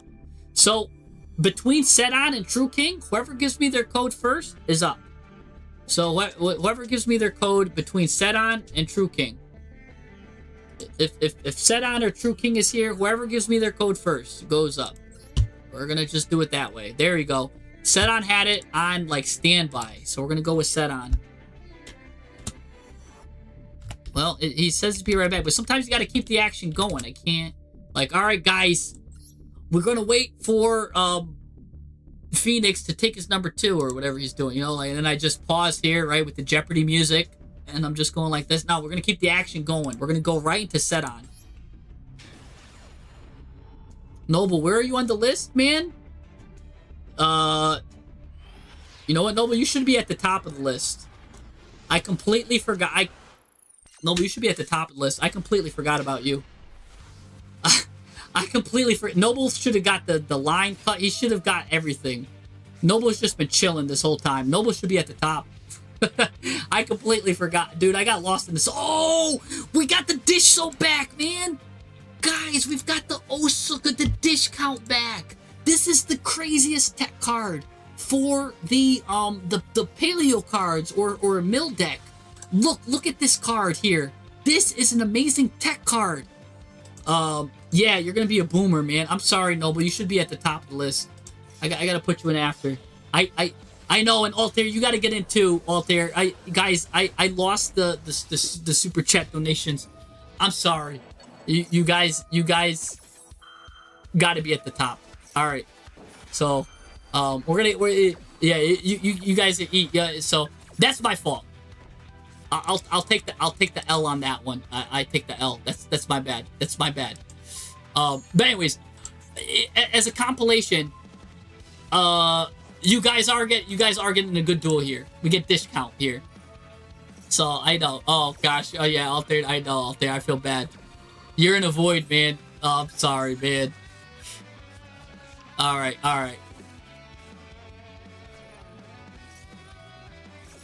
So look at this. So basically, if you guys don't know what's going on, this guy's adding dish soap counters whenever the opponent does anything. And once it hits 10, look what's going to happen. So this card's always going up by 2. 2, 2, 2, 2, 2. Whenever it's like a chain link 2. 2, 2, 2, 2, 2. And this card can't be destroyed or targeted. So it's really invulnerable here. He's going to probably pop that or get rid of it or something, whatever. But once it hits 10, that card goes to the graveyard. And what happens when it goes to the graveyard? It's going to mill 10 cards. Oh my goodness. 10 cards get milled. So that means Rise to Full Height is milled. The Rollback is milled. Medora is milled. Oh, it's so good. It's a mill 10. It's better than Needlebug Nest, man. Verdict of Anubis is milled. And you might be like, why is that good getting milled? Well, because he milled Anubis, so he could just send those cards back. Oh my goodness. So he's got stuff coming, man. Oh, this is really good. Oh, this is good. So anyways, we got Ecclesia here. We've got Rise to Full Height here. Going to protect that card. Well, it's going to do one attack, then he can't attack anymore. So, going to stop that. Now, here comes Medora. Going to shuffle some cards back. Going to shuffle all of those fusions back. Good job, because now they won't activate in the end phase. And, yeah, we're dodging stuff there. So, yeah, we're going to do this. He's going to look. He's going to shuffle those two cards back. Go ahead and get back that. But he's got Sword Soul, so that's going to end the battle phase. We're now going to use Thrust. We're going to go ahead and get something, but he's going to flame us. Flame on, he says. But now Rollback's going to chain to that. We're going to use Diomedes to dodge it. Wow, we're going to banish our own card with Thrust and use that. That's a good negate. And now we're going to get Reasoning, which is another one of my favorite cards. Oh, man. He's going to droll us, but we don't care because Reasoning's crazy effective. He's going to say level 4, but look at how many cards get milled with Reasoning, man. Oh my gosh, especially with Man with the Mark. All of these cards are going to get milled. He's like, 4, I don't want your Man with the Mark to get summoned. But we don't care. All of this, ooh, Heavy Slump going to the graveyard too. Another Verdict. Oh my goodness, how many cards is this now, guys? What is going on? He's still popping off. Guys, he's popping off. Finally, it ends. He's now going to shuffle 2 cards back and another Verdict of Anubis. That's a Varudris. If he wants a Varudris, it's a Varudris. Oh, he goes into Silhouette Rabbit first. Oh, he wants to go into the Link to set Apophis. Now he's going to shuffle some cards back. He's going to get 2 back. So first he wanted to go into the Link. Now it's a Varudris. If he wants a Varudris, it could be a Varudris. No, he's going into another Link. He's going into SP Little Knight. He's going to get 2 cards back again, guys. He's just going up. He's just going up again. Now it's a Varudris. Now we can go into Varudris and just end your opponent's. Here it is. Here's Varudris. But look at this. He correctly even got the more value out of that because he had so many traps in the graveyard that he shuffled back, right? So good. So his next reasoning he does is just going to pop off. He's now going to, because he shuffled some cards, that card comes out, he gets to set an Omni Negate. He's got Rise to Full Height here still going.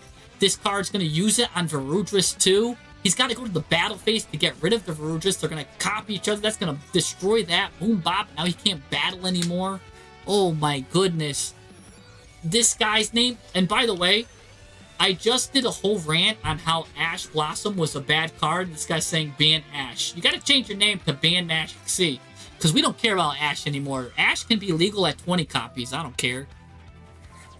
He's now going to do this, destroy that card, okay, and now we're going to roll back again. We're going to use the Diomekius tech. Oh, but we don't have a card to discard, so what happens? Do we still get to die? Oh, no, we just special summon it. Oh, we negated it. Oh, shoot, my bad. Yeah, I kind of got lost in the sauce here. At all the clever things you're doing, this is a really clever build. Yeah, I wanted Varudris so bad, but he finally went to Varudris. Right? Fool me once, shame on you. Fool me twice, shame on me. Fool me 3 times, well, shame on you again, because you should know that I'm a fool.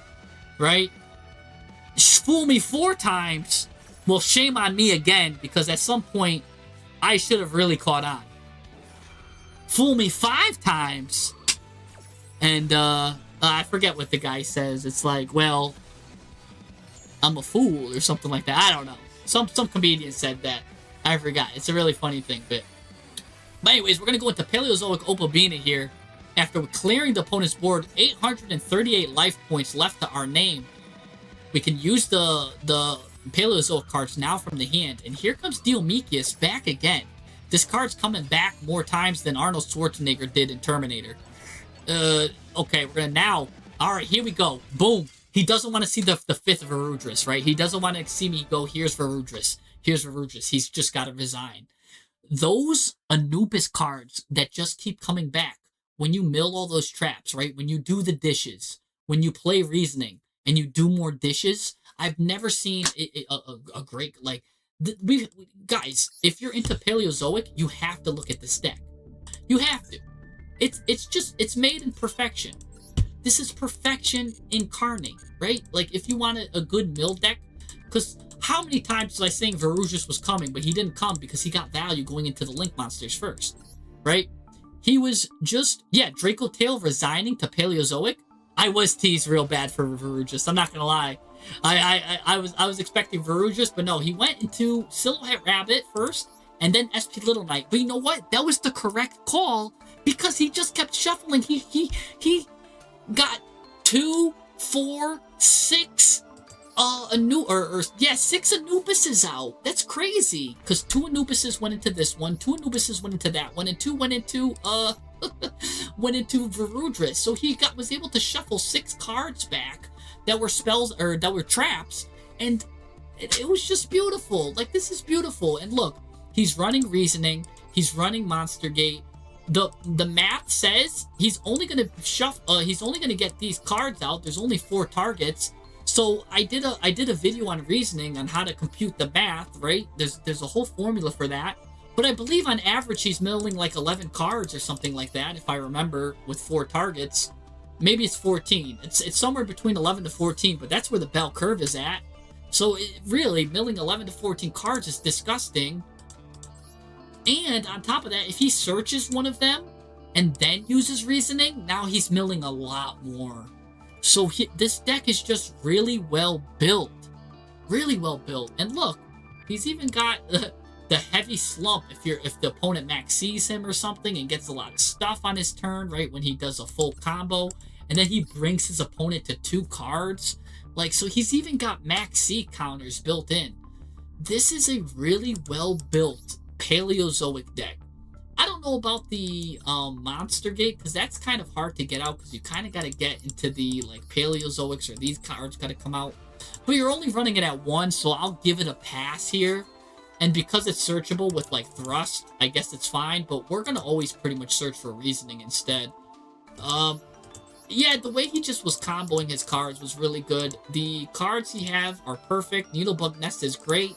And the tech card of the century, guys, is the set-on tech card that I really think everyone should be on if you're playing a mill deck, is this Dish Count. I think this is the tech card for the mill decks that mill deck players aren't playing. It's the hidden goo. He's really showing you how to build a deck with the stuff. So the plays here are really good here. This is a great card, because what's cool is you can't destroy this card.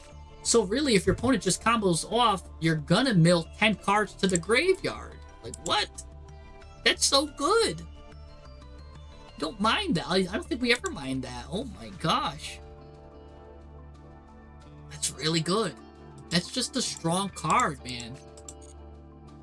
So, yeah, really good. Really good stuff. Now, the math says, though, you should be milling like 11, especially if you use, again, if you even thin your deck by using like a Treasures, or you use Anubis to search Man with the Mark. Now you leave yourself only 3 targets. So you should be milling 11 on average. 11 to 14. Something like that. I gotta check the math on that for that video. But yeah, I did do a reasoning video. You could just type in Jesse Perez reasoning card or something like that, and it'll come right up. It's a super strong card, and there's the math on it if you want to see. But he's using the math on it perfectly here. I love evenly matched combo with rollback. Sometimes that's just game ending too. A lot of these cards just so beautifully. Every one of these cards here has a good purpose. I could see a lot of these cards just winning. Straight up. So, yeah, pretty good. Do we really want to play both Purge and Impulse, though? Impulse is turning off Light, Earth, and Wind, while Purge turns off Dark, Water, and Fire. Purge will turn off your Dark, which will turn off your Verudris. And, you know how I like that. You saw how much I was crying for it.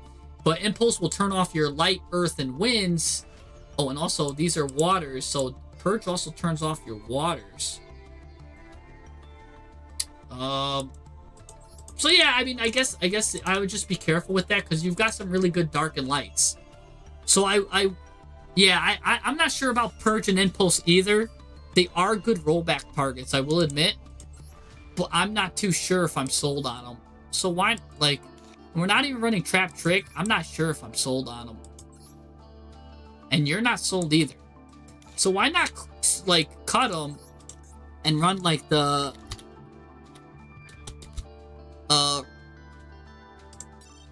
Let's run like a Trapaholic.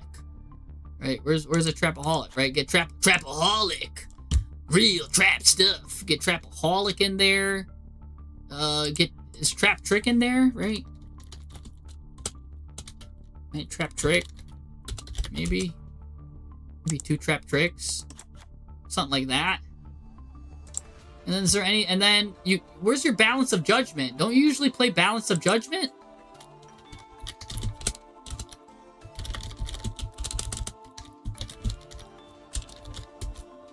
Yeah, don't you usually play this? This is a great card too. You feast with this card. We've seen this card. We've seen Paleozoic players feast with this card. Balance of Judgment. If your opponent controls more cards than the combined number of cards in your hand, and that you control, draw cards equal to their surplus. You don't really care. You're getting rid of cards in your hand with Diomekius. You usually have a low quantity of cards in your hand because they all get set anyways. And then you like use them, and so you have a low amount of cards. Then when you roll back into Balance of Judgment, you draw like 7 cards. So the Balance of Judgment, I think, is a good one. And if you want to Trap Trick it, you could run 2. But yeah, Balance of Judgment's always cool. And then also another card I'm always good a fan of is the Swords card, Swords of Revealing right here. The only thing is it's not a normal trap. It is a continuous, but it's got a beastly graveyard effect where your guys can't attack directly. So I am a big fan of that one too. But if you don't want to play that, you want to keep everything normal traps, everything's good here. But if you're playing those mill decks, I do like cards with some milling cool graveyard effects, right? Like, I mean, Lost Wind is also another card that can just set itself. Unfortunately, though, I do believe it banishes it when it leaves the field. So maybe you don't want to play Lost Wind. Instead, maybe like a Titan Osider, right? Titanicider here. That just keeps recurring itself. That, you target a face-up monster your opponent controls that will special from the extra deck, changes to effect to 0. And then when your opponent special summons from the extra deck, this card just works by itself. You can play pretty much 2 of them. And then you have one on the field, one off, and they just keep working in tandem with each other, especially if you're going to grind your opponent out, right? 2 Titaniciders is a pretty fun card to use. So that's really good there. So Titanicider, really good there. You've got the OTK ability with your Ninja Shadow Mosquito, so you could turn all of these Paleozoics into OTK machines. Or you could go again into Magician, into Downard, into Zeus.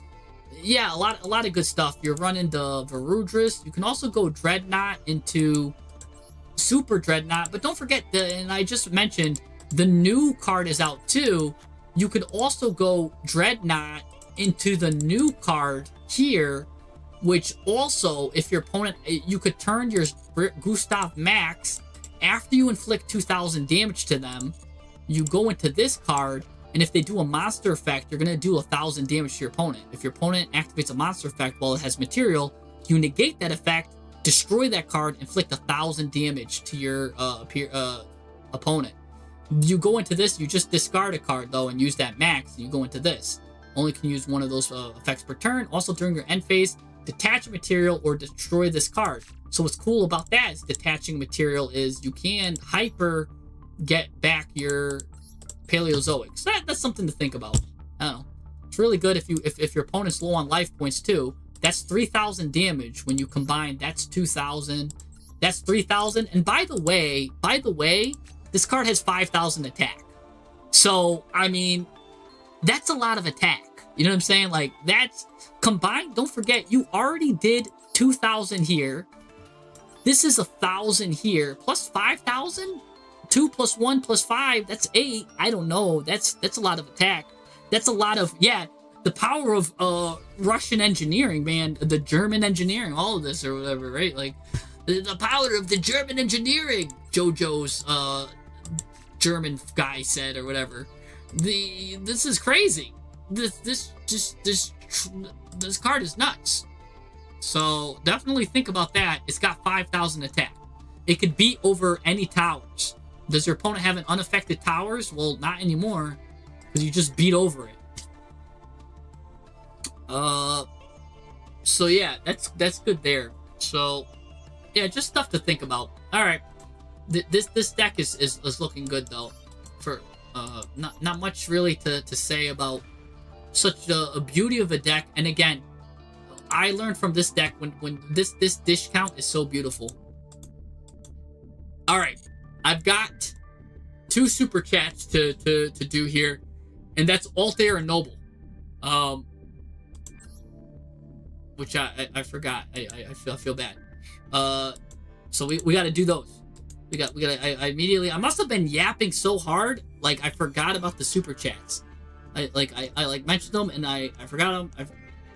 Something happened. So yeah. Holy, yeah, he's like, oh shit, yeah, I love, oh my gosh, that is such, I love JoJo's Bizarre Adventure, and especially the season that you're, I think that's season 2, right? Is it season 2?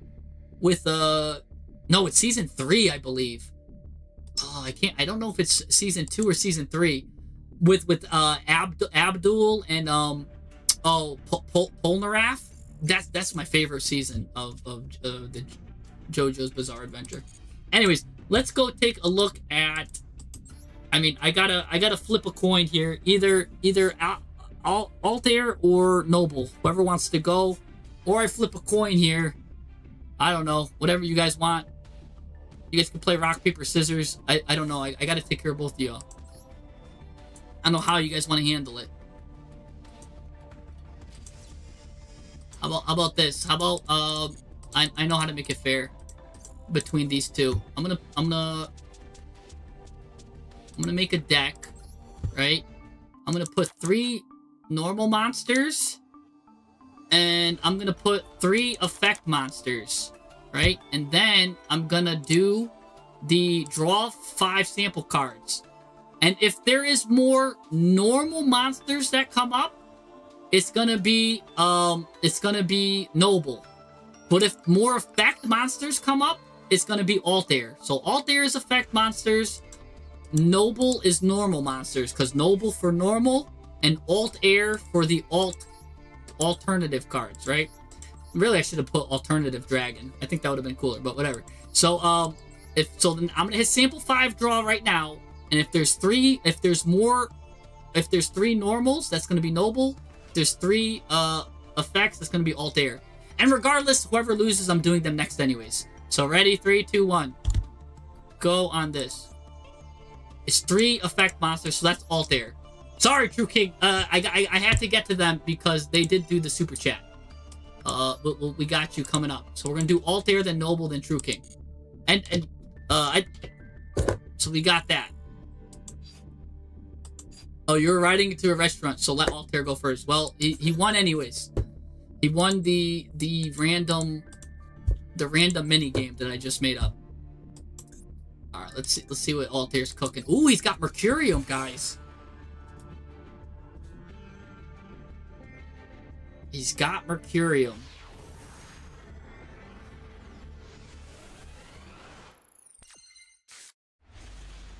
With the Crystal Beast too at that, huh? All right, Delta of Invitation. Gonna go send the Rainbow Bridge. So not only are you now gonna combo off with Eldritch, you're gonna combo off and get the field spell of your choice. So here we go. We're gonna go ahead and this is a 1-card combo Varudris too, by the way. And you guys just saw how much I love Varudris. So oh no, he's gonna interrupt the 1-card combo Varudris. Oh, it gets interrupted. Oh man, Flying Mary though is gonna get this back. No, for Hydralis is coming out. Oh my goodness, he's stopping you. At least he thinks he's stopping you. That's the power of this Eldritch engine into Varudris. Is if it gets stopped, literally it just baited 2 hand traps, right? We just baited 2 hand traps. We don't care. Oh my goodness, Mr. Throbbing. Just supporting, don't have any replays. He's been using Master Duel Pro 3 to test out the newer cards. So I'm ready to go whenever they come to Master Duel. Man, I really appreciate it. Thank you for the donation. Really appreciate that, man. That means a lot. That's a big one, man. So yeah. Throbbing, you're a good dude, man. Really appreciate you. Our community appreciates you. You keep the lights on. So you keep the lights on, man. So really appreciate that. We're gonna go now. Sorry. Glazing Throbbing. He can never get enough glaze. Gonna go ahead and get Lollipopo the Yummy way here. Now we're just into Yummy. Now we just went. Look at you baited all of his stuff out, and we're just getting yummy in my tummy. Oh, all 4 of those, or all 3 of those going into a Cupid pitch here. We're going to increase the monster. Ooh, going to bring that guy back, so no graveyard effect for him. That's a nice little trick there. Ancient Fairy Dragons coming out here. Gonna do that, get rid of that. Yeah, Throbbing got me a new pack. Right, Master Duel's so expensive. 1 pack is like 50, man. Crazy.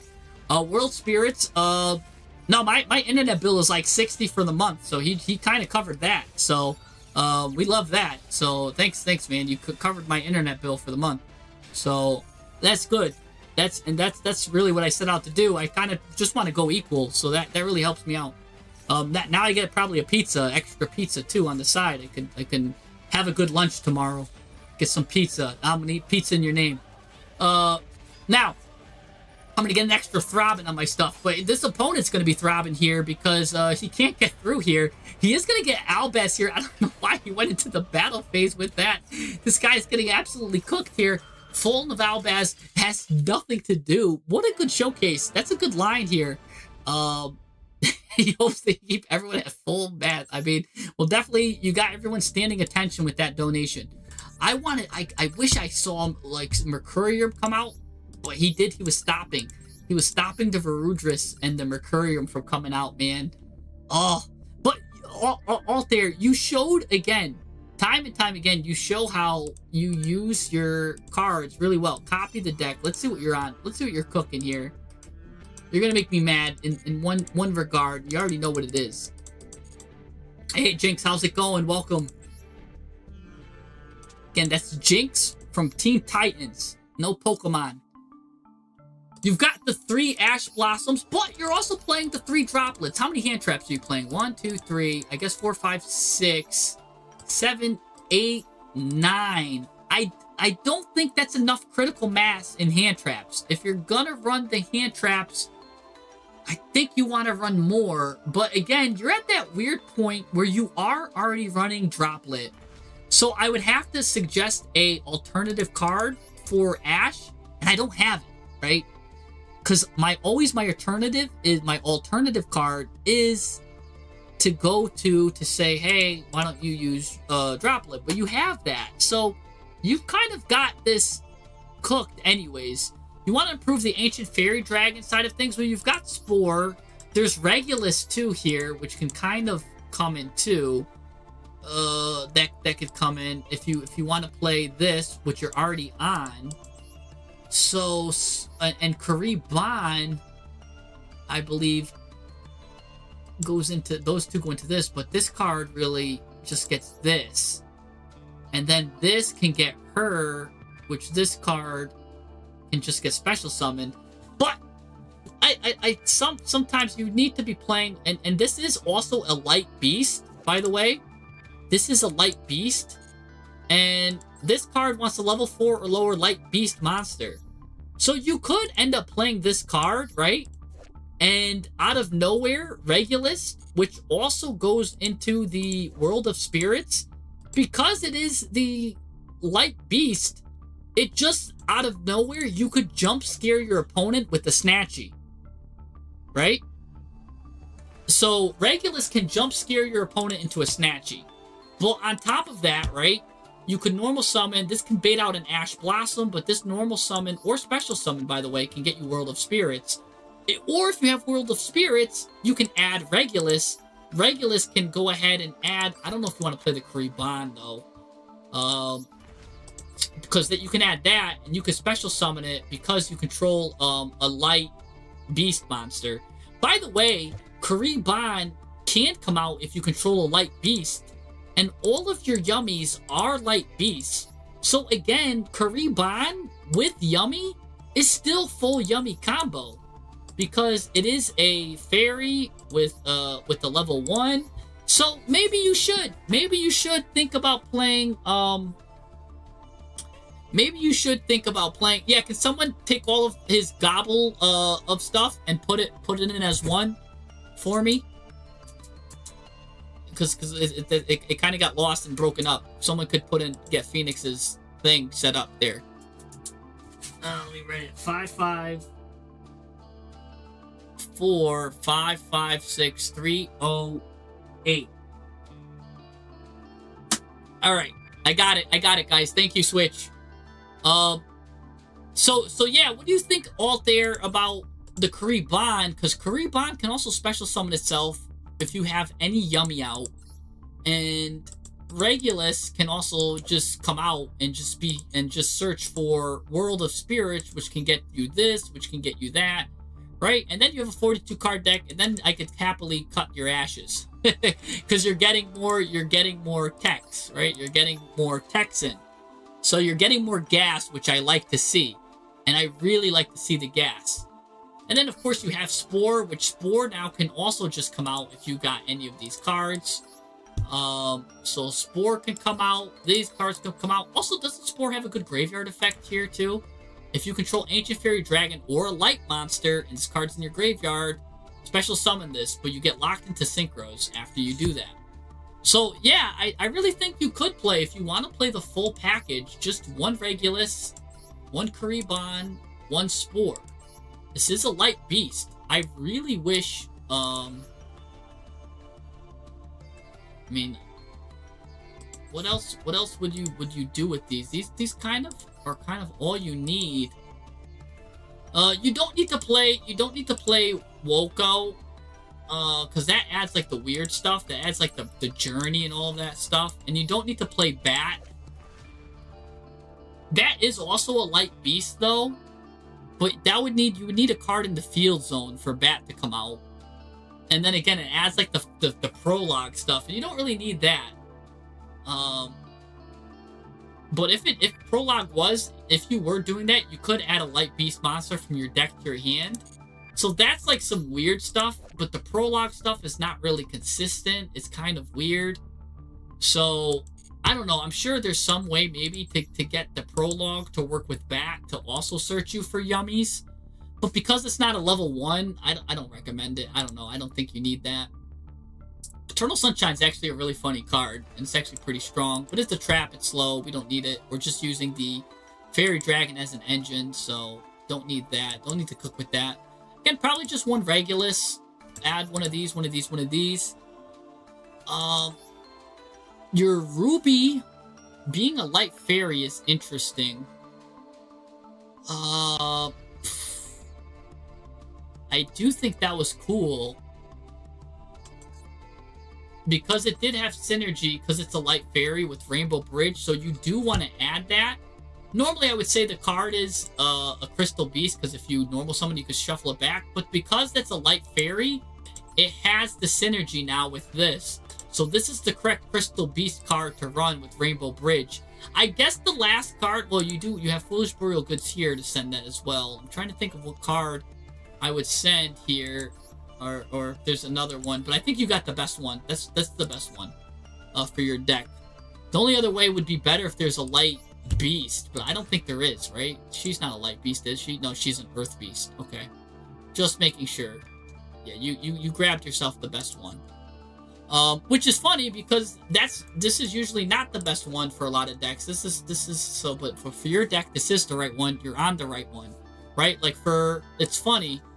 So for your deck, you grab the proper one. For Element decks, they like this one because it's an Aqua.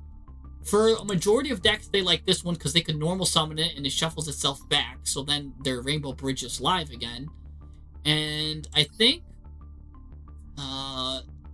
that's usually it for like the unique situations. I guess Crystal Sapphire Beast Pegasus is like a weird one if you're running Noble Knight Shield Bearer. But yeah, you're running the correct one with that. You're running, again, the Perez maps with this. All of these look good. You are on Eternal Sunshine, though. See, I don't know about that. But hey, if you want to then go into Eternal Sunshine and have it as an end board piece with Eternal Sunshine, that's pretty good. And then you get more, you're adding more of these cards. Once per chain, target face up more, it becomes half, and then it gets negated. That's disgusting. You can use this a number of times, up to the number of Ancient Fairy Dragon and monsters that mention it that you control. Again, maybe then if you want to get that end board piece, maybe get a second Spore. Because Spore just can come out for no reason from the graveyard. It does lock you. But you can either get another Spore. Yeah, I don't know. You could do some interesting stuff here. You've got options. You've definitely got options. I don't know what they are, but yeah, you've got them. Man, because I like Spore and even some of my Rose Dragon decks, right? Vingolf, right? I feel like there's just one card missing here that could tie everything together. And you've got the Delta package. You've got my boy Verrugus. You've got the new Mercurium. I really like your packages here. This is all good. But something, I feel like there's just one card that's like glue. It's just gonna glue everything, and I don't know what it is. I feel like it could be something weird, like a Kurikara, because it's like a level 1. It can help you like break boards and go with like stuff like that. Maybe it's like just a Kurikara, a lone Kurikara. I'm not sure. I'm really not sure what it is. Yeah, funny enough, you're on a Dotscaper, which can go to the graveyard. Maybe it's just a Foolish Burial for Dotscaper, where you just get a free level 1. Because it could just be, maybe it's just Foolish Burial. Right? Maybe it's just Burial for Dotscaper. And then you also have Burial for Wandering Titan, right? So it could be Burial for Dotscaper if you're going first, or Burial for Titan if you're going second. So maybe that could be it. Maybe that's what we're missing. Dotscaper's for Mercury Gravity Controller. Okay, I see you. Yeah, Gravity Controller and Mercury, because that is a Earth card. Gotcha, because yeah, you've got Light covered, and I'm sure you... Oh, well, technically he's Earth, but yeah, you don't want to just recklessly send that card to the graveyard. You've got Wind covered with that. Funny enough, yeah, Light. I mean, Fallen Angel could also cover Dark.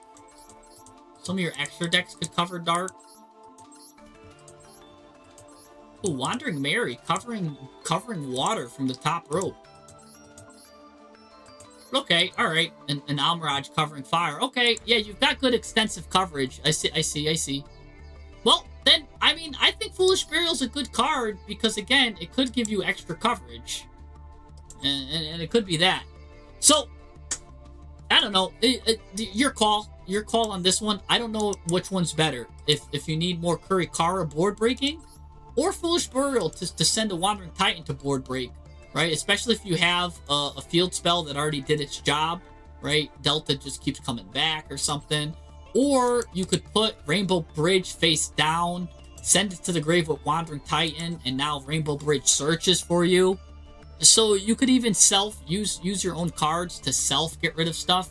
I always like that, right? And then when I think in context of that, I do like thinking of stuff like Metal Foes Fusion, because then that card, right, you can also, if you already had and like did some Rainbow Bridge stuff, your Foolish Burial Goods can just send Metal Foes Fusion and you draw one. So you go neutral with it anyways. Or it works well with Droplet. Metal Foes Fusion works well with Droplet. Metal Foes Fusion works well with Eldritch, the Golden Lord. Board breaking, drawing a card, or you set it and now you Metal Foes Fusion's great in this deck, man. It's really good. Maybe play Metal Foes Fusion instead of the Foolish Burial then. I don't know. Metal Foes Fusion is great though, because it's an upstart goblin, but instead of just being upstart, it's like a cost upstart goblin. It's the upstart that you can use for the payment for your Eldritch. You can use it as payment for Wandering Titan. You can use it as payment for Droplet. And you're going to go positive instead of negative now. So using it as payment, it's really good. I do like keeping one Metal Foes Fusion when I'm running these payment cards. So that's pretty good there. Do you have anything else that's like discard a card? I don't know if you have anything else that discards cards. But yeah, use it. Or even, funny enough, if you go into Baron de Fleur, you can just set it and pop it, right? Like, so even hard drawing it, if you don't want to use it as payment for a cost, Metal Foes Fusion is really good. By the way, if people don't know what I'm talking about, it says if this card's in your graveyard, you shuffle into the deck, draw a card. So it's really good to use for cost, for things like Droplet, Eldritch, Titan. He's playing a lot of cards that do stuff for cost. So, a lot of this yummy level 2 synchro discards. Adds 2, discards 1. Oh, yeah. What is it? It's, no, that one's the special summon 2. Which one is it? It's this one. Cupsy Way, right? Yeah. Add to, discard a card. You're right. So even if you go the yummy route, oh, dude, all there, right here. That's the missing link. I think that's the glue that you were missing. Make sure it's nice and shiny like this one. And it's only an SR. Try it. All there, yeah. That's, try this, man. Try it. You might like it. So yeah, then you can get to 40 with that. So then maybe you don't need to run Curry Car in that. You could run your Metal Foes Fusion and use it for Titan food, Eldritch food, Droplet food, or Yummy Way food. Look at that. And the Yummy Link is coming back to 3. That is true. So you've got food now. Food for the taking. Plus, you can send it to the graveyard with Foolish Burial Goods if it's good there. What about Pyre? Honestly, I'm not sure. But because it can add Yummy card, Cupsy, I mean, it's a starter. And you can never go wrong with that. You have to do it at the start of your main phase, though. Which isn't too bad. I don't know. I think it's okay. It's not the greatest card. It's not the worst card. If you want, you could run it at 2. Then, if you're kind of skeptical about it. But yeah, it's not a bad card. It's okay. I don't really have, my thoughts aren't crazy on it because look, it's adding Cupsy. Is it adding any of these other guys, or is it just Cupsy? Is it just Cupsy add? Add a monster with 0 attack. Oh, it could add Droll. Then you cannot add, I mean, it could add Droll and, oh, I think you had it, Ash. I believe Ash was another 0 card. But by the time you use that, they're already going to hit you with Fualos and Maxi. So don't even worry about the Ash. Again, you can add Droll if you have everything. So yeah, I think it's fine. Because, yeah, it's usually a Cupsy ad. And if you have Cupsy, you can add Droll. Sure. Yeah. It adds Ash. That's why I'm like, yeah, it adds Ash. Like, but, I mean, it would be good if you could side deck Ash for like, oh, my opponent's on Draco Tail. Then you could run 1 copy of Ash. So you could add Ash to it to stop Draco Tail. I mean, if you're going to use Pyra's map just to add Ash, though, what do we, like, I don't know. Is it really worth it to lose half our life points to add, or to add Ash Blossom going first when they'll already most charm you, or they're already max you likely, or you add Ash and they droll you? I don't know. You've got, I say Curry Car is back on the menu. Because Curry Car is just a good card. It's got 15, breaks boards, real good stuff. I think it's good. Either that or the either Curry Kara or the Foolish Burial. One or the other. Because you can also Foolish Burial Eldritch too, again, to just come out. So maybe it is just Burial. Because Burial has a lot of uses. Right? It does put you at a nice fork where you could Burial Eldritch, Titan. In some worlds, you might even want to burial a Yummy card, right? In certain scenarios, I'm sure. Or you could burial Dotscaper. So all of that is good. All right, let's go to the next one because let's do Mr. Noble. But if anyone can fix that the part that maybe that you think, I think it's you, Altair. It's I believe in you. Yeah, Burial for Eldritch, not bad. All right, let's take a look at what Noble's cooking now. Hopefully, Noble's around now. We're doing Noble now. We're doing Noble, and then we're gonna have a face-off between True King and Phoenix, because True King's been waiting, but so is Phoenix. So we'll do one of those like coin flipper things that I did with Altair and Noble. Alright, this guy's upstarting. This guy's Illusion of Chaosing. He's got a nice thick deck here too. Maybe I'm just hyping them up for nothing. He's Magician Rotting, and a Soul Servant, He's on a nice thick deck. So, and I really like the Dark Magician being thick sometimes.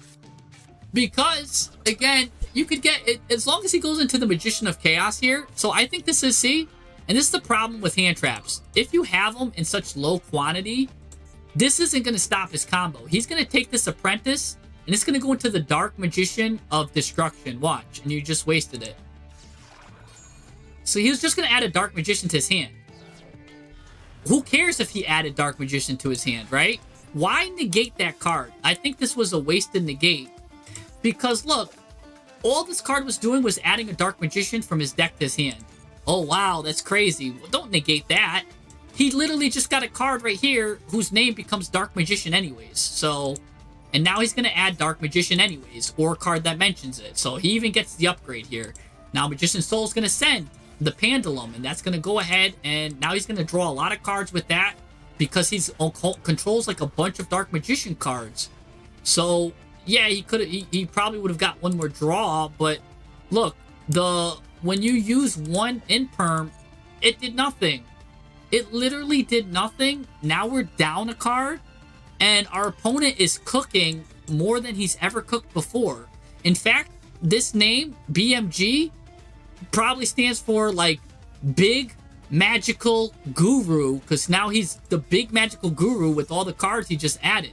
So Big Magical Guru now is going to go ahead and get negates on board. He's going positive after all of this. He's actively enjoying his life. And now he's got another negate out. So, yeah, waiting was a little bit better there. And here's the thing. Oh, you thought it was the other one. You thought it was, I already know who I think you thought it was. You thought it was the Dark Magician girl. You thought it was her. Because they have similar artworks. You thought it was going to be adding Shining Sarcophagus. I see what you're saying there. They do have similar artworks. She is Dark Magician girl. And the one that you stopped is a Dark Magician girl that adds... Oh, she's got banished. She's an Illusion Apprentice, and they look very similar. She's even got the Dark Magician circle around her, just like the Dark Magician girl has. So they both have that circle around them. So I can see how you messed up there. But the thing that you need to make sure, always remember, if she's showing a sleeve, you gotta believe, right? And if she's kind of covered, then she's blubber. So just remember that rhyme. Anyways, let's go now back into here. Shining Sarcophagus, going to add the Future Silence. So remember, yeah, if it's showing the sleeve, you gotta believe. Or no sleeve, you gotta believe. If its sleeve is covered, then it's just adding blubber. Speaking of blubber, we've got Baron de Fleur. Gonna go ahead and now add this. He's gonna full combo here. Gonna pop his own card. That's gonna get the bring it back and get the gaze, which is kind of crazy. Now what are we going into here? I don't even know. IP Masquerena. And that's it. And then Deception's gonna set itself. Okay. 2 Omni Negates plus a IP. Plus some cards here. You're gonna Fualos, which is a good time to Fualos. And he's gonna negate. Oh, why? Why? I always wonder that. Don't use your Baron on a card that, because if he was drawn dead, maybe he only had 1 card to activate, and now you just saved him, right? Now he can go full combo. Technically, now you turned on his talents, and he can bait you with Ready Fusion. So that's a horrible. The Big Magical Guru is showing that he's not a guru after all. He saw yellow. Look, I was going to say, he sees yellow, and he just activates a card. Oh, and now you're going to do the Sandwich combo. You're going to go into the Magician of Destruction, because Sandwich can do that. So now he's going to go ahead and negate that with Ila Silva. But again, that's bait. And now he's even further baiting you. You're actually getting his IP Masquerena here. That's going to go into like either a Gorgon or an SP Little Knight. He's going to go into SP Little Knight because he can't think about Gorgon. He forgot about Gorgon. But, yeah, now SP Little Knight's going to activate. Going to get that there. And he's going to bring out Dragoon. Because only the good players bring out Timaeus. And this guy's not a good player. So a good player brings out Timaeus. A bad player brings out Dragoon. So he's the bad player. I already knew that was going to be Dragoon, by the way. because I already knew he was a bad player. Anyways, you're holding on to talents because you know you're gonna win. That's your key win card here. He's still got the negate. The Prince right here does so much stuff. You're gonna get Shadow here, and Shadow's gonna go ahead get this. I don't know what that one does though, but you're off to the races. That's gonna make him use the negate. We already know that. We're like, all right, I already got everything I need. Just get your negate out of here, please. So you don't care about that. He fell right into your trap anyways. And now it's too late because Shadow getting rid of a card here.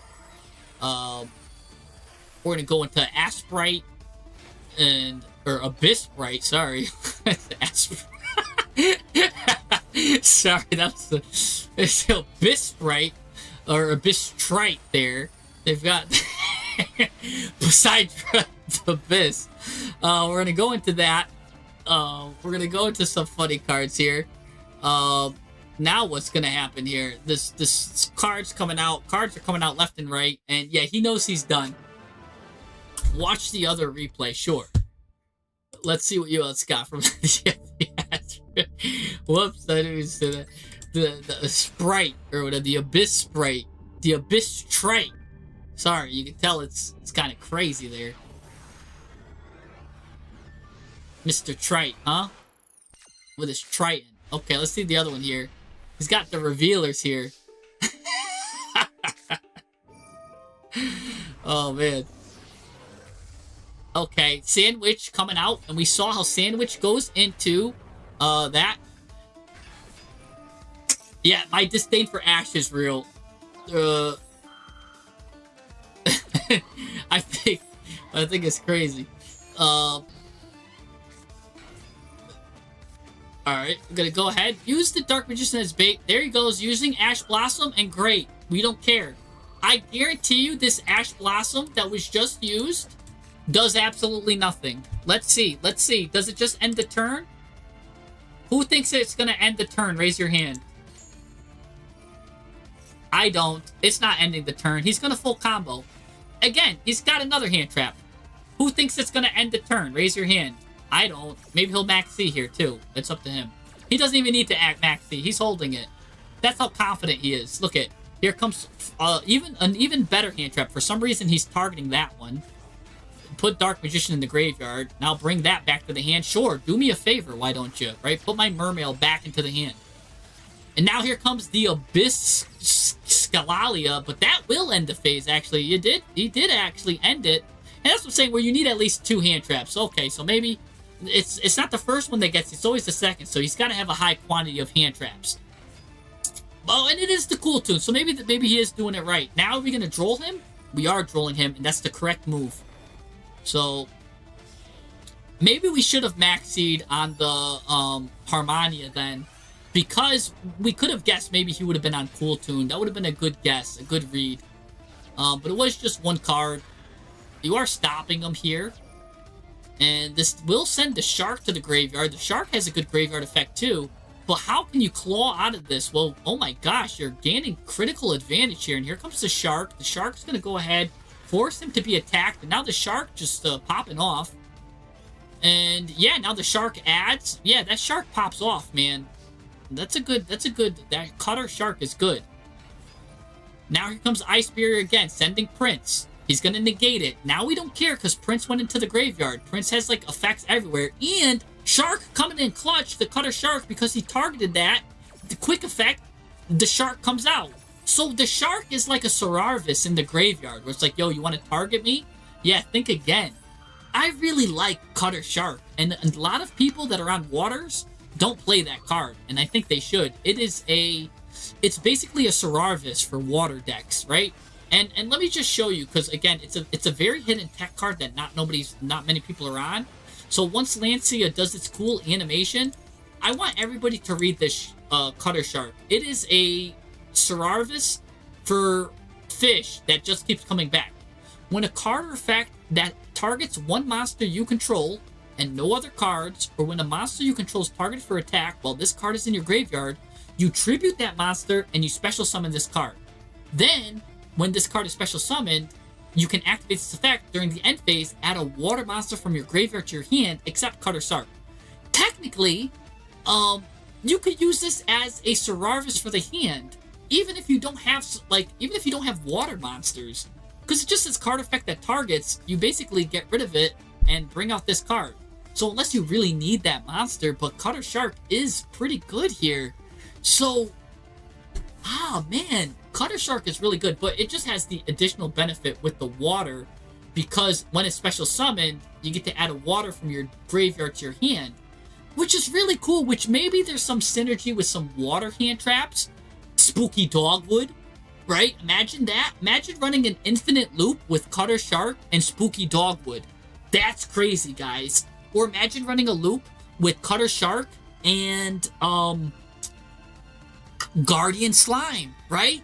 Cutter Shark can really have some good synergy. I think Cutter Shark and Spooky Dogwood might be a really good combo. Because, yeah, Spooky Dogwood is good, but you can only use it one time. But what if you could infinitely use Spooky Dogwood?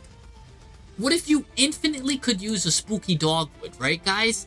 And Cutter Shark might be a way to just get insane stuff. Oh, man. This could be good with Spooky Dogwood. I mean, I'm just thinking of it now on the spot. And that's what we do when we theory craft. I like it, right? Because this is a good card that's underused, underutilized. It gives you protection. It gives you a water monster from your graveyard back to your hand, which Spooky Dogwood is a water monster. Guys, am I crazy? Am I maybe not thinking? But also, it could add you the Guardian Slime, which has a graveyard or a hand effect to protect you in the battle phase. You could repeatedly protect yourself over and over and over. This is, it could be something. All right, just think about it. Think about it, guys. I don't know. That's what we're here for. Well, yeah, no, we're coming up with ideas. I mean, you're showing me the Cutter Shark here, and I know you're on your villain arc with Lancia here, so it's fine. I mean, you're putting in Poseidra with it. You're showing your villain arc. It's fine. I think we all had a villain arc, right? I had my Enneacraft phase. I had my Man with the Mark phase, right? We all get our villain arcs. Don't worry, Noble. Nothing to be ashamed of. You're in your villain arc, man. I get it. It's the villain arc.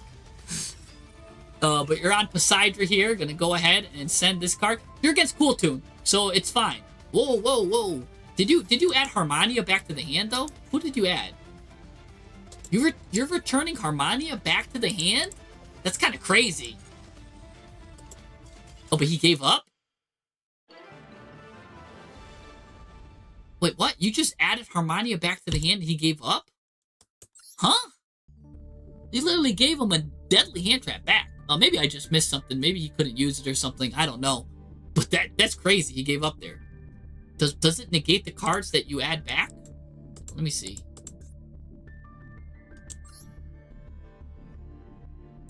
Let me see what Mr. Poseidra does. Send a water monster. Return up to 3 cards your opponent controls to the hand. I don't know. Giving him Harmonia back was kind of crazy. Oh, probably you're just going to go to the battle phase and you had enough to finish him off, right? Was that what was going to happen? That's probably what it was. I think you had enough damage on board to end the game.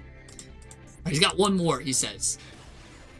All right, we're going to see what he comes up with. And then we're going to have the face-off between Inferno and True King to see who's coming up. I'm coming. All right. Oh, my gosh. You're going first with Perelias. Oh, not to mention, Perelia is a water card. Cutter can add that. Cutter can add that back. Oh, Called by the Grave. Get the second one out. Oh, your monster had target protection floating? Yeah. So, don't forget, Perelia is nice there for Cutter Shark, too. This Cutter Shark, Harmonia doesn't do anything to. Yeah, probably when you get that far, you're already good. Yeah. That's true. That's true. You're right. So here he goes. Going to deal Bellstar. Oh, Original Sinful Spoils, which is going to be back to 3 now, by the way, which I can't wait. He's going to go into Snake Eye. I really wish whenever he was on that, he should have went into the Dark Magician of Chaos. But I'm just a big Dark Magician of Chaos glazer because I'm a big Timaeus glazer. I'm a big fan of Timaeus. Wherever I can get Timaeus, I try to get him. Oh, you've added Ash Blossom.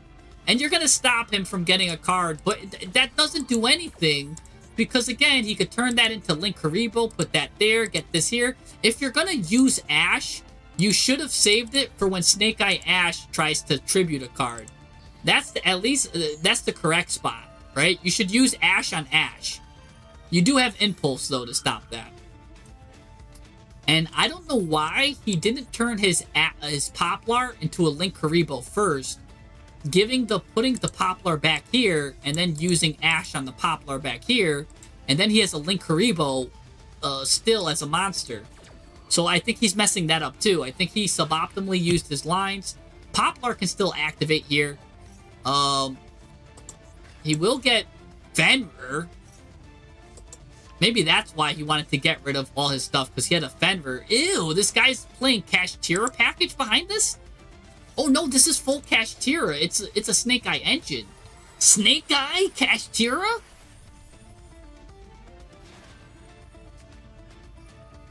Spiral to bring it back. Okay, good. I hope he resigns now. At least this one, I think you're playing a mass quantity of hand traps, so Ash is probably fine here. The new Blonde Appaloosa trick is called Ultimate something. Like Ultimate, it just came out, I looked at it. Ultimate, because it's got the, like, it's the Ultimate Slayer too, but it's like Ultimate, someone knows. I don't know. Ultimate Sky, thank you, High Soul, thank you. Props to High Soul for being the first one. Ultimate Sky. Because it's the same, it's Appaloosa with Ultimate Slayer, yeah. Man.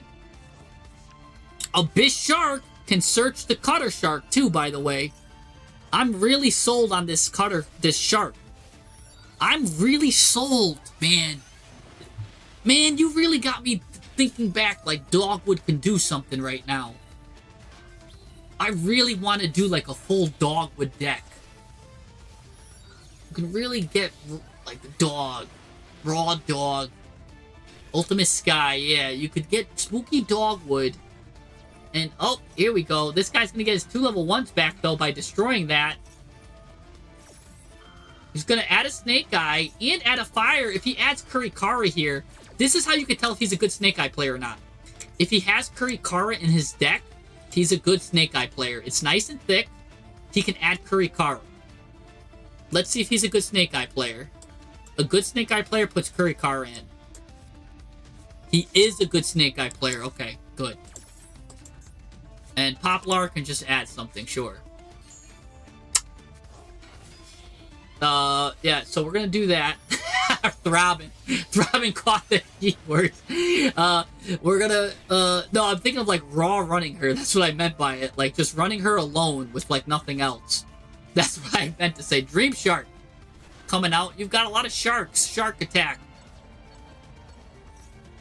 I'm gonna bring those back. Those bad doggies gonna come out.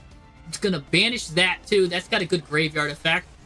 And yeah, that's good that you banished the spoils, because that does have a good graveyard effect. Did he leave himself with any graveyard effects then?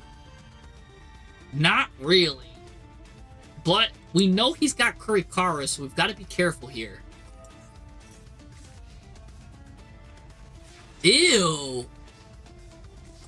So, what this guy could have done, right, if he was really a good Snake Eye player, he would have put this Snake Idea Bellstar in the back row. Snake Idea Bellstar then could have put either Ash or Flamberge in the back row.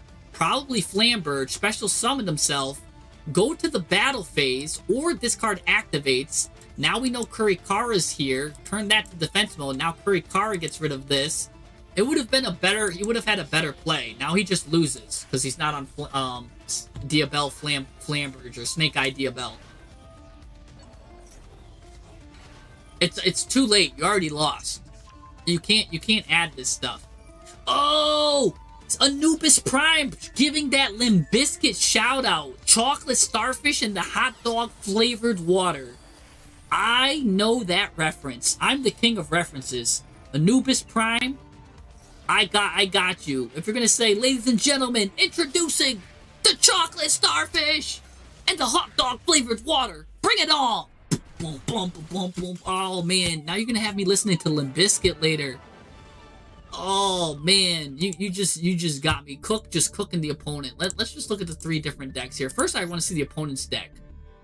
He wasn't even on Snake Eyes Diabellstar, but for some reason he's on Hekahan Godos and Hekahan Brius. For some reason, I have no idea.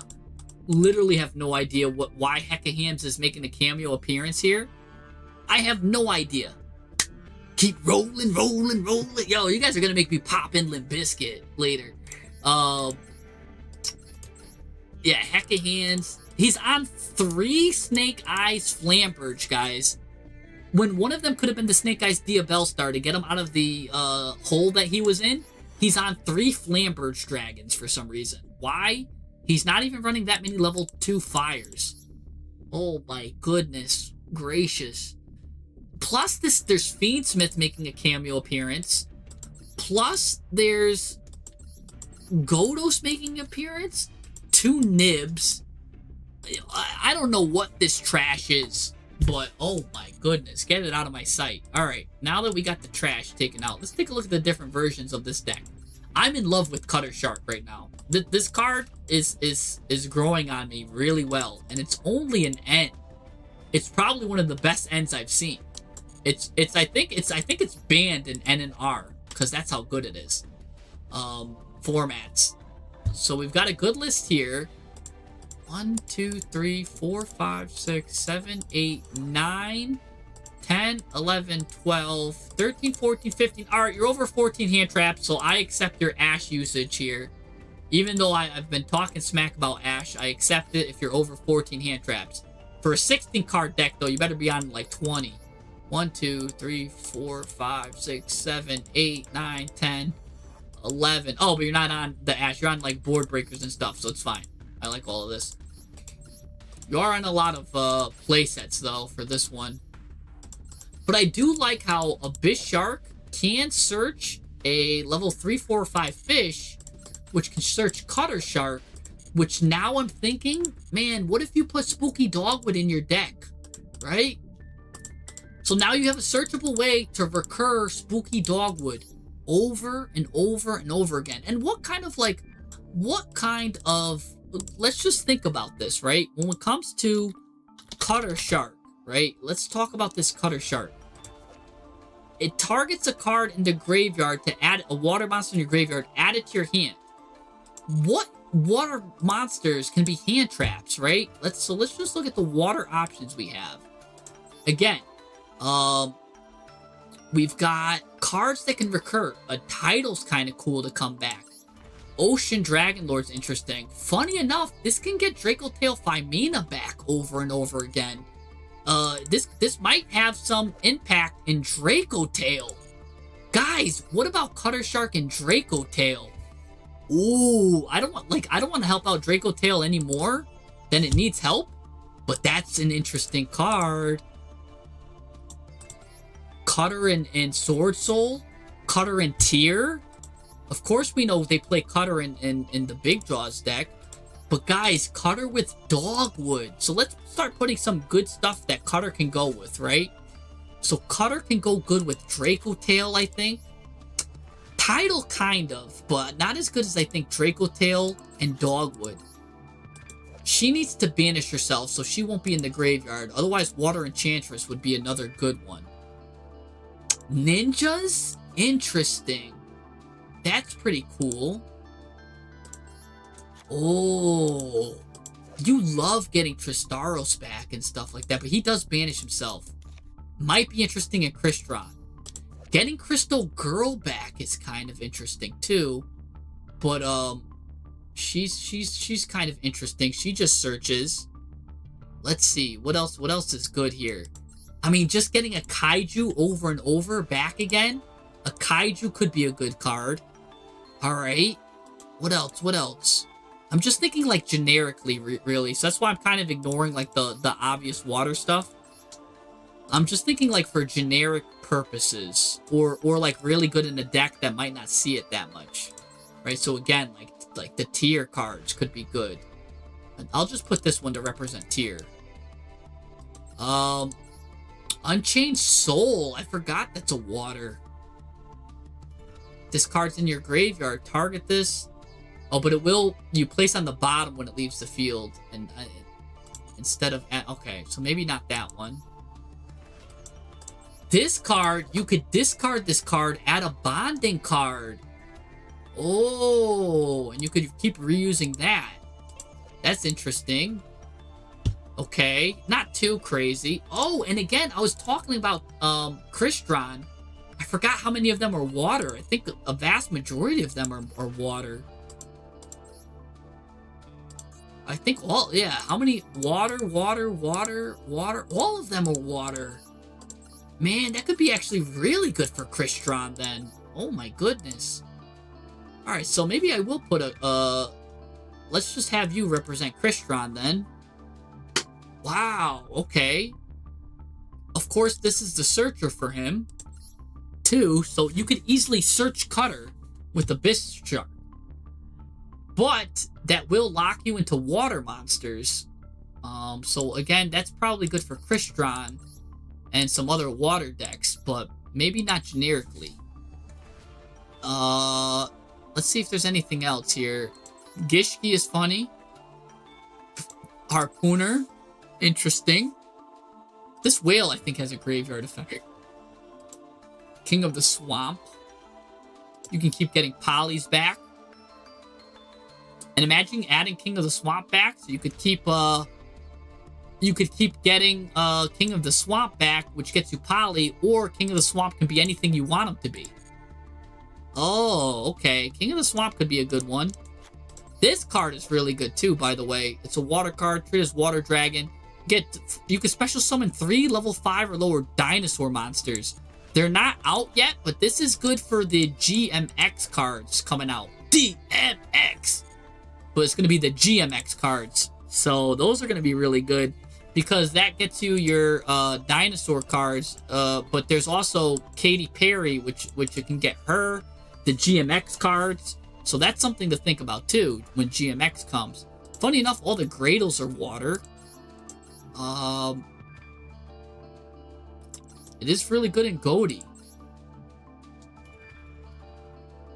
You can get you Flu back, but Flu's already add themselves back, so you don't really need that. You can get you Click and Echo back, which is a really annoying card by all standards. And it can get you some Floodgates back too, like Barrier Statue, whatever this guy's name is. I think that's pretty much it for like generic cards. Oh, and I did want to mention Guardian Slime, which can keep coming back, which has battle protection and can get you Sphere Mode. You've got a zombie? I didn't even know this one was water. Didn't know this card was water, but now that I see it, it's got water on the bottom there, so it's a tower in the middle of the ocean. Interesting. Kashtira Ogre's a water? What? Again, you got these weird turtle cards. Huh. Okay. So, Cutter Shark, guys. Put Cutter Shark on your watch list. Actually, I'm going to put it on my watch list. I'm going to add it to my favorites. Because I'm going to want to cook with this card. This is a card that I think has untapped potential. I'm going to add this card to my favorites. I'm going to see what I can cook up with. I'll have to think about it, though. Ooh. Soul is interesting. There's probably a lot of other cards because I was kind of going through this really fast.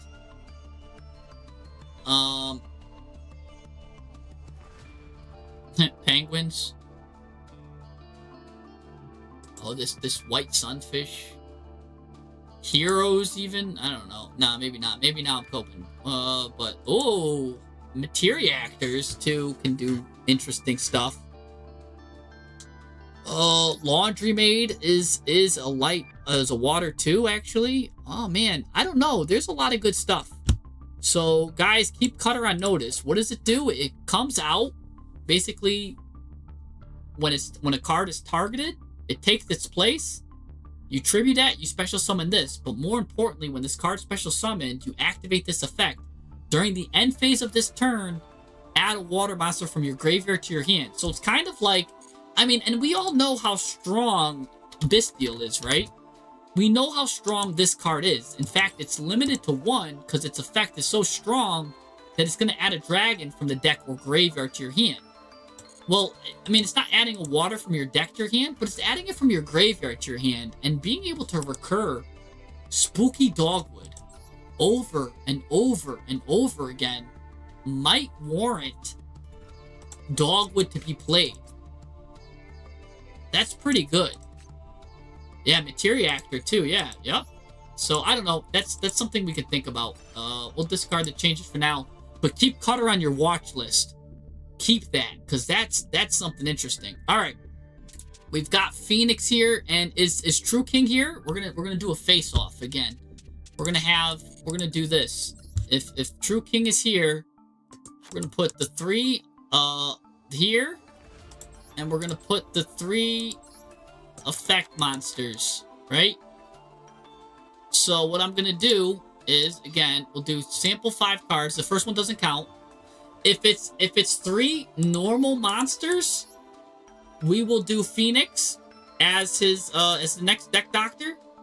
And if it's 3 effect monsters, we'll do True King. So last time the 3 effect monsters won.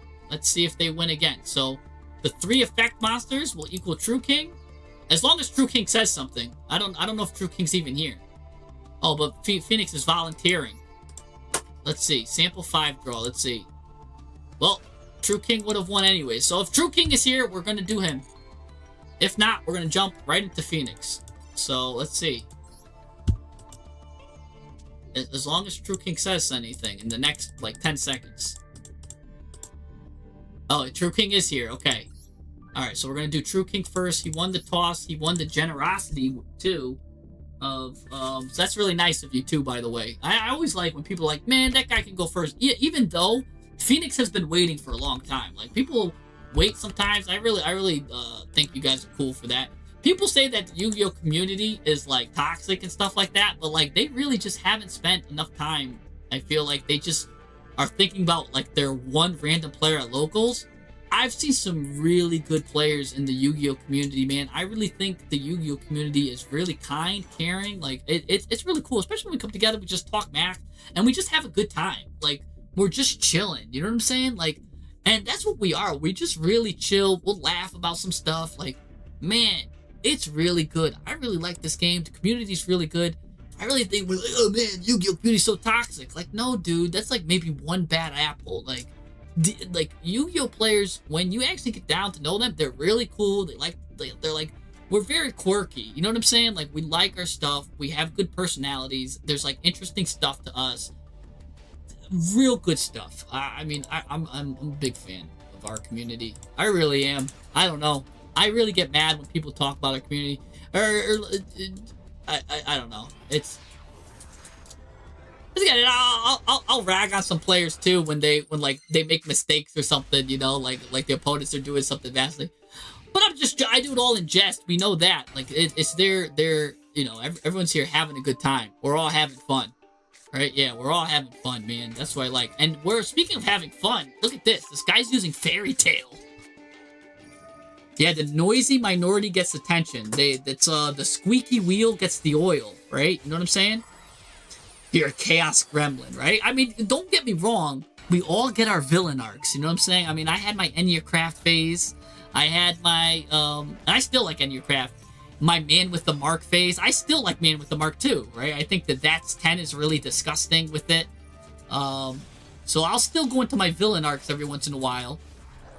But, I mean, even my Regenesis, I think I played, There Can Only Be One. And I also played Skill Drain in Regenesis. So I'll have my villain arcs from time to time. Don't get me wrong. You find me on a bad day, you might find Regenesis in your face with Skill Drain. You know? But here we go. Fairy Tale. Here comes the teller. Oh my gosh, the bank teller. Call the bank teller. And this is a cool Fairy Tale board. It might not look like much. What I like about Fairy Tale is it looks very innocent. But there's a lot going on here. But, which is even crazy, and True King is probably the GOAT at doing this. If I've ever seen someone the GOAT at doing it, it's True King.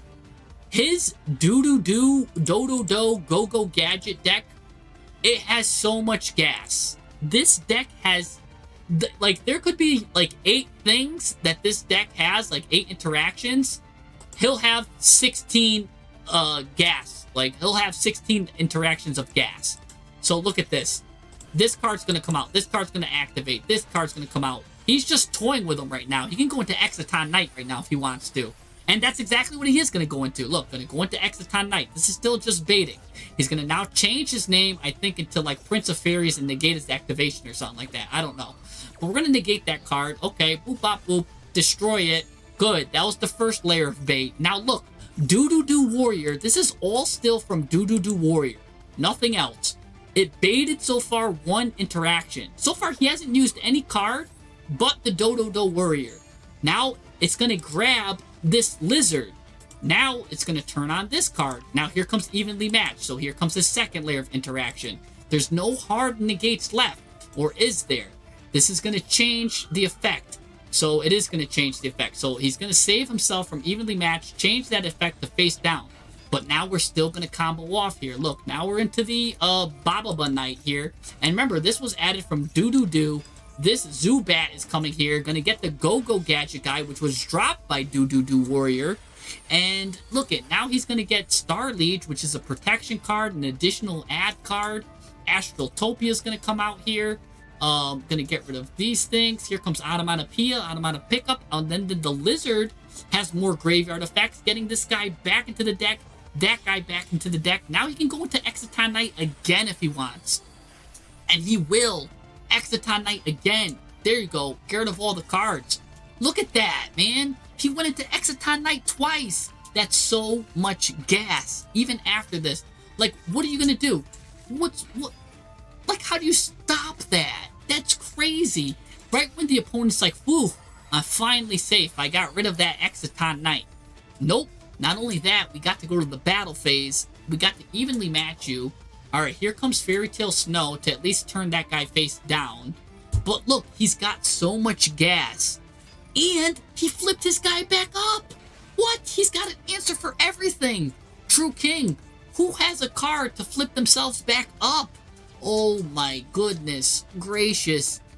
Oh, and now Snow's coming back again. Gonna turn Rat Pier face down, because we all know how much comboing that rat can do.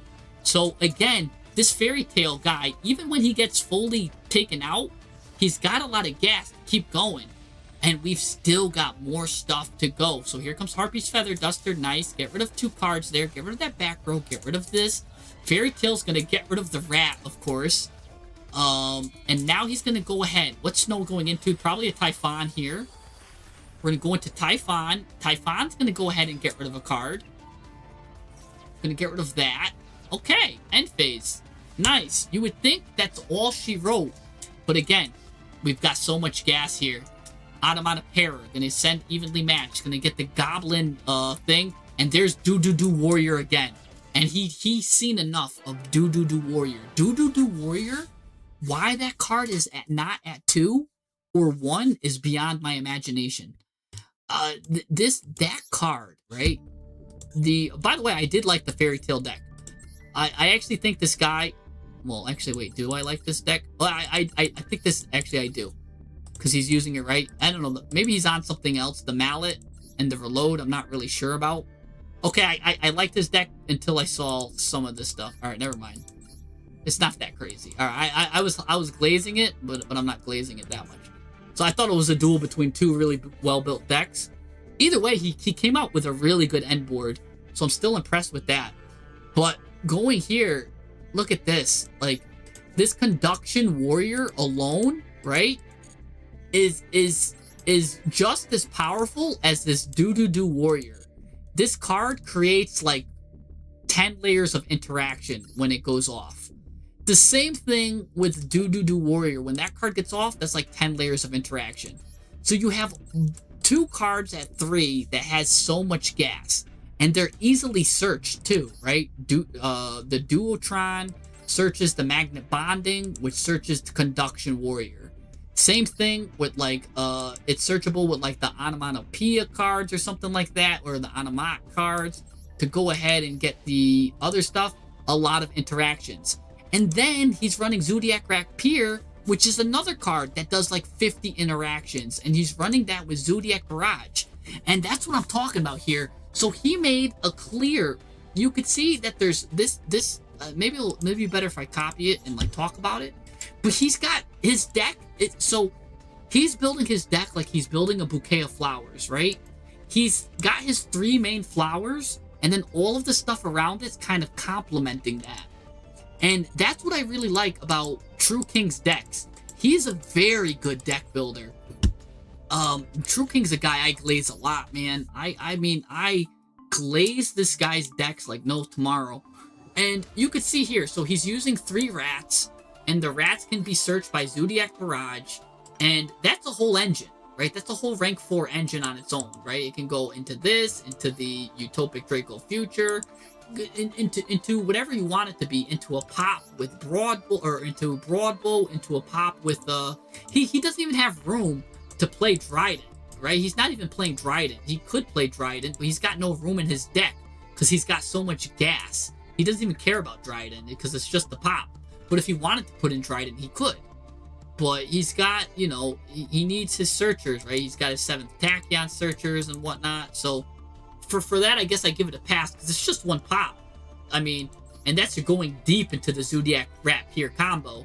If he's already that deep, he's going to get Utopic Draco Future anyways, which he probably doesn't care.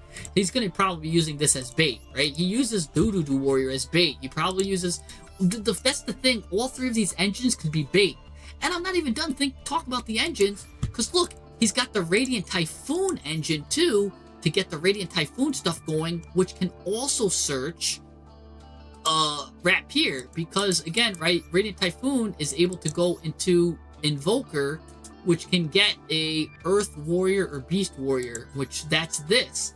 So he's got so many, so not only can he search with Barrage, but also Radiant Typhoon now, and this is a 60 card deck. And when this is exactly a deck that I love to talk about, when I say a 60 card deck can be more consistent than a 40 card deck, because it all relies on the quantity of searchers you have, the quantity of starters versus tech cards, and things like that. So here, he probably has more starters in his deck, his 40 card deck, than people have, I mean, in their 40 card deck, right? How many starters does he have, right? Like 1, 2, 3, 4, 5, 6, 7, probably some of those, but like 8, 9, 10, 11, 12, 13, 14, 15, 16, 17, 18, 19, 20, 21, 22, 23, 24, right? 25, 26, 27, and maybe even more, like 28, 29, because those are adding cards, you know, like, he's got like 29 starters.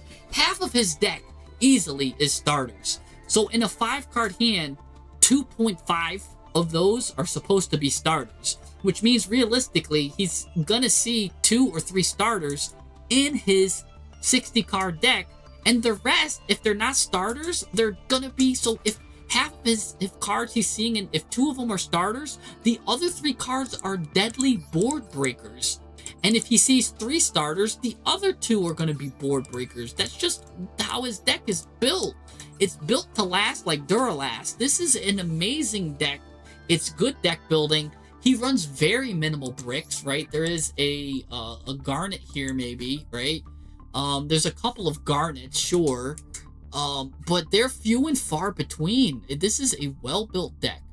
Again, maybe the trap can be considered a garnet here, or a brick, whatever. But going first, you know, he can search it, do all of this stuff. Yeah. Oh, thank you, Phoenix, for the posture check. I do need to hydrate too.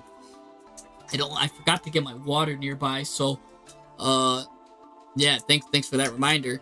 But yeah, this is really well built. And when it comes to this well-oiled machine card, this doo-doo-doo card, by the way, I dismantled all of mine. The only reason why I did was because somebody data mined that this was going to be a starter pack or whatever you want to call it. Like I forgot what they call it. Like it's coming out in one of the structure decks. That's what it's called.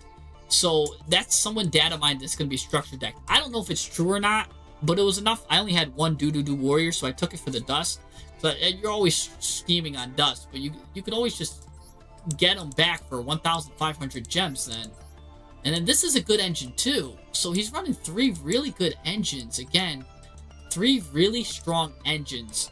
And when you have all these engines, that's really good. These engines are really good. The only downside to this deck is that it's because it's a 60 card deck, it's very, very expensive. Almost every single card in here is a UR, right? 1, 2, 3, 4, 5, 6, 7, 8, 9, 10, 11, 12, 13, 14, 15, 16, 17, 18, 19, 20, 21, 22, 23, 24, 25, 26, 27, 28, 29, 30. He's running as many URs as he has starter cards. So that's kind of, I mean, it's also showing the power of the deck, but it's showing how crazy, like, Konami will gate you. If you're just starting this game, you can't build this deck, and I think that's unfortunate. Because this is a really well-built deck, right? Even I've been playing for this deck so long, or I've been playing this game so long, I'd have to dismantle a whole plethora of cards if I even want to make a deck list like this, right? I even got so many of the engines, right? And even then, you're missing some. So it's a lot of UR, and that's just the main deck. That's not even counting. So we had 30 main deck, 31, 32, 33, 34, 35, 36, 37 cards that are UR. For some people, they're not even playing a 40, like they're playing a 40 card deck. That is insane. That's an insane amount of cost. That's the only gripe I have with this deck. Nothing else. So it's no fault on True King. It's very well crafted. The fault that I'm blaming is Konami. Like, man. And what's crazy is you have to pull like 5 different packs. You have to pull, again, you have to hope for the do cards to become the structure deck. You have to pull from the Earth Magnet deck. You have to pull from like a Board Breaker deck. You have to pull from a Zodiac deck. You have to pull from the Utopic deck. You have to pull from like X Sabers. You know what I'm saying? Like, and you have to pull from Radiant Typhoon. So not only that, you can't even pull them all from one. You have to pull them from like 17 different packs to craft this work of art, by the way. This is a work of art. This is a great deck. August 4th with the new pack, that's when the structure deck's coming out. So there you go. So at least if you want to build this work of art, right, this Mona Lisa of a deck, you'll have to pay the piper, but at least you won't have to pay him that much, because yeah, you'll get do warrior out here, because I'm sure probably 90% of us can't, like right now, if we tried to make this, we can't, because we probably have like 2 or 3 of these engines, but we don't have them all. But you're really making a good engine deck, and this is what I like. And there's a difference between slop and combining engines. This is not slop, right? If people call this slop, it's not, because all of these have something in common. It's they go into rank 4s, and they're able to search. It's kind of circular, right? Slop would be something that's like, oh yeah, I'm combining Fiendsmith with Kashtira, with this, with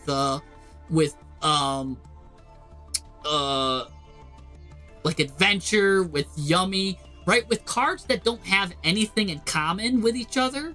That's kind of slop, right? Where it's like there's not really much synergy going on, right? So it's kind of like you're just engine hopping.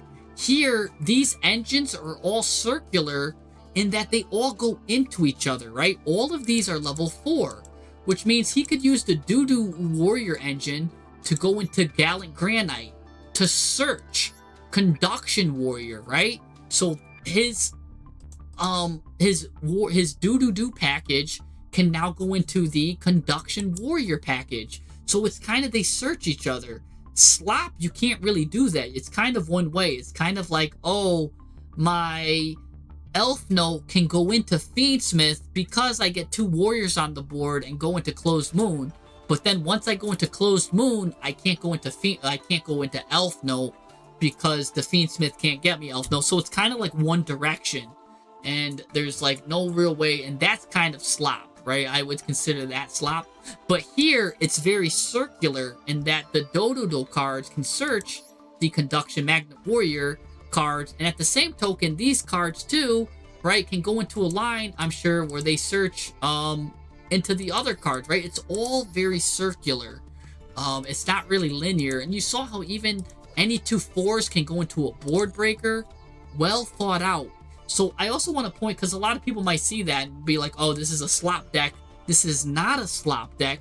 This is a well-crafted multi-engine deck, a board breaker deck, and there's a very good distinction between the two. If you're playing just a pile engine deck is what people will call slop sometimes, but this is not. So it's important to know the distinction. Yes, that's the golden rule. Heisel says the engines have to bridge into each other. That's what it is. Yeah. If the engines bridge into each other, then yeah, that's what you need to do. And again, a lot of these engines will bridge into each other. And I just gave a perfect example with some of these. The Zodiac cards too, going into stuff, right? You can get the 2 things. You can go into again, this card, especially some level 4 Earth Warrior or Beast Warrior, which again is a lot of cool stuff. Because what is this? Oh no, that's level 6 Earth Warrior, but I'm sure where is it? Yeah, so I forgot which one it is. It's level 4 Rock Warrior. Oh, this right here, level 4 Earth Warrior. See, so like you got all different kinds of stuff here. They all tie into each other, and there's probably so much more I'm missing. This is one of those decks where the more you play it, the better you get, and you could find even more synergies with it. So I could even see why he probably cut the, again, I was like, oh, Dryden's not even here, but he might not even need Dryden because he's doing all of this other stuff. His extra deck, every spot in the extra deck is fighting for a spot. It's fighting for a spot because he wants to make it circular, right? Look, any 2 level 4 monsters get the Photon card, you know what I'm saying? And he could do that stuff, right? He could go ahead and do that stuff. Like there's just so much he could do, but really he wants that for the protection, I think. Because he's not even running the Photon. He could run even more weird cards if you want. There's so much you could do here, and it's just really well crafted. So yeah, you can't dismantle the garbage URs. Yeah, I really hate that too, because like my deck, look, I've got 7 Blue Eyes, 6 to 8 Dark Magicians for some reason. I've got like 8 of this Diesel Beetle for whatever reason. It looks like Despia, or it looks like what's his name? Looks like Destiny Hero Dark Law or Dark Dragoon, but like who he's been working out, and for some reason he's got like a shell. There's so much stuff to say with this. I don't know why I have like a million of these. Right? Let me just see. Like why does Konami give me so many of these cards? Right? Just show me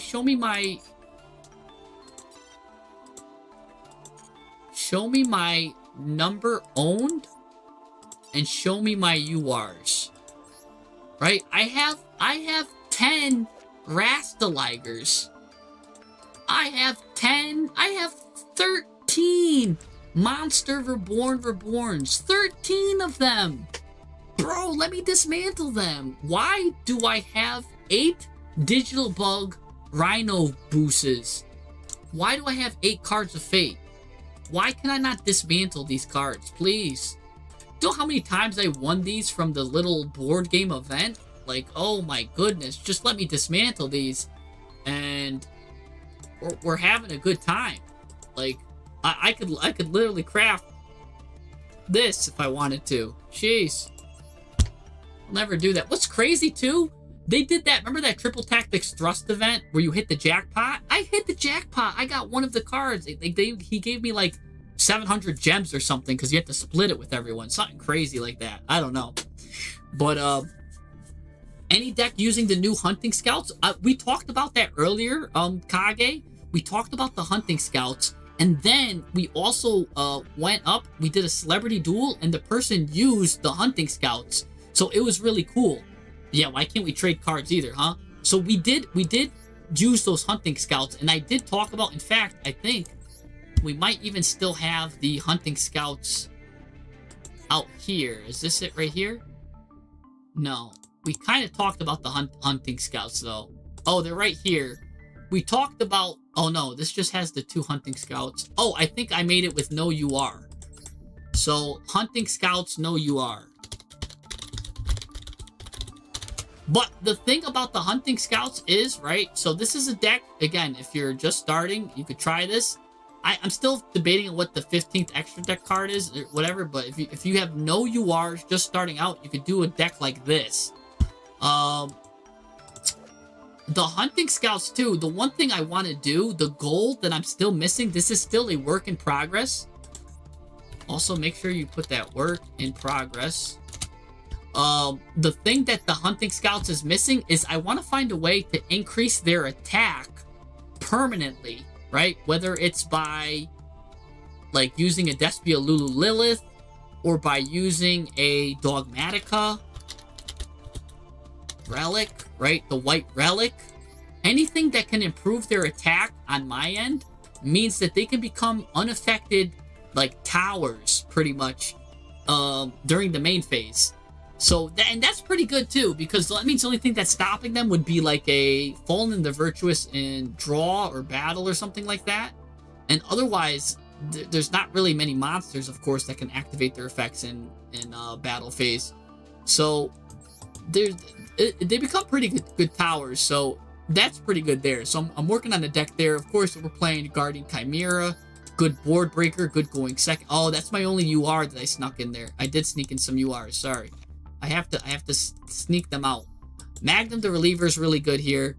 The full normal deck though is no URs. Again, it is a work in progress. Right now it's a no UR work in progress. Maybe I'll make a version with URs because that could be really strong there.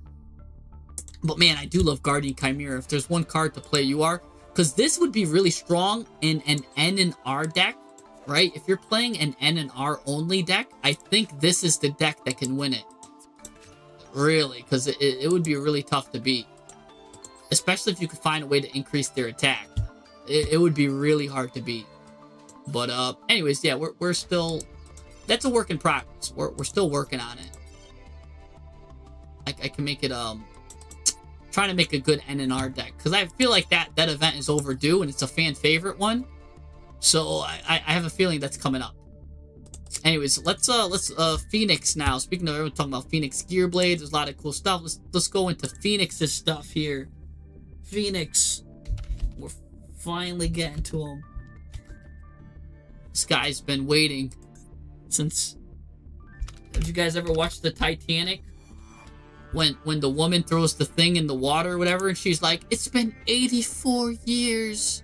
Or something like that. Like, alright, Blaze Hawk. Oh, and it's Goaty, too. And Goaty's one of my favorite decks, man. Talk about saving one of the best things for last, right? Like, I love me a Goaty deck. The first replay has the deck, but the second has the cool... Okay, sorry, I clicked the wrong one. Alright, Phoenix, I got you. Yeah, he's been waiting since the dawn of time. This guy's literally, like... This guy literally watched Julius Caesar get impaled, right? He was there. He's been waiting for so long, he farts dust. Like, you know what I'm saying? Like, he's been waiting so long. He was there when the history textbooks was written. In fact, he was the author of the textbooks. He probably was there when Confucius and Sun Tzu were working on the art of war. You know what I'm saying? Like, he was there. That's how long he was waiting. Alright, let's see Goaty, man. Yeah, it's hard out here to be free to play, but you know what? That's why I like to just have some free to play decks always ready, willing, and able. To be at the ready. We're gonna go... Yeah, he wrote it down in the scripture, man. He was there, man. He saw him walk on water. You know what I'm saying? Like, he was there. So, yeah, he was in Babylon, man. He saw... he really saw, the Orcus card be built, you know? Oh, he's against Time Lord. What the heck? That's gonna bring all these cards back to the hand. Whoa, whoa, whoa. We are Time Lording against Goaty. What the heck? So now we've got White Reincarnation. Gonna go ahead and do something. Oh! He's going ahead and using the Time Lord cards. Oh! I've never seen this. Fully get used. We're gonna use Snopios here.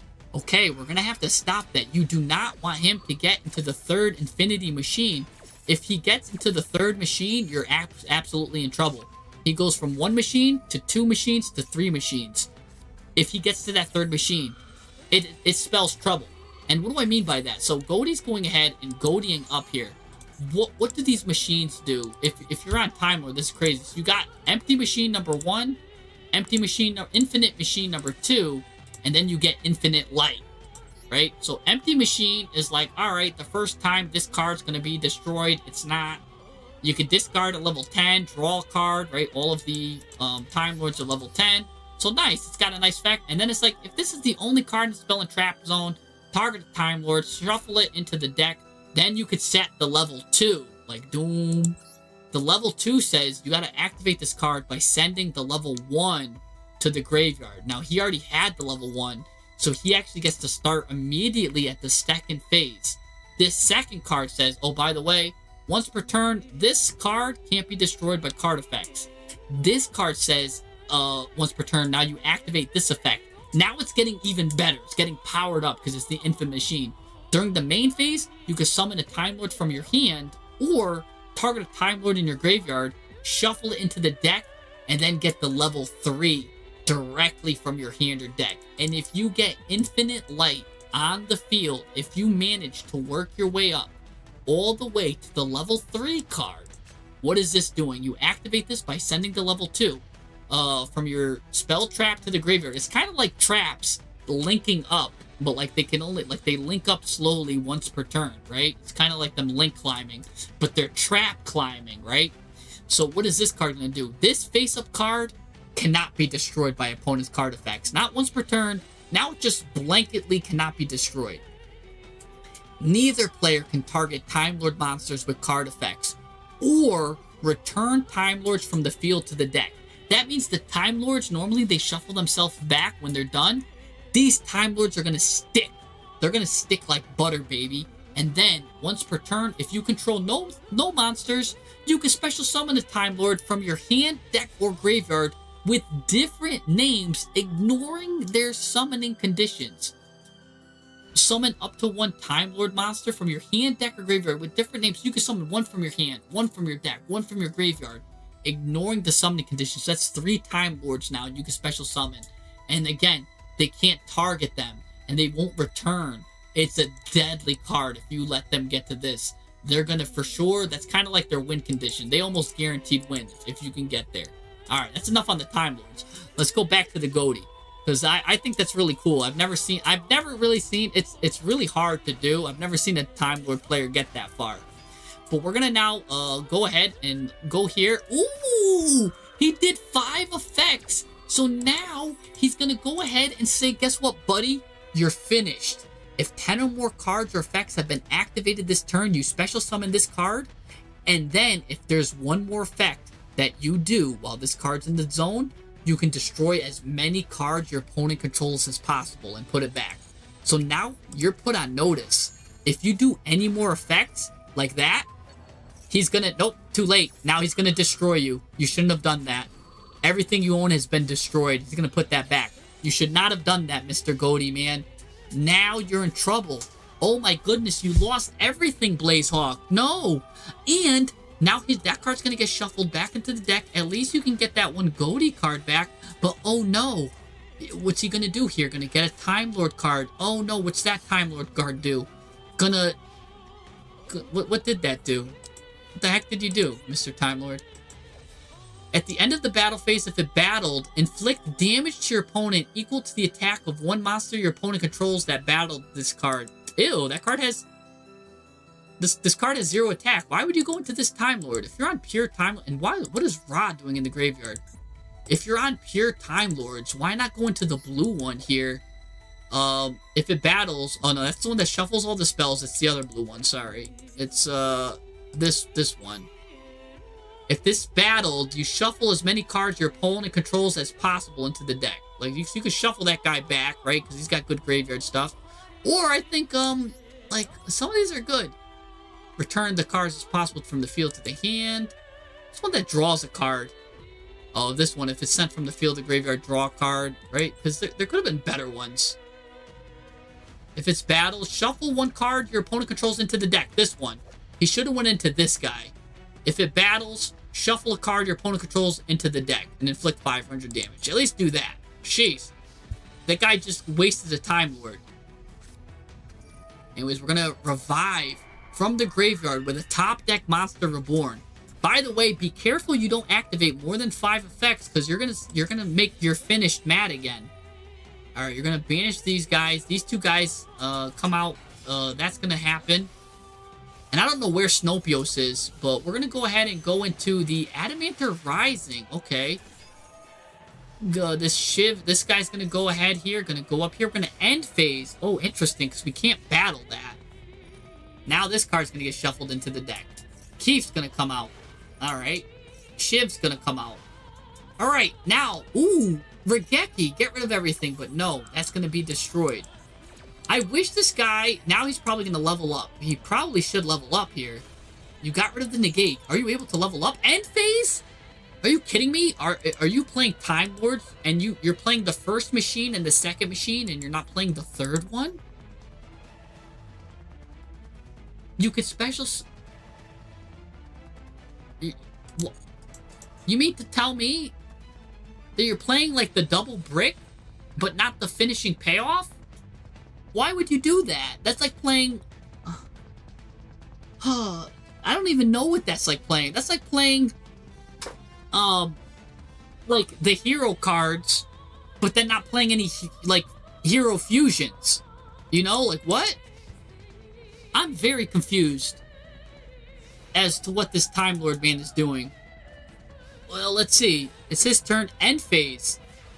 Are both players scared to fight now? Like, what is going on? I have no idea what's going on. This guy's name is Loki Lol. But I feel like he's trolling us, like, bringing Loki's name to good use. Now we can go into Ariampos here. Why not go into Ariampos? Oh, Guardian Slime! We were just talking about how much of a good card that is. Why are you negating that? That does nothing. This guy had Graveyard Effect. He's just going to activate. He's going to get Sphere Mode now. Well, he's going to get True Sun God, which is going to get Sphere Mode. But he's got to bait out. He's got to bait out the Spell and Trap first. He's got to bait this card out before he gets Sphere Mode. So, oh, he's trying to get Ra now. What? What is going on? He's getting Ra Disciples. Is he trying to get Ra? Like, I have no idea. Here comes Godi of the Deep Beyond, though. One of the most beautiful cards. This banishes everything. Everything is banished. And Godi loves when everything gets banished. Oh my goodness. Goodness gracious. Oh man. So now here comes all the Godi cards. Fresh and able to go. He does have True Sun God, which is going to get him Sphere Mode, but he can't get Sphere Mode because he's going to rather get another Guardian Slime to protect himself. Okay, that's fine. By the way, cards cannot attack the turn they are special summoned. So this Godi card's going to have 1,000,000 attack, but it can't attack this turn. So you can go to the battle phase, but only Snopios and Ariampos here can attack, whatever his name is, or Physics. See? This card won't be able to attack, and this card comes out, so if you want to attack with this, it's going to survive.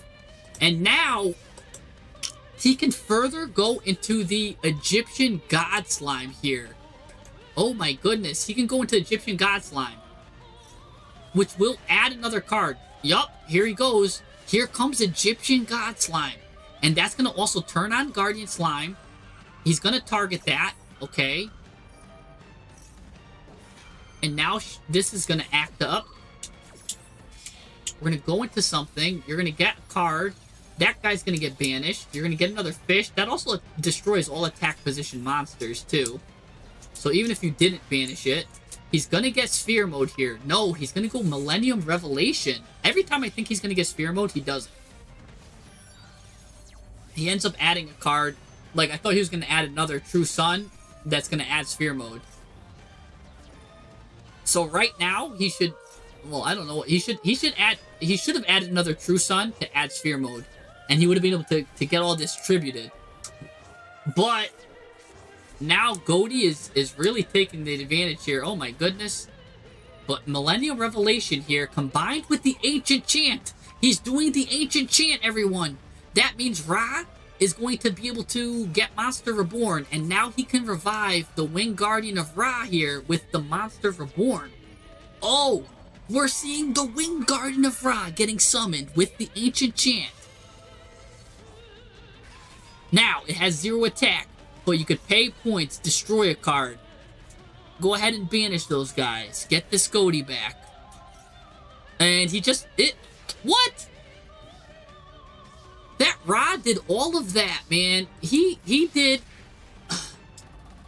all of that just for Ra to come, destroy a card, and was like, my job here is done, right? That reminds me of like when Sailor Moon is fighting the crazy beast in Sailor Moon, and Tuxedo Mask just comes, throws a rose, and is like, my job here is finished. Like, bro, you just threw a rose. Why don't you help Sailor Moon fight? All you did was throw a little rose at the monster. I don't even know if you hit. Like, bro, you just threw a rose. That's all you did, Tuxedo Mask. Literally, Ra just came in, destroyed a card, and was like, my job here is done. Like, yo, that Ra came in, and he had a little cape too, like Tuxedo Mask, right? The dude's actually doing the Tuxedo Mask pose. He's like my job here is done. I don't know if anybody knows what I'm talking about with Tuxedo Mask and Sailor Moon, but those that get the reference, get the reference. Like, the dude would just come, throw a rose, and leave, like, with his cape. Like, not do nothing. If you've never seen Sailor Moon anime, please, oh my gosh, just watch, like, the first 3 episodes, and you'll see what I mean with Tuxedo Mask. Oh my goodness. My dude is out here being Tuxedo Mask. Anyways, oh, but he gets the Guardian Slime back. Oh, we go to the main phase too. You can't finish him? What? This duel's not over yet, guys. I thought the duel was over. I thought the duel was over. Okay, it's gotta be over now, right? This is crazy. What's going on, man? You're just torturing the guy at this point. Oh my god. Yeah, Master from Mob Psycho. Yeah. Oh my goodness. The gaslighting was real. Like, what was the point? Like, honestly, Cashier Fenrir would have did the job better than all of that. Just get Fenrir searches Fenrir, and you would have been better off or something like that. Like, why? The guy went through like 10 hoops to get Ra out, and when he finally got Ra out, it had 0 attack, popped a card for 1,000 life points, and was like, my job here is done. I'll see you later. Like, I don't even know what you're going into at this point. You could be going into my uncle's lawnmower. We get a Time Lord off the top of the deck. That's gonna burn you. Oh, he gets life points back. He gets his life points to 4,000. This is crazy. All right, we're gonna banish the Time Lord. All right, battle phase. Okay, I thought he was still cooking, guys. I thought he was gonna come back. Oh man, Phoenix, what a duel, bro. What a funny duel. Blaze Hawk reduced Loki's life points to 0. Oh gosh. Oh man, yeah, my childhood cartoon too, Lunacto, man. Yeah, my job is done. But you didn't do anything, right? Yeah, the Tuxedo Mask doesn't do anything. Please, I gotta see his deck. We gotta see this guy's deck. He was running the 3rd card. Why didn't he go into this? Once per turn, if you control no monsters, which he had no monsters for like years, you could special summon that. Well, you could do that, but oh no, sorry, it's the level 2 that he needed to level up. Target a Time Lord monster in your graveyard, which I'm sure he did, shuffle it into the deck, then you can set an Infinite Light directly from your hand or deck. Why didn't he do that? Why didn't he go into the level 3 to be able to special summon like Time Lords from everywhere? You could have gotten Time Lords off the wazoo. You could have just gotten all his Time Lords, man. Come on. Don't tease us like this. My gosh, this guy's running everything to get Ra out. For some reason. What's this extra deck? 2 Guardian Slimes. An Iceberg Narwhal. I don't even want to read what this card does. During the battle phase, if your opponent activates a card or effect, you get a negate and destroy. Okay. A tuner and a non-tuner water. How are you making this? Like a tuner? A tuner and a non-tuner water? Like, what level is this? 7? How do you even make this card? Like a 4 and a 3? But even then, if you have this guy out, this card can't be... You can't special summon except for Ra. I don't know how you make this guy. You're... Wait a second! You're not even running Sphere Mode! You're running True Sun God and you're not running Sphere Mode? Also, you're running Immortal Phoenix, and you could literally special summon Sphere Mode and have it protect you, because Sphere Mode has a protection effect. You're not even running Sphere Mode. This whole time, I'm like, why isn't he adding Sphere Mode here? Why isn't he adding Sphere Mode here? He's not on Sphere Mode. What? This is an AI-generated deck, yeah. Like, what is going on, guys? What is this? He's running Utopia here, which is 2 level 4 monsters. But again, if he gets out the 2 level 4, the only level 4 monsters in his deck, if he gets these cards out, these cards, you cannot special summon monsters except by Ra's Disciple. So they lock you anyway. So even if you get 2 level 4s out, you cannot go into Utopia, or you can't go into Fairy Cheer Girl unless your opponent in-perms both of your Ra's Disciples for some reason. 2 level 4 fairy type monsters. Yeah, you've got 2 level 4 fairy type monsters, but you're locked. They lock you. What? So you can't even go into this card. What? Now you're on IP. He's even got the special IP with the original IP. But what's he going to go into with IP? I mean, he does have Gorgon. I'll give him that. That's cool. He's got one good target for IP. It's probably the best boss monster he's got. The only card that he probably should have went into that would have saved him, probably, if anything. Decode Talker is here. No idea why. This guy's just like 2+ monsters. Like, so Gaia is just here chilling. Sure. And then Power Code Talker is here. Target a card on the field, negate that card's effects. Like, what, are you gonna slowly negate your own Raz so you can go into the Fairy Cheer Girl so you could draw a card? Like, bro, what are you doing? This deck? Alright. We now have a new contender for the worst deck of all the decks that we've seen that an opponent ran today. I think this is the champion now. This one takes the cake for the day. So Loki takes the cake for the worst deck built for the day. So Loki gets the prize there. I just... He's not even running, like, Spell Card Soul Exchange, which would probably be, like, the best thing that you could do for a Ra deck, right? Like, Spell Card Soul Exchange. Or even the OG Soul Exchange. You know what I'm saying? Like, where's your stuff? Where's your cards, man? Oh, my goodness. His goal, now that I think about it, he's trying to get himself to 100 life points and then bring his life points back to 4,000 with Sadion. And, like, do some kind of loop with that. I think that's the thought process there.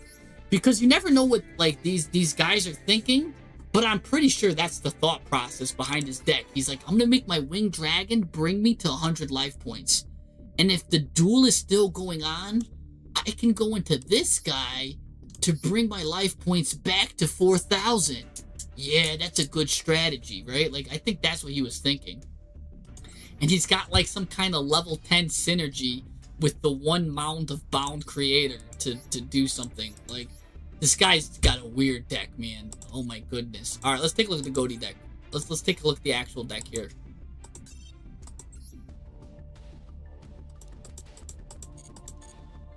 Bro, I think ChatGPT could generate a better deck. I think if someone literally was just went in here, right, was like create new, if someone just create you, hit the UR button, and then just randomly clicked, like blindfolded themselves and randomly clicked cards, I think the deck would be better. Like, I really do. I think if you just click the blindfolded, right, and we make a deck 40 cards, just click URs, I think the deck is better. I think this deck is going to be infinitely better than whatever that guy just cooked up, right? So we got this. We need to get some more main deck cards here. Just add stuff, and I think our deck is better. I think if you just add stuff till we get to 40. Just add stuff. Doesn't matter. Let's not get stuff we don't have. Right? Let's make an actual deck. And let's see what we got, right? I mean, what do we got here? I feel like I win with this. I mean, I've got Regenesis. I'm sure this guy is a 25 beat stick. I've got a Liberator Ito coming out. If I could get rid of 2 cards, right? I've got Flambirds. This is all monsters, too. Fleur-de-Lis can come out, do something. I actually am running Sphere mode. So, I'm running 2 Ra's, it looks like. I'm actually running a better Ra package than him. Nib somehow made his way into the deck. Tistina, this guy, my deck is now better than whatever that guy crafted. Plus, my extra deck, I can go into Eldritch, I bet, if I had Eldritch. I don't. Oh, I've got Therion. Do I have any machines? No, almost a machine. I almost have some Therion synergy. Wandering Griffin Rider is here for some reason, but like I feel like my deck is better. So, anyways, yeah, there you go. That's how you make a better deck than that guy. So yeah, that's literally my deck is better than that guy's deck. So let's see now what yeah, really add Ra, Time Lord, then try auto build. All right, we got one more thing. We got to do that. All right. I've never used auto build, but let's do Ra. Let's actually add the cool Ra. Let's add Time Lord. All right, we'll add Ra. I'll add this Infinite Light, and I'll add some Time Lords. All right, now can we auto build from here? Where's the auto? I don't even know where the auto build is. Is it this? Auto build. Yeah. Go ahead. Yeah, make it a 40 card deck. Auto build it. Go ahead. All right. Thank you, Mr.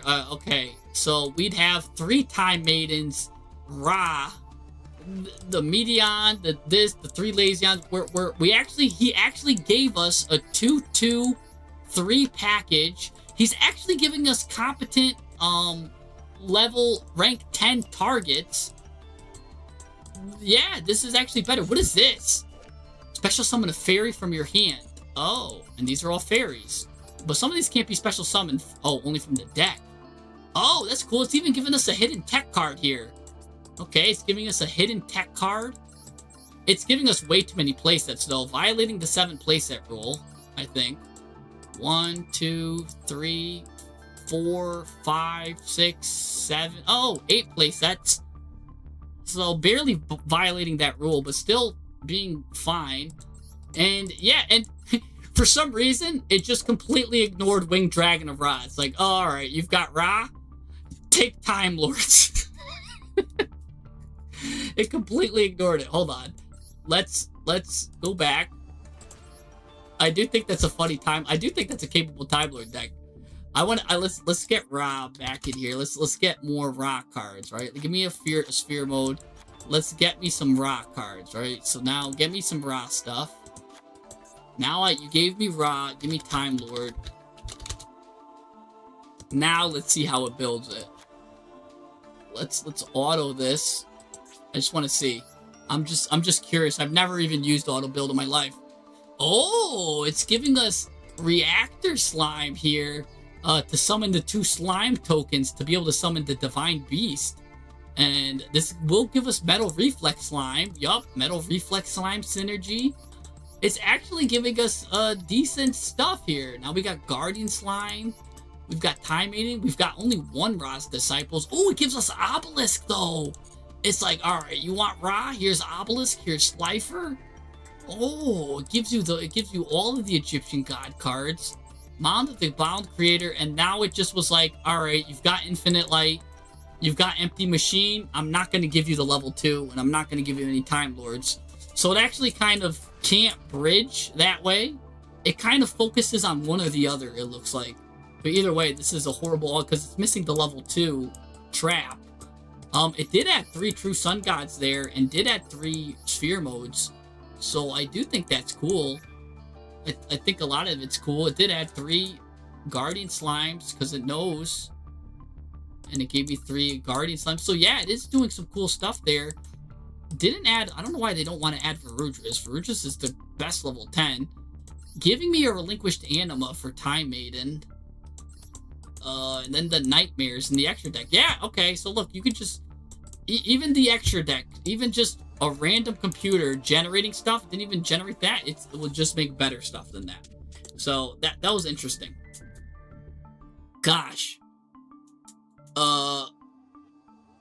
Yeah, Phoenix, man, if you did lose, I probably would have roasted you. I would have. If when I looked at that guy's deck and if you lost, I would have roasted. But let's look and see what you got.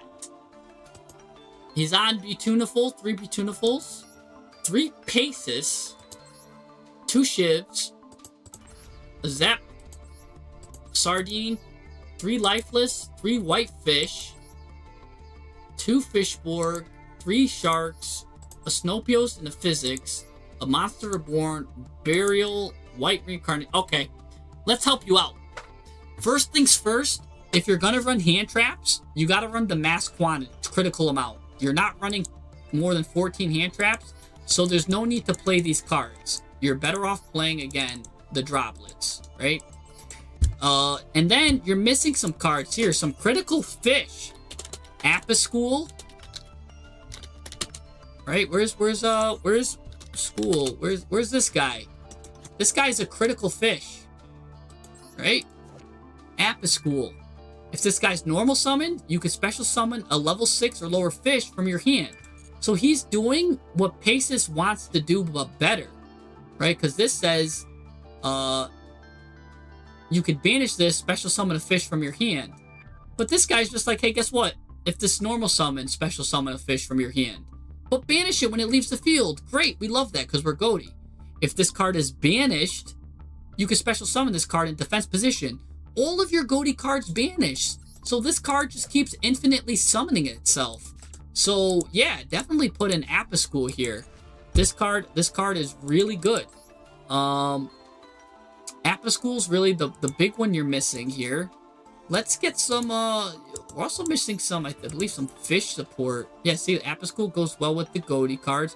Get your boy Toxic Boxfish in here. That's nice.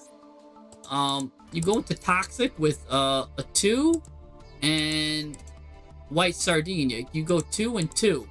And that lets you go into Boxfish. And then, when Boxfish gets banished, now you got Imperm in rotation. You target a face-up card your opponent controls, negate its effects. Toxic Boxfish. Great card. Great card.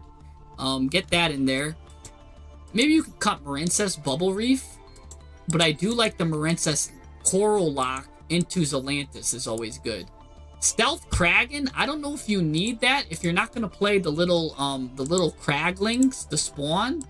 I mean, it's good, I guess, if you want to just lock your opponent into something, but it really doesn't have much protection. It's not that strong. So pretty much anyone can beat over it.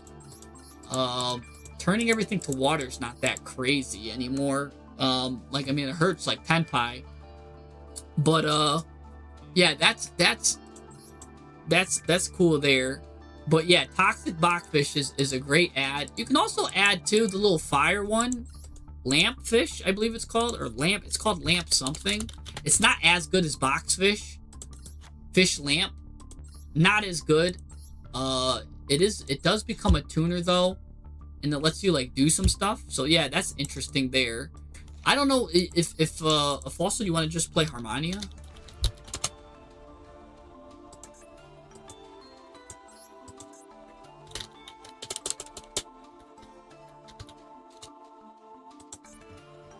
Because I'm not playing. I'm only got the cards. Play Harmonia. Right, Harmonia's nice. Because you're pretty much only synchroing anyways. This is kind of like a board breaking going second line. Which won't really hurt. I mean, Again, I do think Harmonia is good there. And then that lets you send box fish to the grave to banish it and then when you banish it, guess what? Bada bing, bada boom, now you got a negate. So that's cool there. You can get a delayed negate there, or you could add the other just stuff that people send, which is like Malong and stuff like that. Yeah, like Malong. That's interesting. Now you're on the whitefish stuff, and you've got 3 sardines, 3 whitefish with the 3 reincarnations. If you're going to be playing that many whitefish, you should play also, you're missing a card. It's called White Reef. This. White Circle Reef is a good one. What does this do? Target a fish monster you control, destroy that fish, and if you do, add 1 monster with the same name it had from the fish or deck. If you control the fish synchro when you activate this, you can special summon instead. You banish this card from your graveyard. Target 2 fish with the same name in your graveyard, put 1 on the bottom, and special summon the others. That's pretty good there. It does end up working pretty well with if you're running the fish, because they all end up putting in double of their same name, especially because White Sardine is White Sardine Circular, and he just comes out kind of for free. So he's just a free, basically he's just a free special summon. Oh, what did I just get rid of? Accidentally got rid of a card here. Oh, a Harmonia.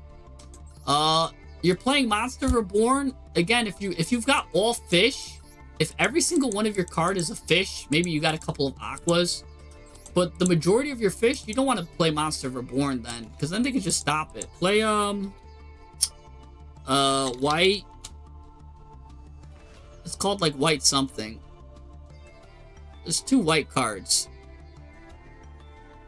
It's either this one, Whitefish Salvage. Target a fish in your graveyard, add it to your hand. You can keep doing that. And then if this card is destroyed and sent to the graveyard, take a fish from your deck, add it to your hand, or special summon it. So Whitefish Salvage might be better, because you can get your fish back, and if they try to destroy it, it's probably better than Monster Reborn. You just get it back to the hand. And again, you could load up your graveyard. A big thing too is you really need to load up your graveyard with a lot of these, but I'm not seeing much graveyard loadage, right? This deck really thrives if you could load up your graveyard. So you could do things like put in a pack, because that's the thing, you really want to get this graveyard going. So you kind of want to play 2 Physics, 2 Snopioses, right? But how could you load up your graveyard without doing stuff, right? Maybe like an instant fusion. Or you could instant fusion and then play Tier, right? Because then you could send Kit Kalos. You could special summon Kit Kalos. And Kit Kalos, you could play like these 2 cards, which again, now you have a level 4 coming out. It discards the card, mills 3. You love milling 3 fish. You love milling your fish. That's great, because then that turns everything else on. And now you have Sheeran too. If you draw instant fusion, Kit Kalos goes ahead and adds Sheeran, sends this card to the graveyard, special, there's just a lot you could do. And now again, this card special summons itself for free. You've got your level 2 tuners. By the way, you don't need 3 paces. Just 2 is just fine. Especially if you're on 1 Zep, you've got 2 Shiv, 2 paces. That just works fine. Because they're so easily found too. But that's much better, because now you're milling 5 fish. And you've got a lot of graveyard effects, right? Like Shiv has its own graveyard effect to banish itself, to target a fish. You've got, because this card is a level 4 out on the field, any level 2 with this goes into Arion Post. So you're able to go into that, right? Banish either Zap or Shiv, depending on whose turn it is, right?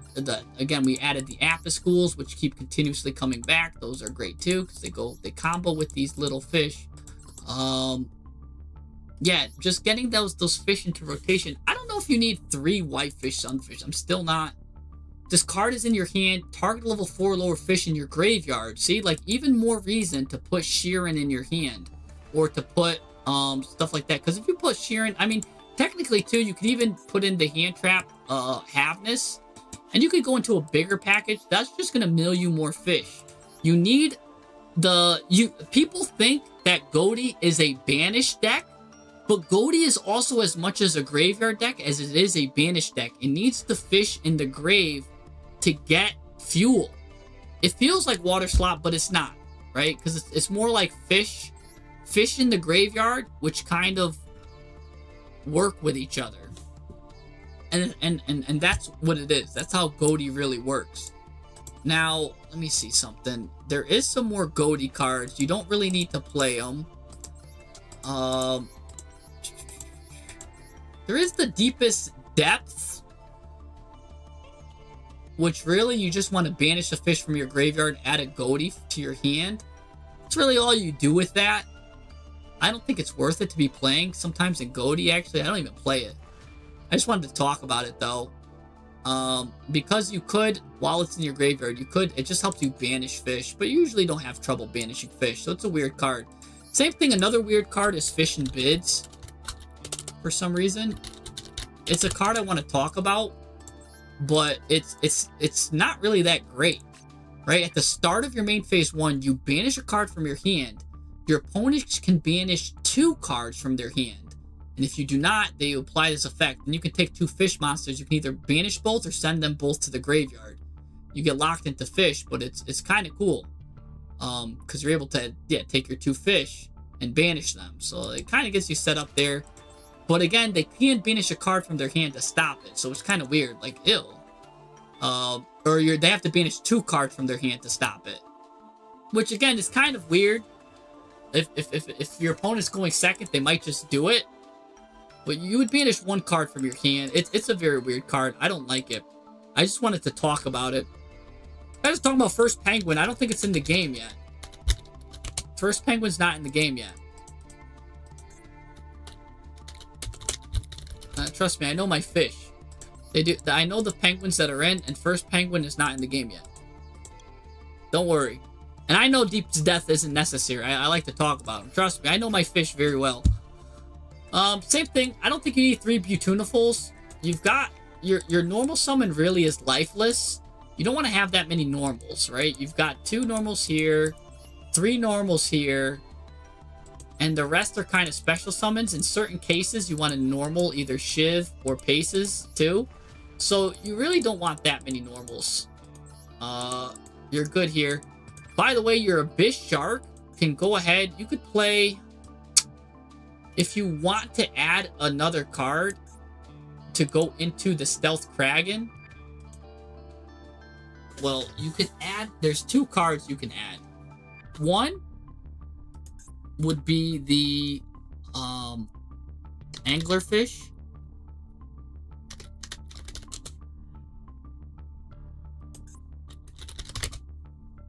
This one, Silent Angler.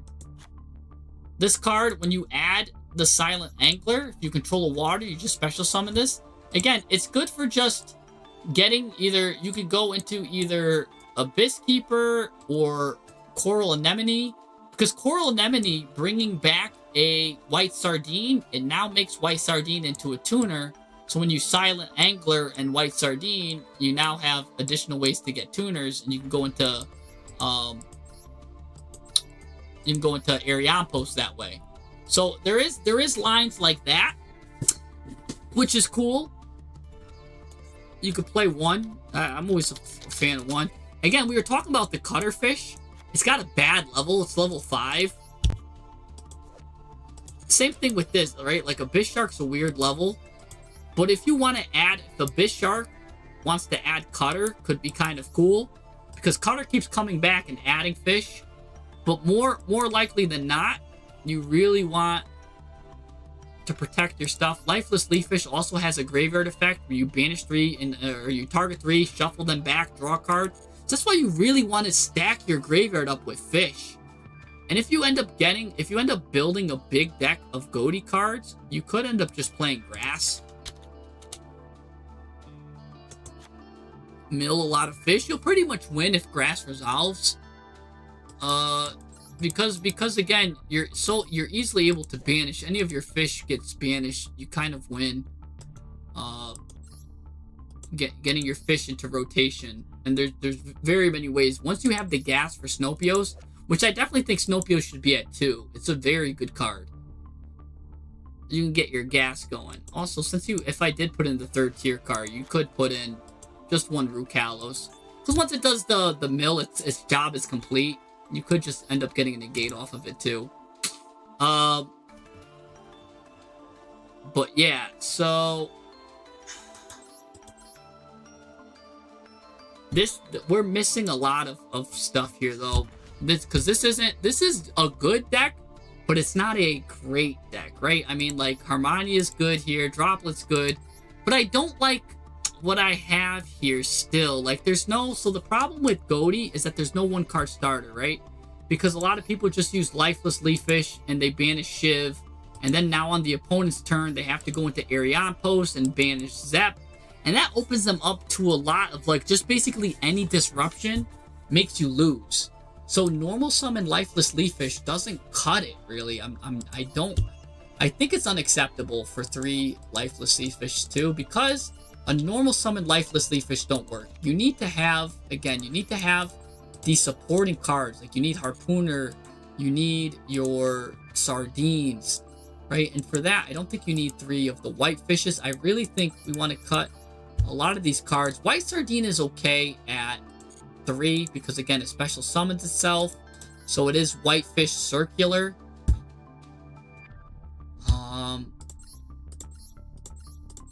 And then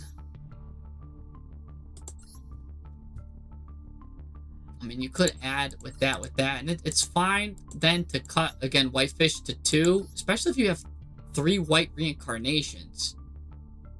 Because these are all the bonus effects. Really, all this guy's activating is just adding either Sardine or Sunfish. You could also play, if you really wanted to, there's White Stingray, now that I think about it, right? Stingray. What does White Stingray do? You could special summon it by discarding a water monster, but then again, you're going negative.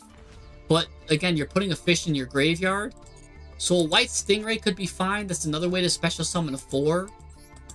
Special summon a 4 there. Again, special summon a 2 there. White Stingray could be a weird one of, but it's not that good either. The thing about Goaty is they just don't have the fish to kind of do what they need. That's why Apaschool is really good. And there's another fish that's I can't think of right now that kind of goes with Apaschool. I just can't remember its name. I know I'm missing a good fish though. But Apaschool is really good. I actually think Apaschool should be your 3 of, because that can special summon your fish, right? That can special summon Lifeless, that can special summon all of these cards. So Apaschool is really probably your best starter. Really, what needs to help Goaty is we need more supporting spells, right? I think we need cards that are either sending fish to the graveyard or adding water or just getting us going, because we need to have enough gas to play through stuff and get our combos going. And that's what's missing here. And I do think by adding the 3 Apaschools, moving that to 3, it's a little bit better. Also, if a card is banished, you can special summon it. So that means now we can add Gold Sark here. And that's really good because that lets you banish any fish. You could banish Physics. If this card's banished, you banish a monster from your hand field, then you get to special summon it, right? And then when it special summons, you get to add a fish. So I really think Gold Sark is good here. You could banish Snopios to banish a fish, to add Snopios back to the hand. You could choose to banish Apaschool. When this card's banished, you special summon it. So a card like Gold Sarcophagus can go a long way, right? Because look, he wants to be banished, he wants to be banished, he wants to be banished, he wants to be banished. These guys want to be banished. A lot of cards want to be banished, but a lot of cards also he wants fuel in the graveyard, he wants fuel in the graveyard, he wants fuel in the graveyard, he wants fuel in the graveyard. So you also got to make sure you have enough fish in your graveyard. The Physics wants fish in the graveyard. So you got to make sure you have enough fuel to support certain banishes as well. And I mean, you're already on Foolish Burial. But, Warrior of Greed is good, but at the same time, it's a weird card. right? Like, you need to get shuffle 2 waters, then draw 3. The thing is, if you have a 5-card deck, right? Let's just add Moray here. You would need to be on like all monsters then, which you could do, right? So if you would want to be on all monsters, I wouldn't even run Moray. There is cards for the all monster build, which would be, and I've done it before, because if you want, I can show you. You cut all of your spells and traps, and then what you do is you play Sekkas. And this is actually really good for Goaty, because again, you play a high quantity of monster cards. So what's Sekka's Light do, right? If you have no spells and traps in your graveyard, you draw 2 cards.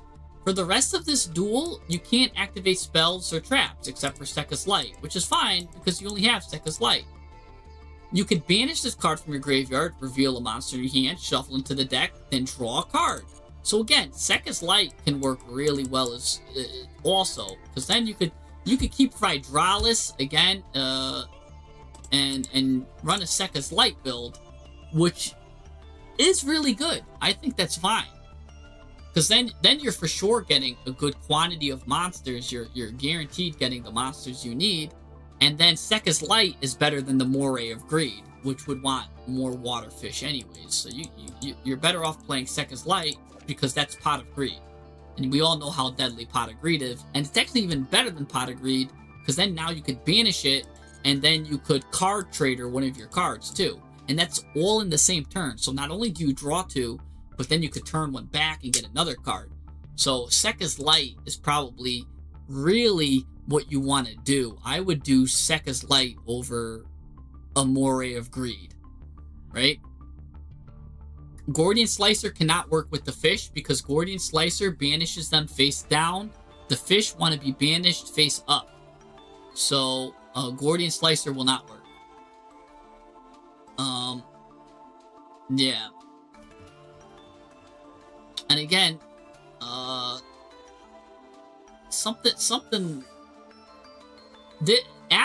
the Sekka's Light, I think, really made this deck look a lot better to me, though.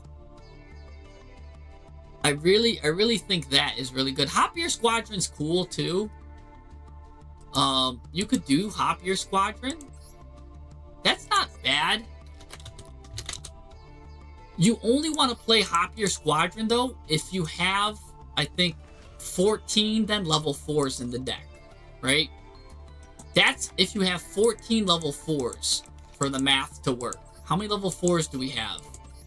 1, 2, 3, 4, 5, 6, 7, 8, 9, 10, 11, 12. And technically these can search level 4s, so like 13, 14, 15. So maybe, so Hop-Ear Squadron mathematically could technically work if you want to go into then an Ariampos, and then Ariampos banishes Zep. And then, so then that lets you go into either the Whale or the Bicorn, which is a good combo, or even Goglim, which is all good. So I could see one Hop-Ear Squadron. I wouldn't want to run more than that.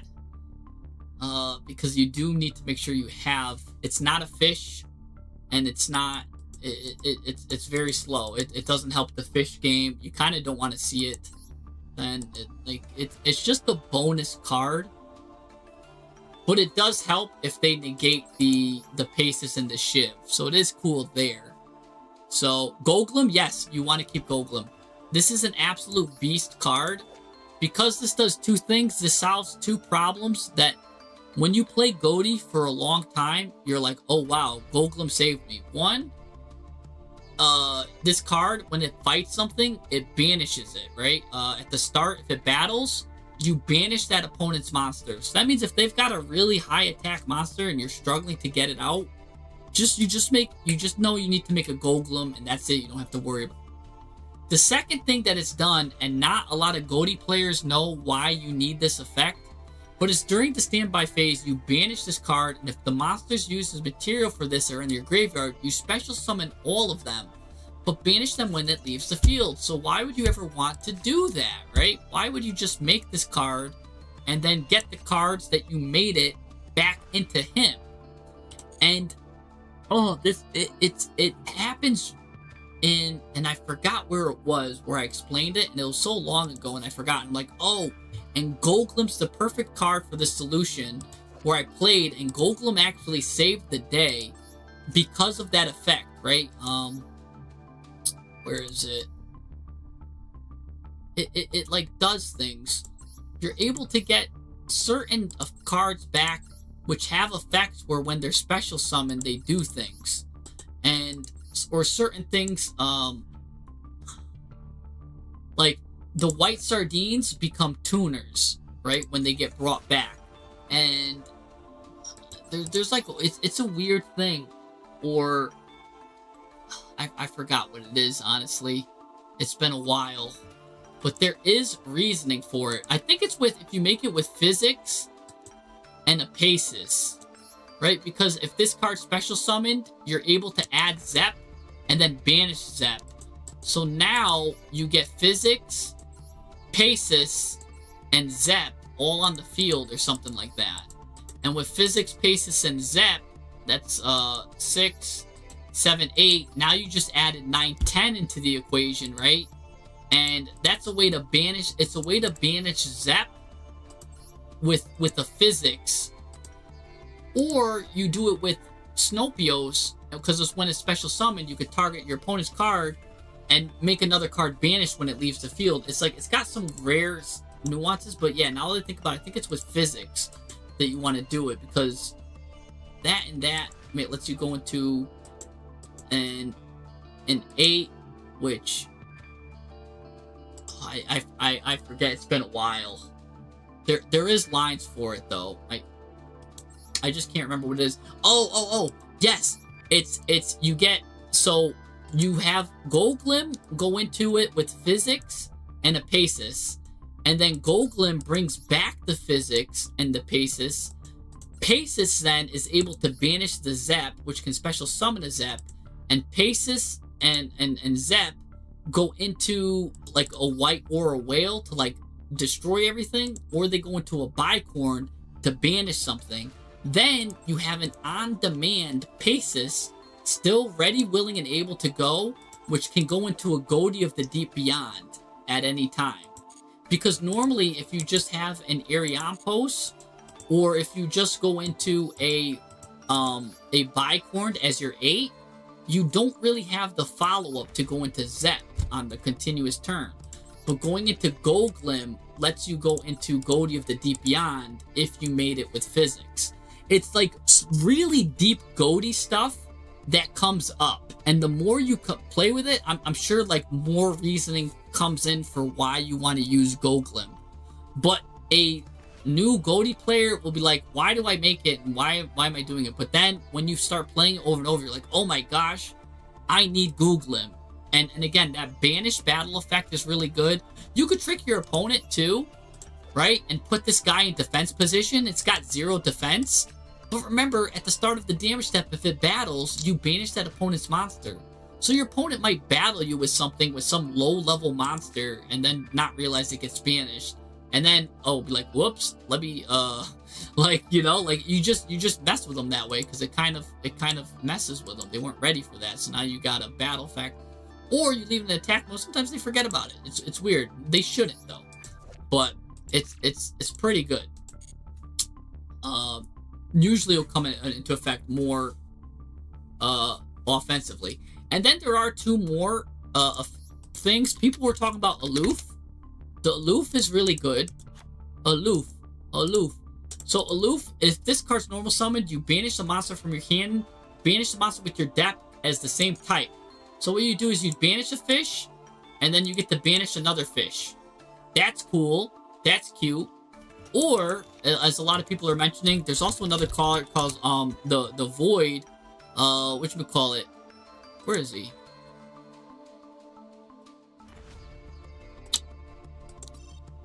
Hold on. Maybe he's not Void. Hold on. Level 4 banish. I haven't used him in a while. He's a level 4 guy that you look at the top 3, you excavate. Actually, maybe put the word excavate. That'll get me him right away. Right here. Voidus. Yeah, that's it. I thought his name was Void for a second. Voidus is really good too if you like this. If this guy's normal summoned, you excavate the top 3. You banish an excavated monster to add a monster with the same name from its hand, either from your deck or the other excavated cards. So what does that mean? So if you normal summon this guy, and right, you reveal Apis School as one of your cards, or you reveal a Paces or a Shiv, well, guess what? You get to add a Shiv, and then you get to banish a Shiv. Same thing here. You get to add an Apis School, and then banish an Apis School. And we know what happens if you banish Apis School, a special summons itself. So it's really good if you're running a lot of 2-ofs, right? Like, I would run 2. If I'm running that, I'd run 2 Kivs. I definitely run a lot of that, right? Because yeah, the white sardines. Make sure you just run a lot. Everything as a 2-of for that. Because you banish one and special summon another. Or you add one to your hand. And you love to hit physics with it. You love to hit Snopios with it. Because now you just added Snopios and you banish the Snopios. Or you added the physics and you banish the physics. And that gives you a lot of staying power. And even if you whiff and hit like something like Abyss Shark, well, you just added an Abyss Shark. Granted, you banished an Abyss Shark, but now you did add an Abyss Shark, so you can now special summon Abyss Shark. Abyss Shark can add you a level 4 monster, right? So you can get Fishborg Harpooner. Fishborg Harpooner can get rid of another card. Now you can go into the 8, right? And now you can go into right, an 8 with that, or right, if you had a level 2 with it, right, you summoned the level 2 instead.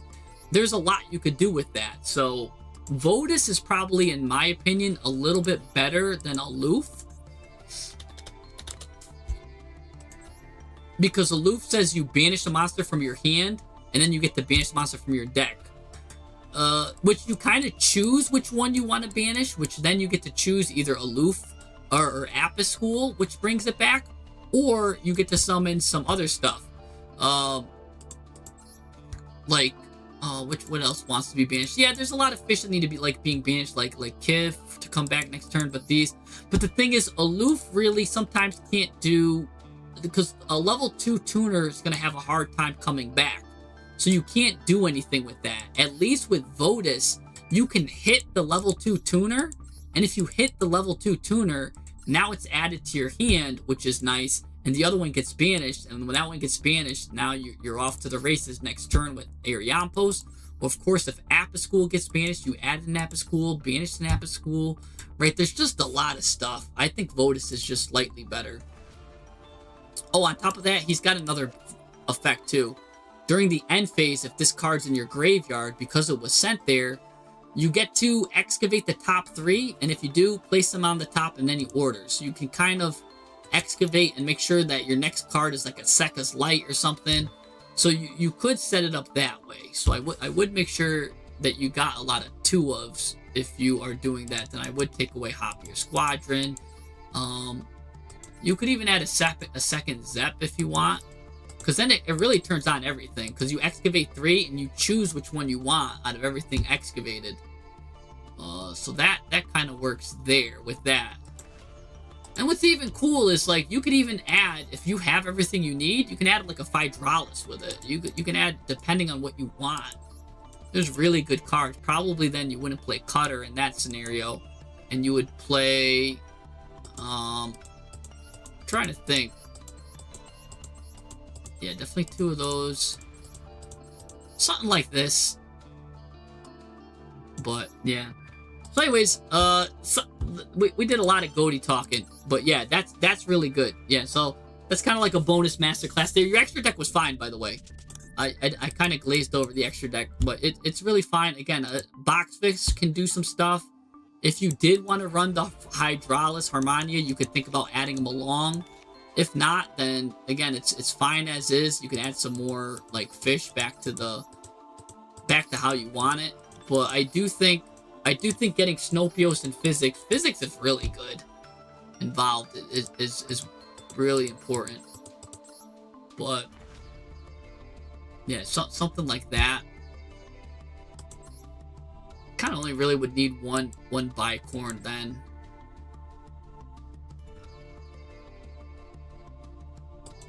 I don't know if you want two air outposts. This is fine. Oh, and white aura per porpoise is disgusting. Oh, that's another good combo with Gold Glim. I think you make this card, and you make it with another one, and then you could bring it back. You could do like weird stuff with that.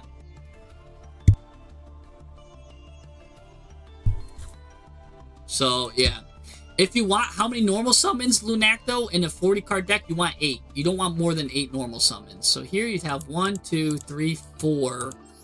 And then I could see sometimes like this being like 5, 6, 7, 8, like the tuners. So really, those are your 8 normal or the Beautiful Princess, because sometimes you do want to normal summon these Paces, or you do want to normal summon the Shiv, or even normal summon Zep. But yeah, something like that. Anyways, let's move on. This was a big Goaty lesson. I think that was everyone from the list. Is Darkwing Duck still here? By the way, I saw Darkwing Duck made it and he left. I don't know if Darkwing Duck is here. If he's here, he's a guy that like keeps coming every week, and then he ends up missing because I go deep, and then he's gone. Darkwing Duck, I always feel bad for him, but all right. But anyways, yeah, we've got the new Warrior Fusions. Yeah, right here. I mean, we're working with a no UR deck right here, the Hunting Scouts. If you want to see a deck right here in progress, it's in progress. It's got no URs too. I'm thinking of like an NNR build with it. But this is what is no, I didn't want to auto add. No, don't add. Oh, it did auto add a one of those. I'm trying to accidentally press auto. If we're in here with like this so far, with the NNR build that we're coming up with to play the new Earth Fusions, because they are pretty cool. And someone did use them in the first. If you start the video from the beginning, we did a celebrity duel and someone used them with that. So we did a celebrity cameo duel. But this is still in progress. We're working with it. We're cooking. Again, so we're cooking with that. And another build I want to cook with is using the Cutter Shark to just over and over keep getting you Spooky Dogwood. Cutter Shark over and over, adding Spooky Dogwood. It can't be stopped. It literally can't be stopped. You play like 3 Cutter Sharks, 3 Spooky Dogwood. You could search Spooky Dogwood. You could search Cutter Shark with the Abyss Shark, right? How would that work even? Unlimited Spooky Dogwoods, right? What would that look like? I've got 1 Dogwood. I would craft more if I find a good way to make it work. Cutter.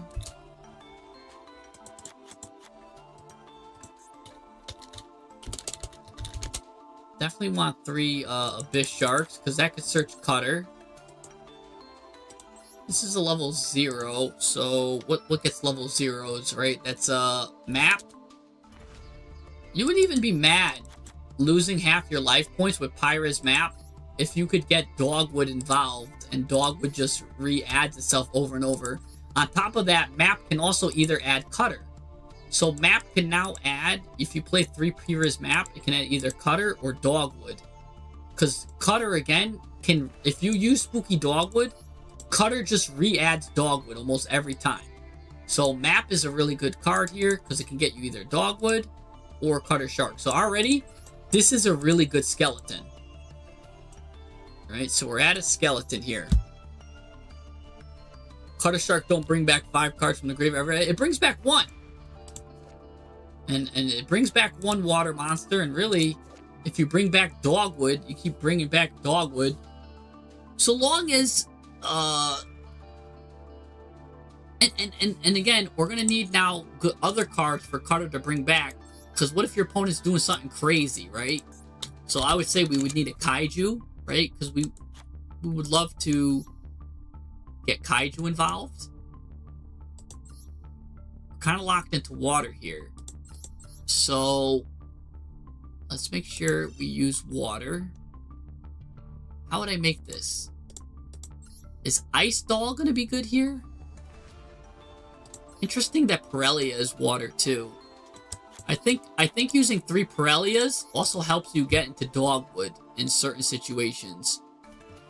And if you end your turn, like let's say like your opponent does something, you can just end your turn with nothing, right? If they just blind maxi you, then you can have Pirellia and draw into like Dogwood or something would be cute.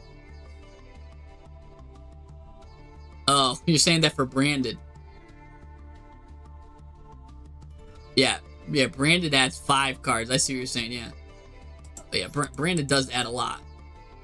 But that's what I'm saying. Like, can we get a grind that's just as good? Right? Because what else can we add, right? We've got...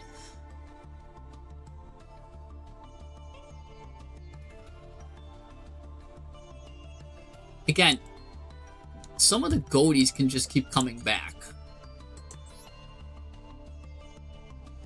If we can get some fish banished, Kif on its own can do a lot.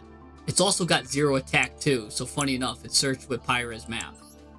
I wonder if Kif, we want Kif here.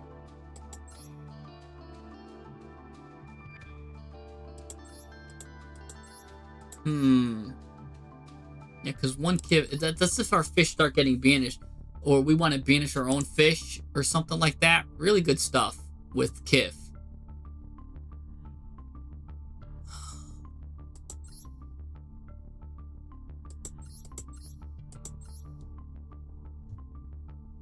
We're locked into water. I kind of wish Tistina was all water. That would have been nice. I mean, you could play Sharks with it. You could just play Aqua Angel, one of the best normal summons. That lets you look at your opponent's hand. I mean, would Marincess be the best with this then?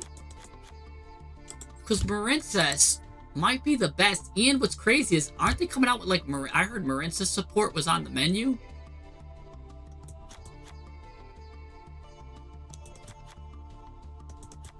Do we just play a Marincess build with this?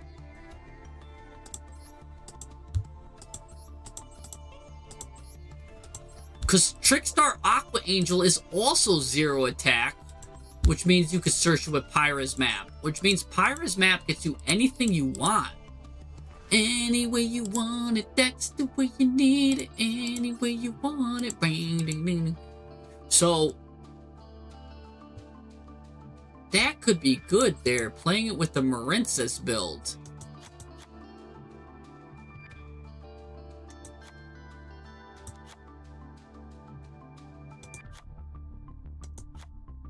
Oh.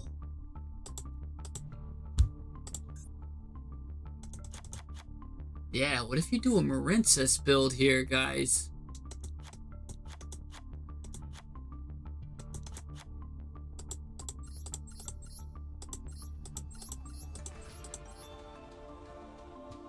Something like this.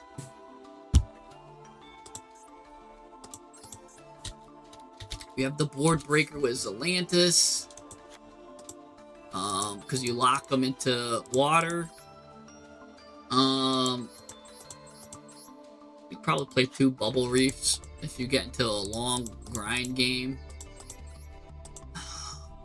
I usually don't think the aqua, the crystal heart is necessary, but if you look into their hand and they can't play around the thing, you're good. Because Trickstar Aqua Angel is really good.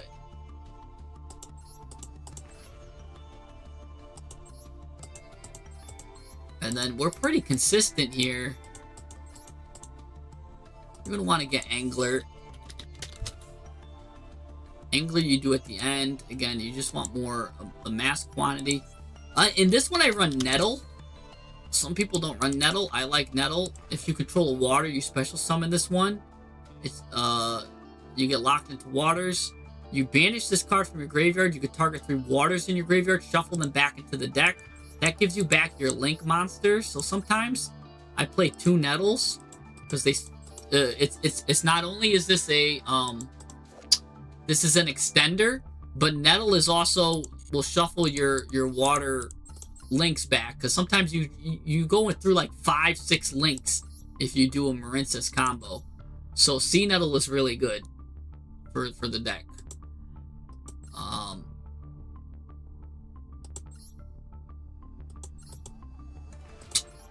Probably Link into the Rains is good here.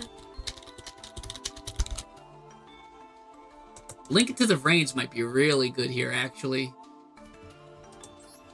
Special summon a monster from your hand, then you immediately link summon into it. So which means, like, even if, because sometimes you have a normal summon and they thrash it, but if you have Link into the Rains, you can immediately go into this, and then if this card's link summoned, this card activates, they cannot chain anything to it, which means you automatically will be able to get a Marincess spell no matter what, guaranteed to your hand.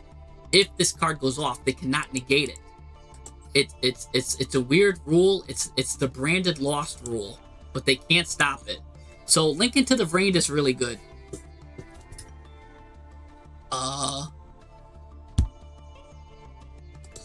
So I wonder. I think that's good. And then what's really cool is Marincess Bubble Reef draws you a card, which will get you into, again, you could get into a really good grind game.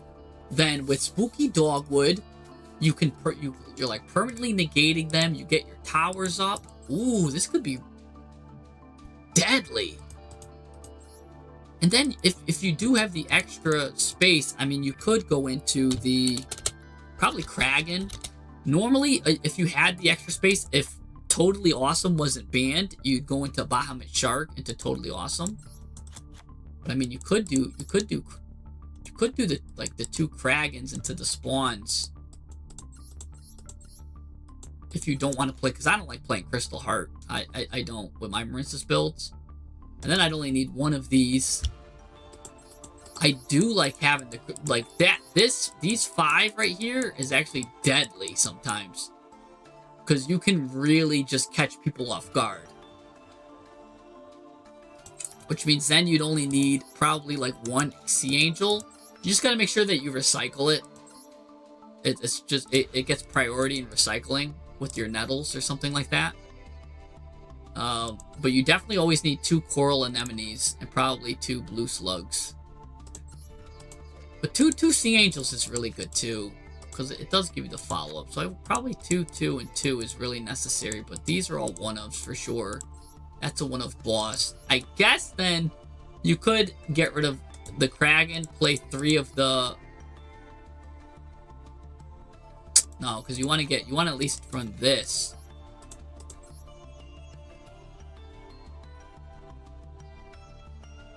Yeah, I really like running that, because you could catch them with another Kraken off guard, and then remember your Sea Nettle shuffle everything back. I guess we can get rid of Kiv here, but remember, Kiv can get banished with the Bubble Reef. I only wish Kraken was a fish, though, because that means our only fish would be Cutter Shark, which is good, and Abyss Shark. Oh, and an Angler. Which, again, if Cutter keeps coming back, I do think Kif can do a lot. So I do think that's nice. Also,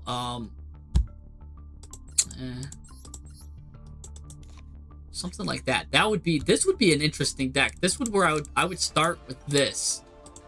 And this would be the start of my Dogwood Cutter deck here. I would start with this. But I would need to choose between these 2. Maybe Blue Slug gets cut, because again, Sea Angel always might be a little bit better. So maybe you run 1 Blue Slug, but you give Slug priority, because Sea Angel can always add Dive, which can add Anemone, or which can go into a link too, and you get Anemone. So yeah, probably like this, and yeah, that's how you make it. So this would be Princess, Cutter, Dogwood, test. So I gotta test this out. this would be a deck worth testing for sure. So yeah, I do think that's really good. No, I'm not playing any ranked. We did a whole deck doctor today. We did a good stream. And then again, we theory crafted like 2 decks, one in the beginning of the stream, one in the end of the stream. We did do some celebrity duels in like the beginning too, with another YouTuber. We did some fun stuff like that. So yeah, this is good. If you're interested again in that dogwood cutter build, yeah, let me know, because I'll use this. This definitely needs testing. But I think this has good grind, good survivability, good going first plays, good going second plays, gas that is. And yeah, that's how you do that too. And then again, you can take a little peek at their hand.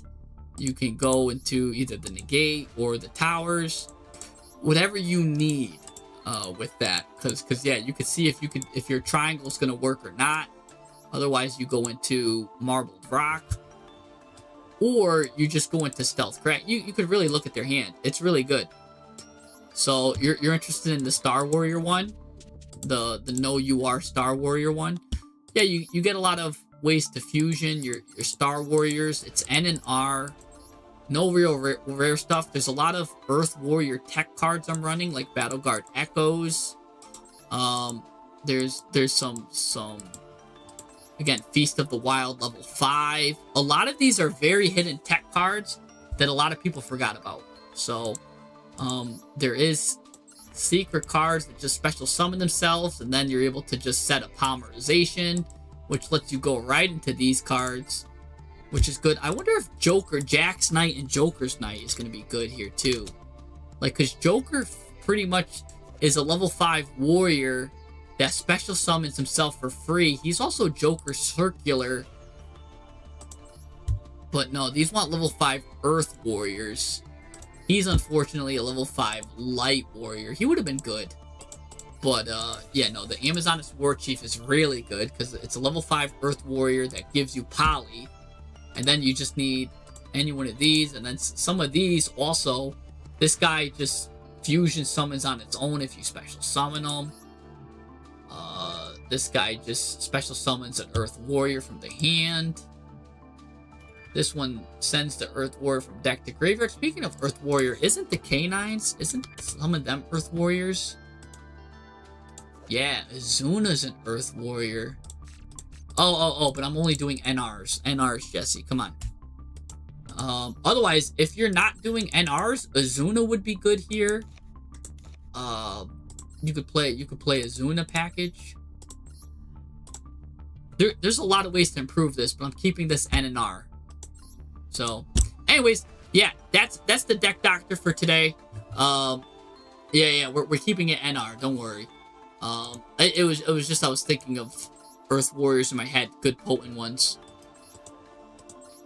or cards to get fusions. But yeah, there's a lot of good of these cards that can get fusions, do things. A lot of these fusion summon, right? So a lot of these are really good. This guy's really cool too. The Todoroki, he's like part Tanuki. You just special summon him by sending another monster from your hand to the graveyard. And then, during the battle phase, you can fusion summon yourself right into one of these. And some of these are disgusting in the battle phase. So, Todoroki's good. There's a lot. I'm telling you, there's a lot. The star cards are really underrated. And then there's also the Horn Fusion, which I didn't use. I think it's called Horn Fusion.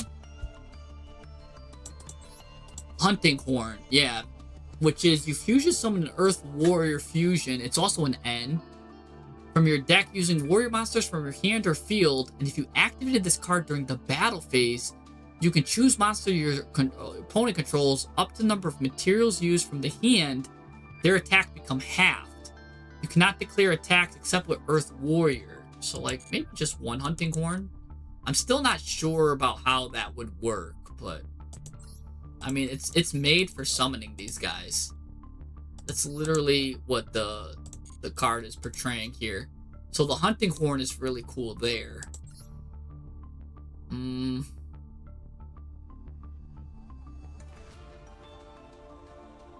you would run this guy at 2 then.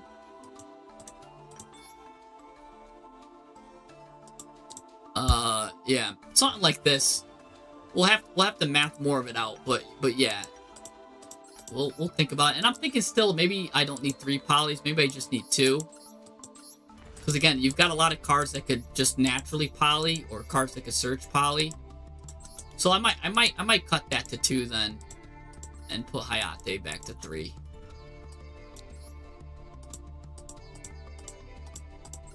We do have a double fusion. We've got an over fusion. And we've got a hunting horn. But yeah, so that's the deck doctor today, guys. Thanks for, if you're still here, thanks for tuning in. For all those that submitted decks, thank you guys. And yeah, I'll see you guys next Wednesday for another deck doctor. I'll see you Monday for just a regular one. But I'll see you guys next time. I'll see you. Peace. Like and subscribe if you guys are having some good stuff. If you're on Twitch, give me a follow. All that fun stuff, guys. I'll see you guys next time. Where's the